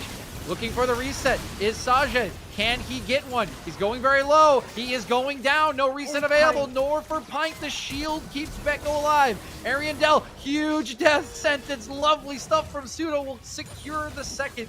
And even without Psycho, Supernova can still fight. Wow, I'm so surprised. I really thought that was going to be a difficult fight for them to take, but remember this Nameless Randoms composition comes alive once they've got a kill in that team fight. The resets of Jinx, the resets of Diego are what enable this composition, but when they don't get kills, it's always going to be Supernova favored, even without their big AD casting. Just look at that, look at this. Beautiful. Oh my god, that's Beautiful. so good. That's just so good from Detention. There's no other way of timing. Exactly, it's all planned. You know, sometimes there'll be a linear, you'll throw a skill shot, there'll be a linear flash, and you'll think, did he plan that? There was a 100% chance he planned that one. Very well played. But here's the unfortunate back end of this very long play, dude. Yeah, and you think that if they just pile in onto Fire Theft, surely they kill him, surely they're able to find it, but the Heartbreaker actually sends Sorjed to the wrong side of the fight, and Ignite, there's a W from Jarvan, which stops him going down to the Ignite, and then obviously the flash from Pseudo to take down Pint, who unfortunately just didn't have the damage. One extra crit, a little bit more RNG, he finds that kill, and then potentially even more. You get to see a low HP bar on Ariandel, can see that Detention has no ulti plus no Ignite. So it may have just been a quick runaway type situation for Rise. That's my favourite, where you just press EW Everfrost and then start zooming away because you got Phase Rush. But, you know, currently out and alive. And Psycho with those red-white guns, we all know it, we love it. Let's start taking the Baron. And they are going to get spotted out. Alright, let's not take the Baron. Yep, I was going to say it's 2020, not the year, the timer. We're past that, I would hope. The 2020 memes as well, maybe just a little bit. And they will back off Supernova with this 5k gold lead. Don't need to take the risk. Looks like they just wanted to see if they could find a little gap in vision, but clearly Nameless Randoms was alert. And my god, this man is just getting every wave. He is just, this is like Uzi. We used to have like Uzi mode. This is Psycho mode. Like we're looking for Psycho mode here with how much gold this man has been given. I'm pretty sure that's something else already, unfortunately. I think that's probably a thing. It can be a thing here. Is it copyrighted? No. But it's probably got fairly bad connotations. We're gonna give it good connotations. It's SAICO Psycho mode. All right. Sicko Psycho mode. All right. Psycho mode asterisk the League version. In brackets, parentheses, with a comma. All the separations, a hyphen in there. I can hear you don't like this, dude. No, it's fine. I'm down. It's, you know, this is Psycho mode, maybe a little bad. Some of the worlds, because especially when you're just saying things as well. Yeah, if you have to spell it out, does it have the same ring? It's Psycho mode, SAICO. Psycho. All right, mode. we're. I know, because I have to, like, every time I tell somebody my name, I have to spell it out to them, and anybody who has like a slightly wonky surname will know that if you have to say your name, it just loses all impact, and spell it out. No time to spell this one out. The engage is on. Nice disengage initially from Koa. He'll trade Flash for the Cataclysm. That is a timer win for Supernova, but overall a pretty good disengage from Nameless Randoms. Yeah, we press Shirelias, we go Burr, and we run away. Nice and clean. Really well played. They also managed to dodge away from the Moonlight Vigil as well from Psycho, but ultimately this came at the start of a Drake timer, and now Ophidius on the wrong side. Okay, nice flash from Pseudo. Full confidence, right? Never worried. No concern. I was concerned. Are they going to lose this Drake here as well? This is the second one for Nameless Randoms, but here comes Fire Theft TP. They want to fight this. Fire Theft's just going into the pit with 3 members. He's going to get rooted up, polymorph, but he doesn't care on the backside of the fight. Still has the Immortal Shield, though. He's going to get the first kill of the fight. They're going to get the second as well. He's going to Dark Passage back in. Fire Theft is still alive, even after they lose the Drake, and now Pint and Detention have to head for the hills. And I believe Supernova is going to take the loss on the Dragon and say, that's okay, we'll take the Baron. Oh no, we lost the Dragon. Oh, we get the Baron. They're more than happy with that trade here. Supernova, they come out on top of the fight. You're quite right though, DJ. The highlight of that was certainly Fire Theft, just sat in the backline, somehow not dying. He TP's in, he ease into 3 people in the pit, gets charmed, gets knocked up, flashes out, is ignited, and just gets wailed on by Jinx for a few seconds here, and then back out I don't even know what happened in the pit. I was just too busy looking at how Firetheft didn't die. I'm 100% with you. I don't care what happened in the pit. I can infer what happened in the pit. Yeah, right? exactly. Like, People Ari died in the dashed pit. out. Ari dashed out. Sajan took the dragon and died. And Firetheft 1v4'd everyone else. That's like, that was the more important part of that fight for sure. We need the white, we need the blackboard with the white chalk and just the. You familiar with the ban X champion where you block out the vowels? Yes, the Speedy Grape special. Yeah, we just need one of those. That's what we need. Get that on board. Fire Theft and Graves, another champ to add to the pool. Because it's Camille, getting banned away now as well. And then if you have to add Graves to that list, there's only so many bans you can throw at a person before you end up having to say, maybe we just have to find an answer. Yeah, last year we had ban Udyr. That was the thing. That was very fair. And then it turned into ban Gwen, which was fair. I think Gwen is immune. Thank you, Aoki. Is probably the better one, so we can move that one off the list and just go Gwen is immune anytime she's picked or banned. But I think this is another fair one to add to the list. Graves seems strong with Hullbreaker. At least it's getting nerfed, but I don't know, man. It's still pretty tough. And with Baron and Hullbreaker, it means that his side lane split push is very, very strong. What he needs from his team, though, is a little bit more support. He has a fairly loose vision on this top side. It means that he's not going to get ganked if he sat around that tier 2, but the second he starts stepping up to try and hit this inhibitor turret, he's going to be in a little bit of trouble. Supernova, a little bit all over the shop right now. Those waves not particularly in the best position, and they'd like to start syncing them up. You can see mid lane not being pushed in, and now the 3 mana hitting the Barret, or 4 mana I suppose, are hitting this turret on the bot side where there's nothing going on from Firetheft. They'd love to get these 2 waves synced up and hitting together, just to try and split the numbers of Nameless Randoms, because you can see now that this mid wave finally arrived, Poppy's already there to start hitting it, and now Pine, the rest of Nameless Randoms, can come up and help on out in the clearing of this. So a little bit desynced, a little bit of a haphazard Baron, and the likelihood is that they're not going to be able to break open the base with this, unless of course some absolute bonkers fight happens. But overall, they're getting some turrets, they're still getting gold back, the economy is growing for them here, plus 3.4k for this Baron power play. Do with this wave. You can see Ariandel working in the bot side. Still not quite synced up, as you're alluding to, Rudude. It is a little off timer. Ariandel is now crashing this one. The mid wave is disappearing, so Nameless Randoms can head back down there. Slow down Ariandel's push. Not the most effective Baron. Not going to take over the base here in the 6 seconds remaining, but again, a 3,500 or so power play during this Baron buff will push the lead of Supernova now to nearly 10k in full control. And of course, you got all that gold in the right places. Fire Theft is huge. Psycho is huge. And it's going to be very hard, even with more tools in their back pocket, for Nameless Randoms to team fight. And who's killing Ariandel either? Like, there's Fimbulwinter, Frozen Heart, and then the makings of a Force of Nature here, which is going to have a lot of impact, particularly versus Lulu and Pine. You're assuming that Z-Score is going to put a shield down onto Lulu. He's getting repeatedly attacked by the magic damage of the picks. It's going to stack your Force of Nature, give you movement speed, give you MR, which makes Detention's job even harder. So there's a really cool interaction between the Lulu and Force of Nature, which is obviously very detrimental to Lulu.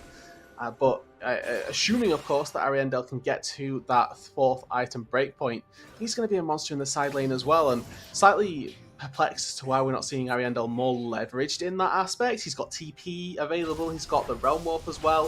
He can easily send this Rise off to the side lane to try and make a bit of a play for himself and make some solo efforts. With Drake spawning in 10 seconds, they don't need to make that happen just yet, and they're going to play it slow, play it calm, get themselves that dragon, wait a little bit longer, because with 140 on the Baron, that's when you really need to start putting your head down, start focusing on how you're going to close the game. Bit of a trade here as Psycho will solo out this 3rd Drake for Supernova, putting them on soul point. And nice. I like the effort with the rocket. Unfortunately, just not quite properly timed. That definitely would have taken it if it hit Psycho. It definitely does not have a burst ability like the Super Mega Death Rocket, but sadly, not quite there for Pint. They don't even get the turret on the top side, so no objective bounty gold into their back pockets. And gold is something it is in high demand for Nameless Randoms at the moment, as they are still down quite a bit. Everfrost will let the tension get on out, but you know, Fire Theft just giving him the nice little thumbs up. He knows he's fine. just a little thing that I really like there is the second that Detention wastes Charm, Fire Theft dashes forward. He's like, okay, you don't have your CC spell, let me see what I can do. Unfortunately, Everthrust exists, and he's able to CC with the second option instead. Still just nice to see that the willingness to be aggressive is still there for Fire Theft regardless. And again, just the slightly mismanagement on when they're pushing in these waves. It looks like, though, in fairness, this time it's to fall back to get Baron and to do some sort of Baron vision maneuver. But again, we see the top wave getting pushed in and then backed off, and then Fire Theft steps up to get that wave pushed in, and then they back off after that. And then we've got mid wave pushing on in now. So just a little bit all over with those as Ariandel. He's absolutely fine. He's got Frozen Heart at this point. Thimble Winter too means that he's loving life. Yeah, he takes but unfortunately, Z-Score is not, and Psycho is going Psycho mode here. 2 kills over to the Supernova to carry. Pseudo's going to flash in to steal it away from Fire Theft, and Supernova looking to potentially close out the game. Who cares for macro? Who cares for how to push waves here, Rude? You just push in and kill with Psycho. Gale Force ulti, Gale Force Q. Okay, I love that. Knocking the wave away, but doesn't even matter. They're just taking the turret. They're just taking the turret. They don't care. Great stopper on that engage. Steadfast Presence going to do work, but there's just a GA for Beko, and oh my god, Psycho is fed out of his mind. He can do no wrong. Look at him, just got his entourage of bodies in his way as he sweeps through the composition of Nameless Randoms. Ariandel will get himself on the board, will get himself a kill, but he won't have much more time because Supernova, in absolutely squeaky clean fashion, will be closing out Nameless Randoms and pushing themselves on to a decisive matchup for the second playoff spot against Maryville University. Wow. That's one way to end the game. We've been in a bit of a lull state for those last sort of 5-10 minutes or so, and I'd forgotten that Psycho had been absolutely demolishing this entire match. He just walks in, ulti, Gale Force Q takes down 2 members, decides that the third one can live through pure mercy. Pseudo says no, flash forward, the little whip there takes that 3-piece down, and then that's just the game. A genuinely incredible engage, and the Aphelios with Gale Force, I mean, it's good to see them striking back once again. We had a bit of a resurgence a couple of weeks ago, and there we go. Week number 2 here in the main event, and group stage is going off with a bang. Yeah, it was just right. We were kind of just waiting, right? It was a 10k gold lead for Supernova. They were in full control, but we had quite a bit of a holding pattern. But yeah, like you said, it's just a flick of the wrist, flip of the switch, and all of a sudden Psycho is just bearing down upon you with all of his wrath and power. Down goes Nameless Randoms, and again, it's just super convincing for the side of Supernova. And I believe we actually have a replay of this last fight here. Look at this damage. Oh my god. They're all just full HP into Gale Force plus Q, and then it's the admittance of death. Even though I think he would have, he would have lived for. He wasn't going to die to the graviton. I think he got graviton. Yeah, I think he got graviton. No, he didn't. He'd been rooted before. The cooldown wasn't up. He was just sat waiting to die because he knew it was. He thought it was coming. Either way, there's a Graves ulti coming from downtown at some point. So even if he doesn't, even if he does run away, he's going to get ulted from somewhere. But the flash from Pseudo's nice enough anyway. But you just get to see that there is a reason that people take Aphelios over Jinx, and it's good to see that showcased, because there's no Jinx in the world that's going to make a play like that. Yeah, it is. It really just was a bridge too far, right? You could try as hard as you wanted to on this Jigs for Pint, but you just never really got the chance. And I mean, look at the damage. It's all there, right? The damage is just disgusting from Psycho. They invest in him in the game, Rudude, and boy, does he reward them. And it's good to see. I really enjoy it when you put stonks in and they pay out, right? Like, it's always a good sign when a team has an identity that they can play to, and one that works as well. Because there's a few times that Supernova, at least in PTCQ1, where They tried to use an identity, and unfortunately it was failing. And a core part of this squad has been development. They were unchanged from the first qualifier to the second qualifier in terms of their lineup. Ariendel's been working tirelessly at improving the champion pool and putting in a load of work on that regard. So good to see that overall they've been able to come together, and now instead of not making groups, they could potentially make playoffs as well. Yep, they potentially could. One more match against Maryville University for the right to be the second seed out of Group D. Before we hear from one of the victorious players on Supernova, do want to thank one of our big supports here in our sponsor, Skulls. Looking to upgrade your gamer gear? Look no further. Start your 2022 off right with the official Unified Esports merchandise brought to you by Skulls. Hoodies, joggers, jerseys, armbands, and a lot more coming soon. You have the skill, now get the swag. Skulls.com/collections/unified has everything you need. Gear up, game on, Skulls. And with that, we will be taking a very short break before we fire up the interview with Bako from Supernova. And I straight to interview, again, DJ. We're not, yeah, we don't need any breaks here. Izzy's just waiting for us. Izzy is GOAT. She is the GOAT. Too ready for even me here on the cast desk. So we'll throw it right on over to her for the interview with Bako. All right, everyone, welcome back. I am Izzy, and I'm joined today by Bako of Supernova. Bako, how are you? Good. How are you? Good. And for everyone watching here at home, that want to know, I guess, is that Bako and I kind of go to school together. Yep. We are both Arizona State University students, so Yeah, we met. that's exciting. We've met. Yes, that's We met correct. once. I don't go to the main campus. Oh, I I'm see. there yeah, I'm on Poly, but Mm, anyway, congratulations on the win. Thank you. Must feel good for the 2-0. really good. Yeah. Next week, you guys will face off against Maryville in a CLOL showdown for the last spot in playoffs. How are you looking forward to that match? I'm really excited. And Maryville is a really strong team, but I'm really confident because we bounced back from our defeat from last week, and this is actually our first BO3 win in circuit, first and second actually, and I think this is when we bounce back and take everything. We love to hear that. I know the synergy among, the ASU boys, you, Fire Theft, and Pseudo has been kind of talked about before. But tell us a bit about the synergy among the Supernova squad as a whole. So with Ariendel, he was in UCI, and we played against him 2-3 years ago, I believe, in CLOL, and we actually met each other in real life. But with Psycho, he's actually new and we never met him, but he gets along with us really well and a really nice guy. That's great to hear. And you guys have kind of switched up coaches between Circuit Qualifier 1 and Circuit Qualifier 2. How is everything working out with Coach Nelv? So Nelv came in middle, right before Proving Ground Circuit 2, and we were actually, it's kind of hard to manage schedule with him because he's in South Korea right now. So when we're scrimming, he'll be 5 a.m. for him. He has to wake up early, but he's always on time. I'm really happy that he's helping us, and he improved us so much already. And I think he's the person who can take us to the next level for sure. Well, we love the dedication coming out from Coach Nelv. Before I let you go, is there anyone on your team or at home that you'd like to shout out before we wrap things up? I'm very thankful for our coaching staff and all the players.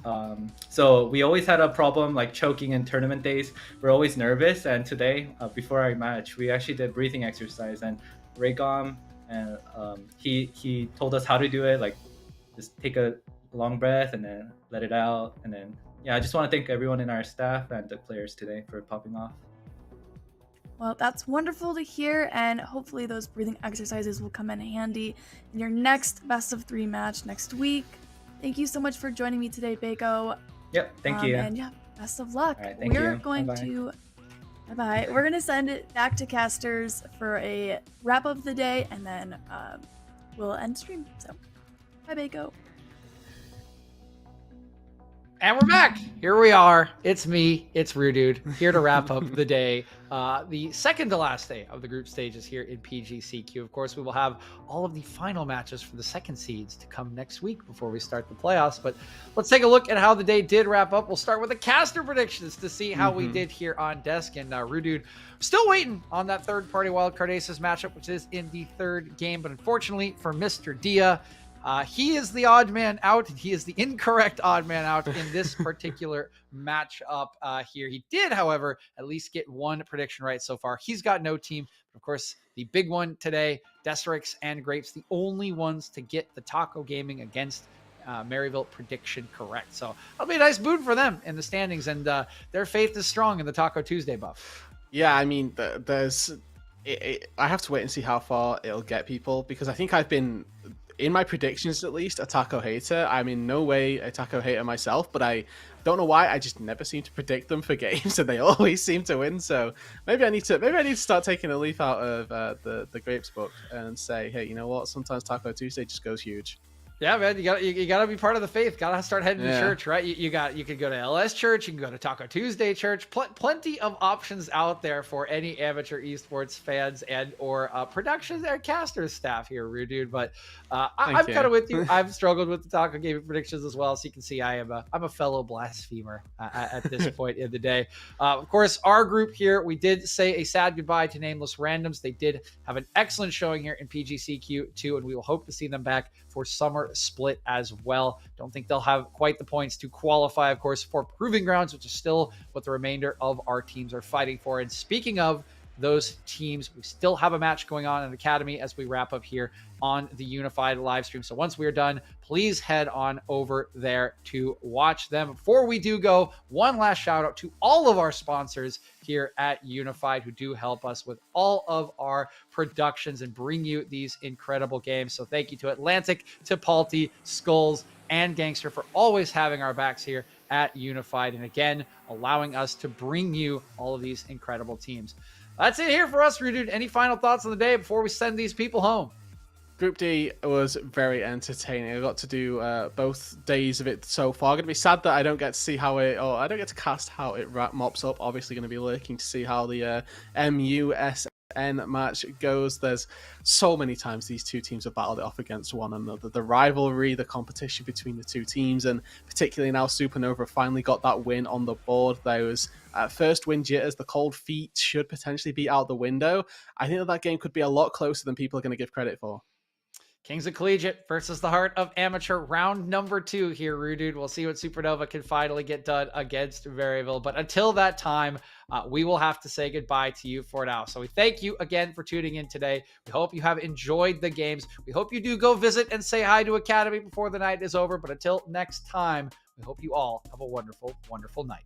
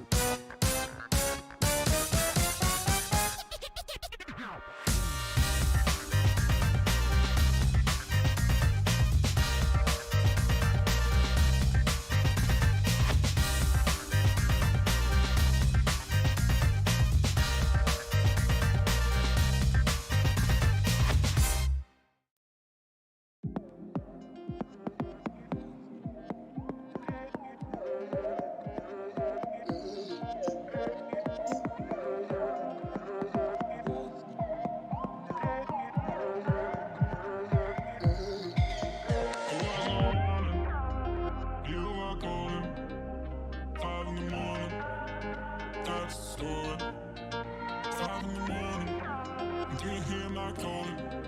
Waking up in the morning, I guess I miss you yawning. 5 in the morning.